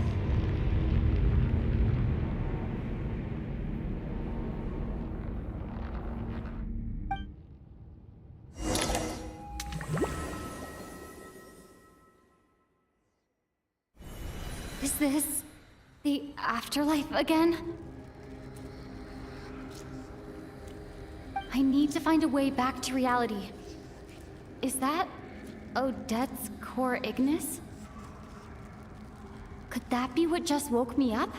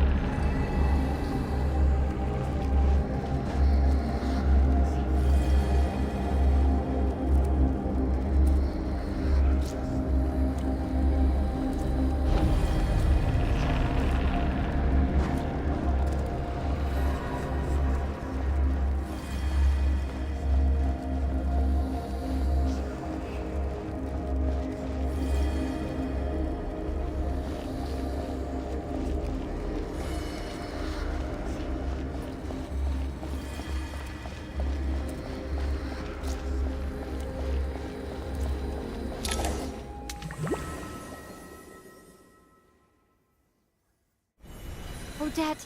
Odette! No signs of life, but past experience says that she should be resurrected before too long. Right? Did Odette intentionally use her core Ignis to guide my soul? I feel like something similar happened in a dream I had before. Thank you, Odette. If not for you, my soul wouldn't have found its way back to my body so quickly, and I might not have woken up so soon. But I'm sorry. I don't have time to protect you. I have to use the time you bought me to get Paimon back.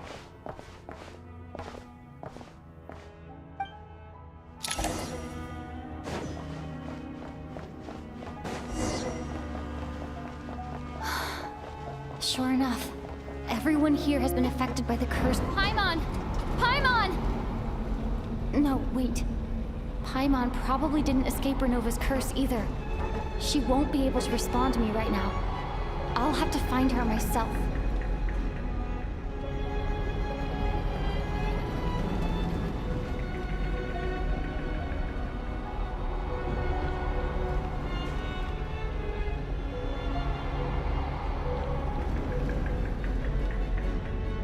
Nitya!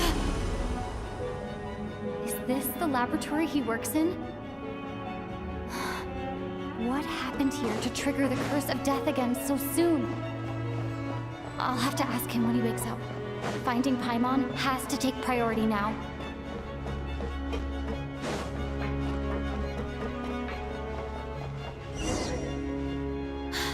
Found her! Paimon really is here!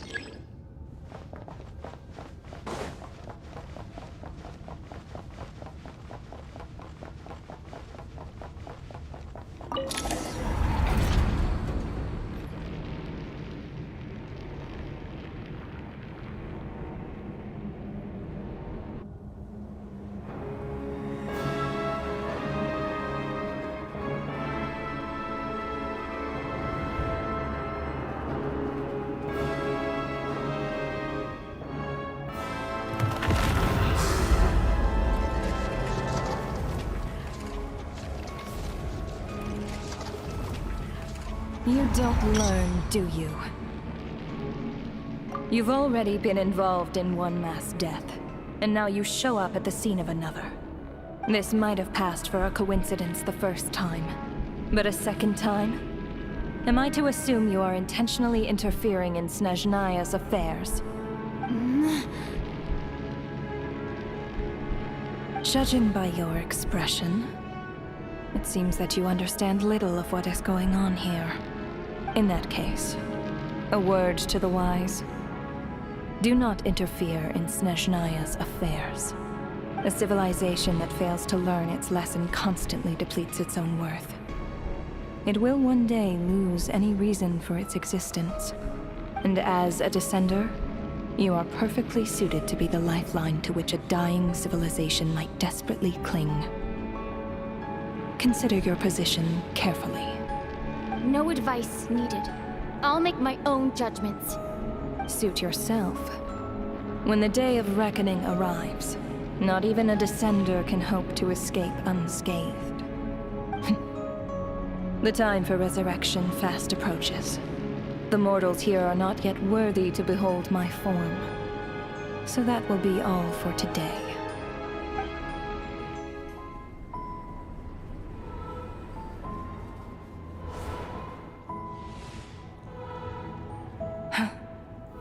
That thing is coming with me.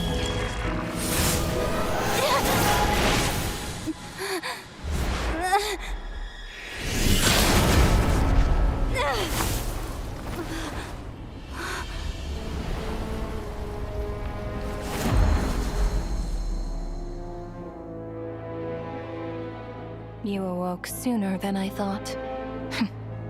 The curse of immortality is stubborn.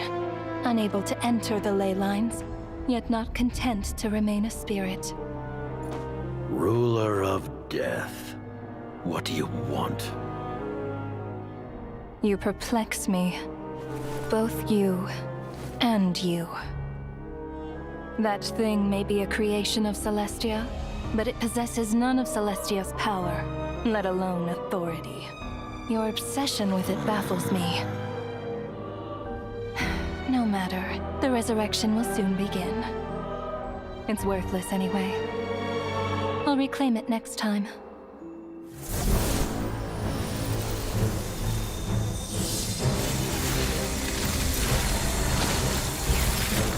Hey, who says there'll be a next time?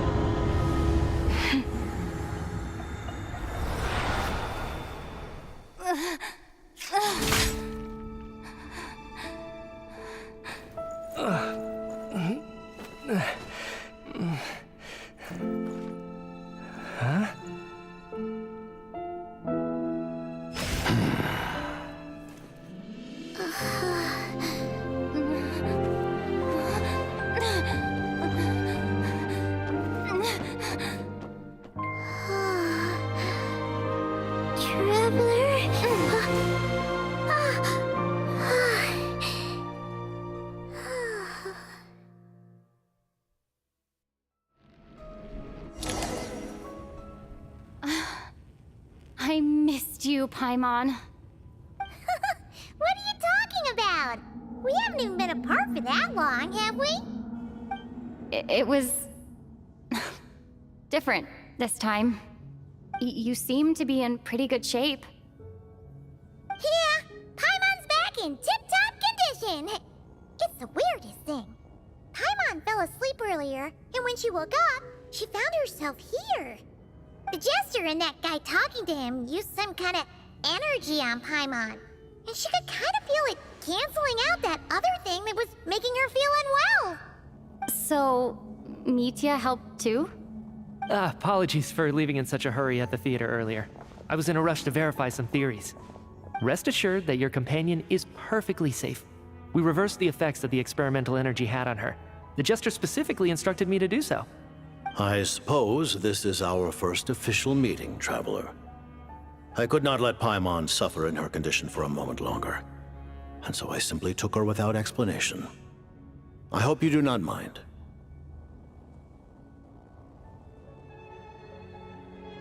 But why would a big shot like you care about what happens to Paimon? As I said when you first arrived in Snezhnaya, we once spent some time together in the distant past. Oh yeah, you did mention that. And Paimon did think you seemed strangely familiar the first time we met. I'm afraid the reminiscing will have to wait. Mitya, let us continue with the report. What conclusions, if any, did you reach from conducting the final experiment of our energy research ahead of schedule? The good news is, my hypothesis regarding the Ruler of Death has been verified.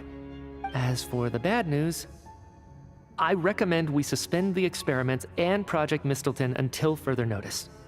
Currently, we have no means with which to make a breakthrough. I say this purely as a scientist, guided by reason alone. I will trust your judgment.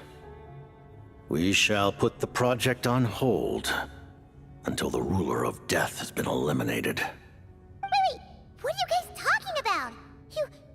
You want to get rid of Renova? Like, how? By killing her? By whatever means necessary, so long as it removes the threat she poses to us. Until then, everything we do will be in vain. After what just happened, I've ascertained Renova's goal. Or rather, the trigger condition for the Curse of Death. Okay, let's hear it. What she's doing is blocking Snezhnaya's technological progress, preventing us from possessing any means with which to threaten the heavenly principles. Just like the little lapdog she is. So, any ideas, research, or experiments that lead to technological progress can trigger the curse. Just now, for instance, I was set to launch a final phase energy experiment ahead of schedule. If the experiment was successful, we could have achieved a crucial breakthrough. As expected, though, the moment the experiment began, all the researchers, technicians, and witnesses died from the curse. All that effort, not to mention the energy and materials we relied on Project Stuja to gather for us, went to waste. In the end, nothing was gained. Does that mean something similar happened when we were at the theater? That's right. During the performance, I thought of an important breakthrough regarding the experiment, and wound up dragging everyone into this. So the nature of the curse seems to be something like... when moments of technological progress occur, all life in the vicinity is taken away. What a violent method. Of course, that meant the curse was normally limited to the Armory Palace. Since outsiders are forbidden from entering, this mass death phenomenon went unnoticed. Until Odette came along. I believe she was the first witness. The Curse of Death was triggered just before she infiltrated the Armory Palace that day. But you mentioned something about a final stage experiment. Doesn't that mean you've actually made some progress? That's right. Even with the gods locking certain key components out of reach, humanity can still advance technology in incremental steps accumulated over time. But, as I'm sure Renova anticipated, even incremental progress has its limits, a point where the truth you're seeking must be put to the test in an experiment. You mean, the experiment you were just about to do? Yes, We were at a critical juncture, a moment where the quantitative was about to translate into fundamental qualitative change. With this single experiment, we could have brought everything we've worked for to fruition. But now, after already being forced to fumble around in the dark all this time, it feels like we've truly hit an impenetrable wall. As long as Renova's curse of death persists, we won't be able to advance the experiment or obtain any results. And with Project Stuja having been in effect all this time, at our nation's current strength, repeated trial and error is simply unsustainable. Only by eliminating Renova first will it be possible to continue advancing our plans. But she's the ruler of death! She can just kill whoever she wants, right? That's gotta be the scariest power ever! Is it even possible to beat her? We'll see. But one thing's for sure. She definitely can't just do whatever she wants. The best proof of that is me, standing here, very much alive. You're saying...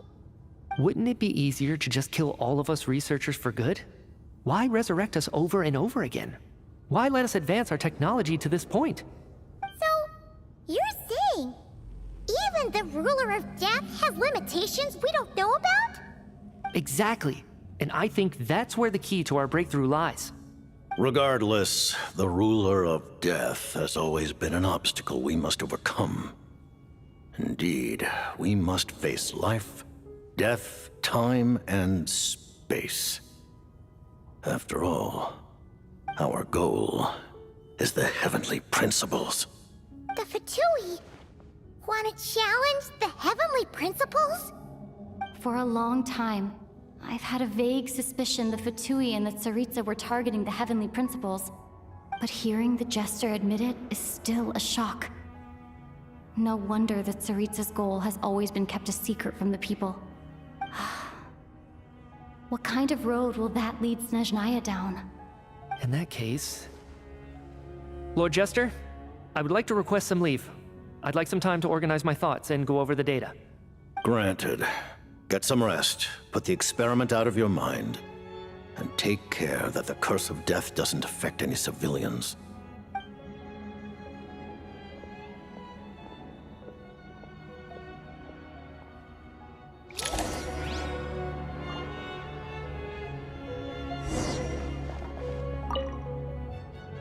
While there is yet time, allow me to offer you my hospitality, honored guest of Snezhnaya. Is there anything you wish to know? I remember hearing the term Mistleton from Columbina. Yeah! Paimon wanted to ask about that when the name came up just now. What is it? Paimon's heard of Project Stuja, but not this one. As you know, Project Stuja is a series of measures enacted to consolidate our nation's resources, the greater purpose of which is to serve Project Mistleton. Many of the things you have encountered thus far are essentially for the advancement of that project. This includes the Kuvaki Experimental Design Bureau in Notdry. Researching Kuvaki was merely a facade. Its core objective was to use local resources and research findings to build Mistleton itself. And that's a weapon built for the final battle against the Heavenly Principles, isn't it? Huh? How did you know that? I was given some intel, and I made some deductions. Wait. You must mean that thing over there. Oh, Paimon's gotta take a closer look at this thing. Especially after you guys sent so many people to Notdry to work on it. Kuvaki alone will not break through Celestia's defenses, let alone challenge the Heavenly Principles. The Heavenly Principles are no doubt accustomed to combating the power of the Light Realm, and elemental energy is simply the power of the human realm, converted to that form by the Heavenly Principles themselves. Any attempt to use this power against its creator would be a futile endeavor. For now, therefore, we have set our sights on the form of energy associated with the Third Descender and the Stellar Linchpins. This may hold the potential to allow Mistleton to contend with the Heavenly Principles. You could say that by reverse engineering the stellar linchpins to extract the energy within, we have obtained a source of anti-Celestia energy. The Kuvagi Experimental Design Bureau, Project Stusia, and the new energy experiments. Huh. So, Project Mistleton is what ties it all together. And it looks like your plan is almost complete. No wonder the Ruler of Death came after you.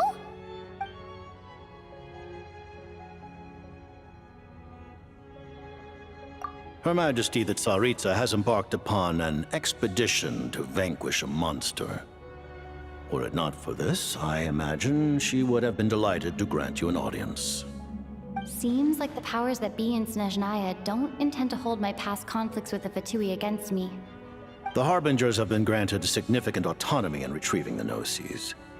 But by the same token, they do not completely represent Snezhnaya's official stance. You read my mind. Speaking of the Gnosis, Paimon's been dying to ask this question since forever. Why exactly does the Tsaritsa want to collect them? Is it something to do with the fight against the Heavenly Principles? The Gnosis will undoubtedly serve as a key bargaining chip when she confronts the Heavenly Principles. Beyond that, you had best ask the Tsaritsa herself. I am not sure if this information is mine to disclose. What do you mean, not sure? Don't you make the rules? You're the highest-ranking Harbinger! Ugh, never mind.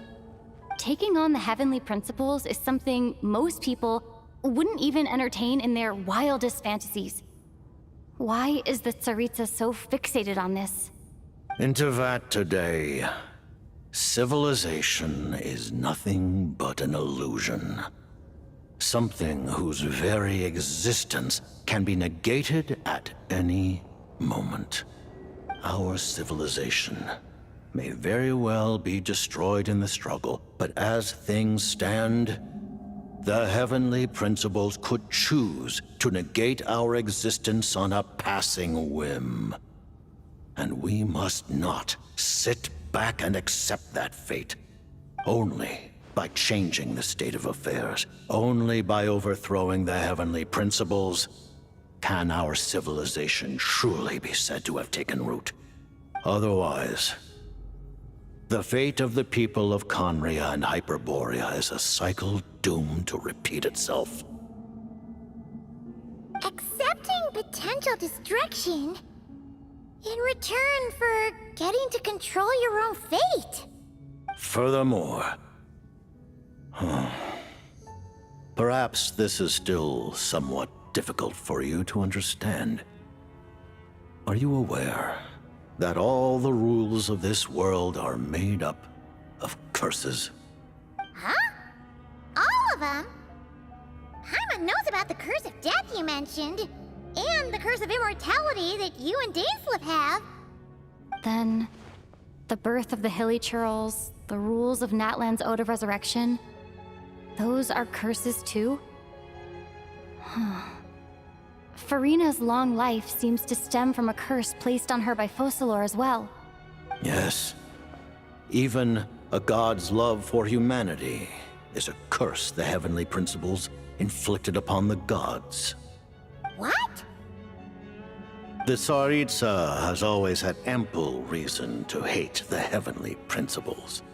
If she can seize their authority, she will reconstruct the entire world, and when that time comes, humanity will be completely liberated from curses and lies. Look forward to it. It will be a world beyond your imagination. Though the ordinary people of Snezhnaya may not understand these details, in this frigid land locked in a ceaseless struggle against the environment, in this nation to which the gods have never shown favor, we all believe that standing in solidarity with the Tsaritsa in our shared struggle will surely usher in a new and better world.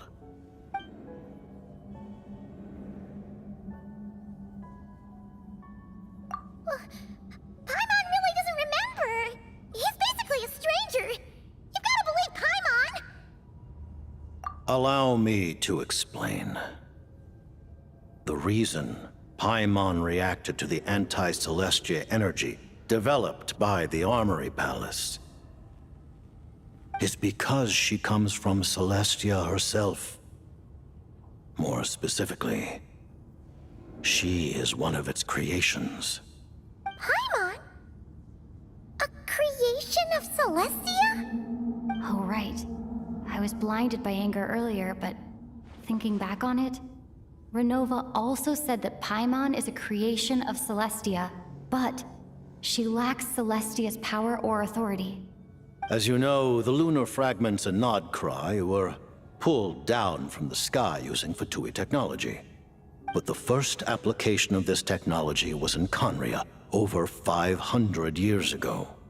I used this technology upon the heavens, and the response I received was none other than Paimon descending from Celestia. I presented her to the Vinster King, but he took no interest in this gift, nor did it satisfy him. Paimon then took up temporary residence in my palace until, of course, the arrival of the Cataclysm. Wait, Paimon's a little confused. You're talking about things that happened in Khaenri'ah 500 years ago. You're saying Paimon was there for that? But Paimon doesn't remember any of that. Falling from the sky, being given away as a gift? None of it. Having lived through the Cataclysm, perhaps you too were burdened with some manner of curse. Although, losing your memories would indeed be the smallest price I've ever seen paid. But it's not just her memory from Khaenri'ah. Paimon doesn't even know how she spent the last 500 years. She only has memories from the past few years. No matter how hard she tries to remember. What was Paimon like back in Khaenri'ah? Did she know a whole lot because she came from Celestia? Was she super smart? Unfortunately, when you arrived in Khaenri'ah, your consciousness was like that of a newborn infant. None could say what kind of being you once were in Celestia. During the time you lived in Khaenri'ah, your personality was no different from how it is now.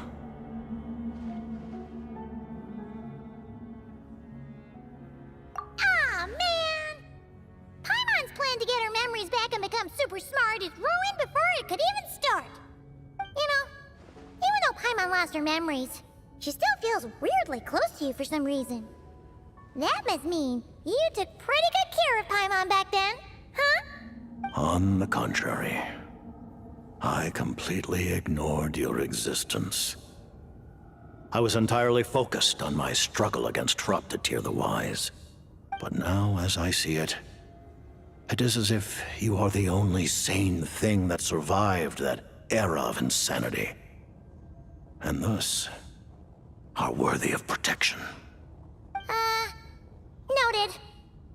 Man, Paimon's gotta stop projecting friendship on everyone she meets. But, Traveler? Even though you know Paimon's some creation of Celestia now, you still want her, right? You're not going to abandon her? Oh, phew! That's a relief. Paimon's just learning about this too. She's barely even processed it.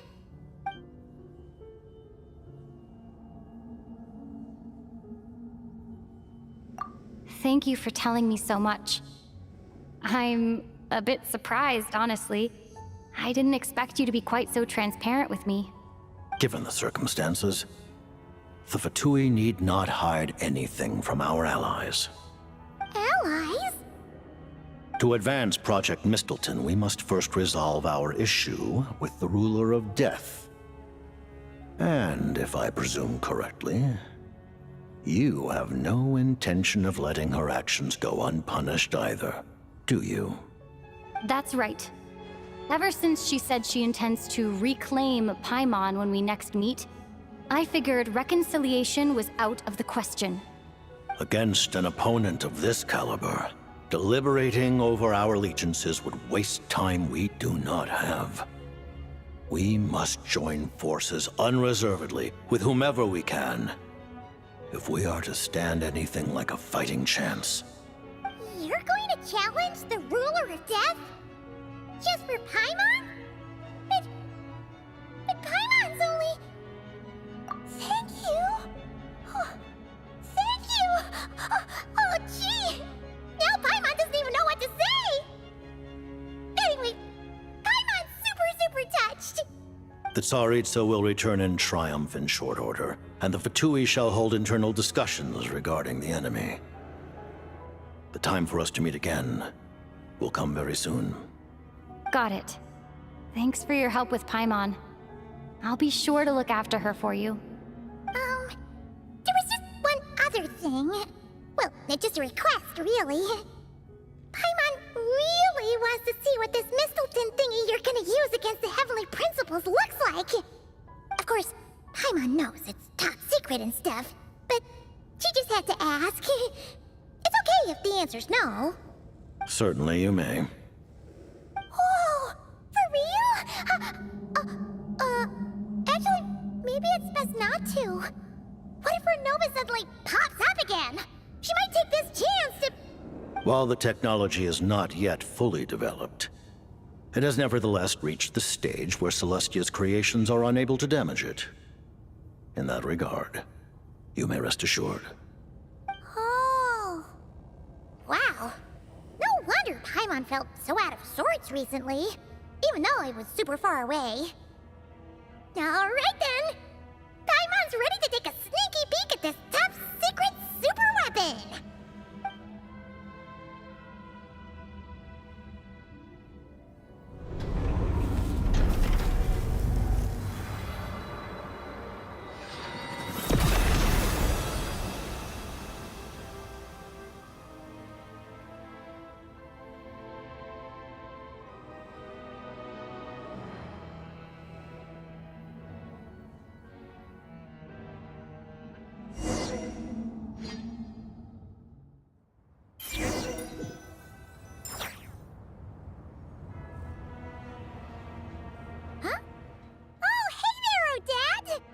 Paimon?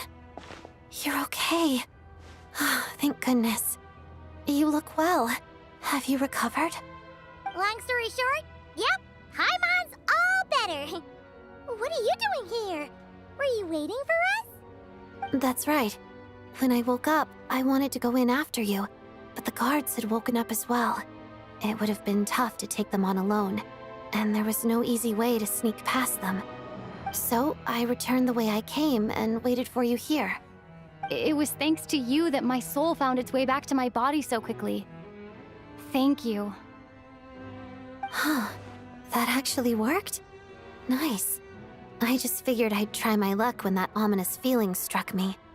Really, you should be thanking this thing instead. Anyway, now that things here are all taken care of, I have other things I should get back to.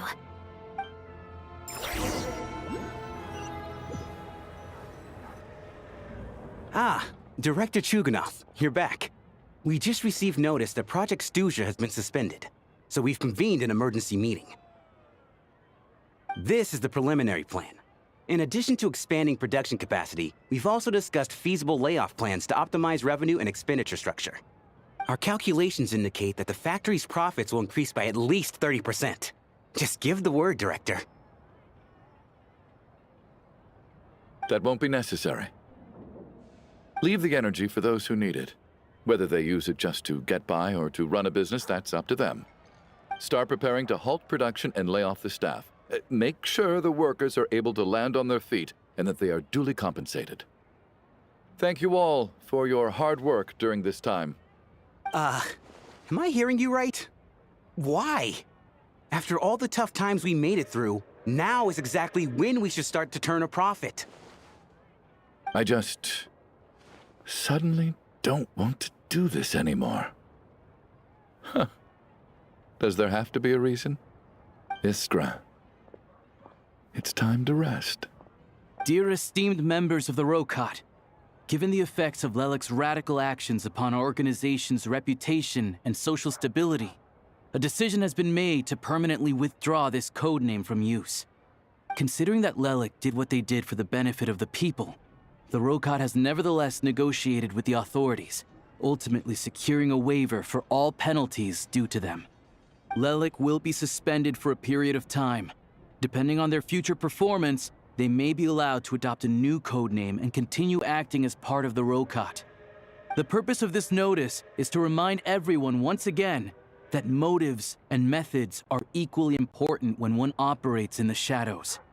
Even with Project Stooge's suspension and our interim operational victory, we must guard against complacency and rashness and work to consolidate the progress we have made so far.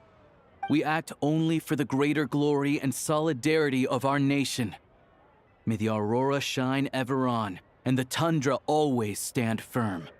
We act only for the greater glory and solidarity of our nation.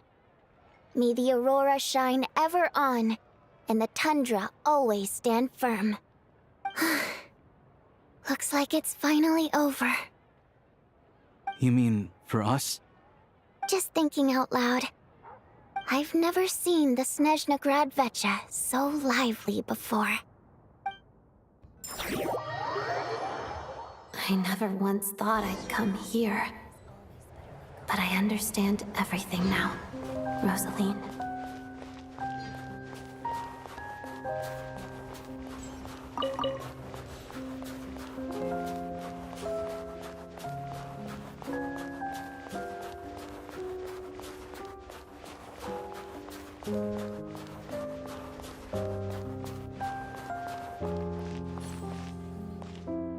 I've seen Spirit Seeker performed many times, including by your mother. Why do you bring that up all of a sudden? Even though the choreography is always identical, every dancer finds a way to make it her own.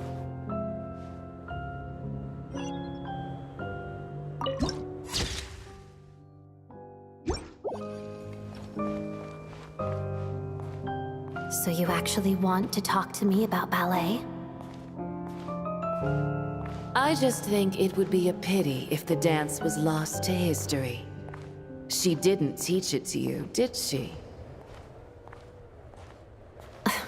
That was an unusually subtle taunt for you.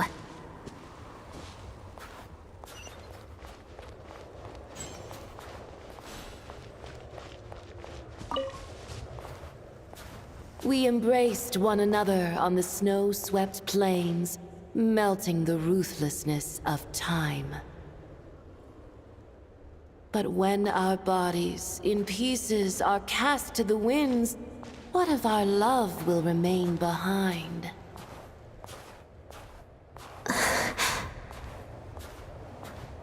Don't tell me you can't sing. Shush.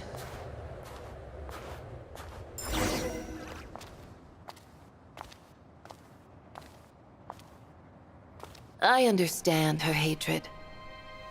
The Fatui robbed her of the life she should have had. I never opposed her dancing. Yet still I became an enemy of her ballet. I'll just keep my distance. Many despise me. I'm used to it. You're certainly not one to shy away from confrontation. But children, they need a different approach. I'm hardly the most maternal figure. Yet, she is a child. In my experience, while a father commands authority, he must still yield to love. You should tell her what you think about her dancing.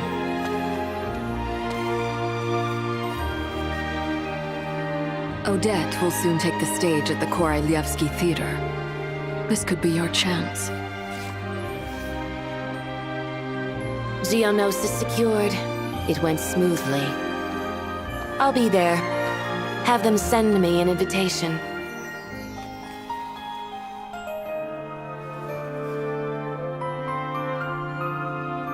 Sadly, things didn't work out. Her final words are inside that block of ice. This? Aren't these for monitoring her subordinates? Not yours. This one isn't her witch's flame, but my two worlds' flames. The two worlds' flames can burn away memories. It was my parting gift to Rosaline.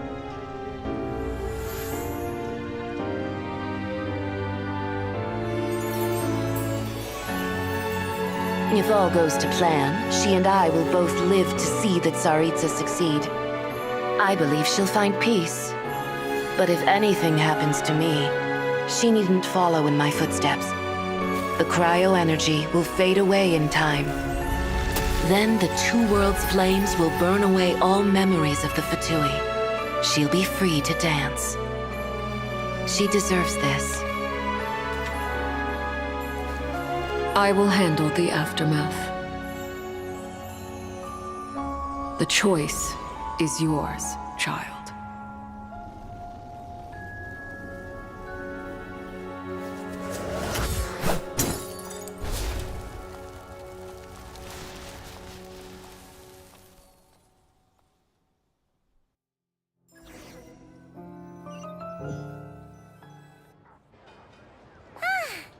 Fresh air at last! Paimon's head isn't spinning anymore, and the fever's all gone. Paimon's finally free to fly again!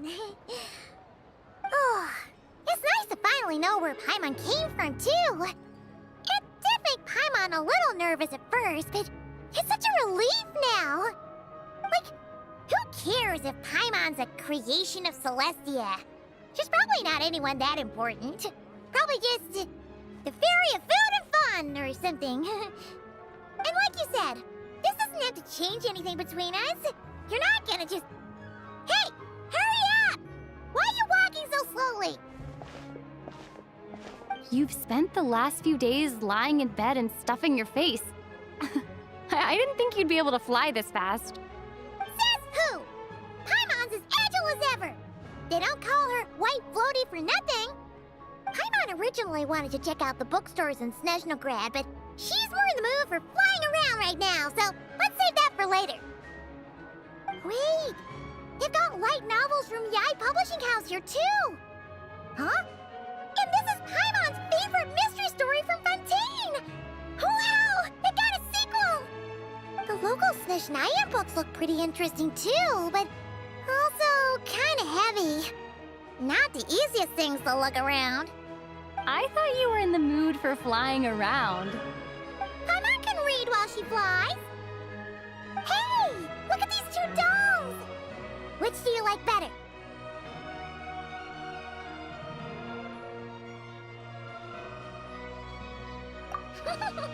Alright! Boss, we'll take both. Paimon will have the other one. Oh, I thought we were only getting one. All right, fine, I'll pay. There you are. Thanks for visiting.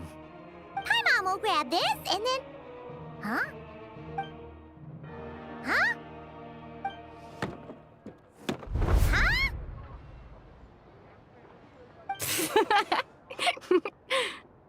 How many layers does this thing have? And what are you laughing at? Huh. You knew all along, didn't you? A whole bunch of people are gathered over by the plaza. Hey, look! That looks like Tartaglia! Hey, Tartaglia! I know that voice. Of course. If it isn't Paimon and my old comrade. You're looking well, Paimon. All better? Yeah! The Jester knew I was wrong and fixed Paimon right up! Thanks for sending someone to keep Paimon safe, too. Oh, yeah. About that. That was... kind of embarrassing. Who could have known that our director would go looking for you in person? So sorry for the misunderstanding. Oh, right. Let me introduce you. This is my little sister, Tonya. Hello, Tonya! Hello, hello! Firstly, I'm really sorry about my brother. Sounds like he's caused you no end of trouble. Hey now, why'd you have to start with that? Not that it isn't true, of course. So she's the real Tonya. She said you two didn't manage to meet up at the theater. She waited ages for me, and when I didn't show, she got a little worried and went outside. I know, right? He didn't bother to say a word to me. I searched up and down the city for him, and he only told me about it when I finally caught him at the gates of Glupov. I've been rushed off my feet lately, so I didn't get the chance to go home. I just figured the Traveler would fill you in when she got there. Well, the snow was bad, and you're never late. So I was really worried about you. How was I supposed to know that you'd stood me up? I'm sorry, Tonya. I really am. I'll make it up to you somehow. Just... please don't tell Mom and Dad. Although the mix-up led to a series of misunderstandings, it's probably for the best that the real Tonya didn't get caught up in that mess. Besides, it's obvious that Tartaglia isn't usually one to break a promise. He only gave his ticket to me because he had to look into Lelek. No, it's fine. It just meant I didn't get to see the show in the end. By the way, what did you think? You were one of the first people to see it, you know? I would say... the best is yet to come. Huh? What kind of review is that? Hey, look!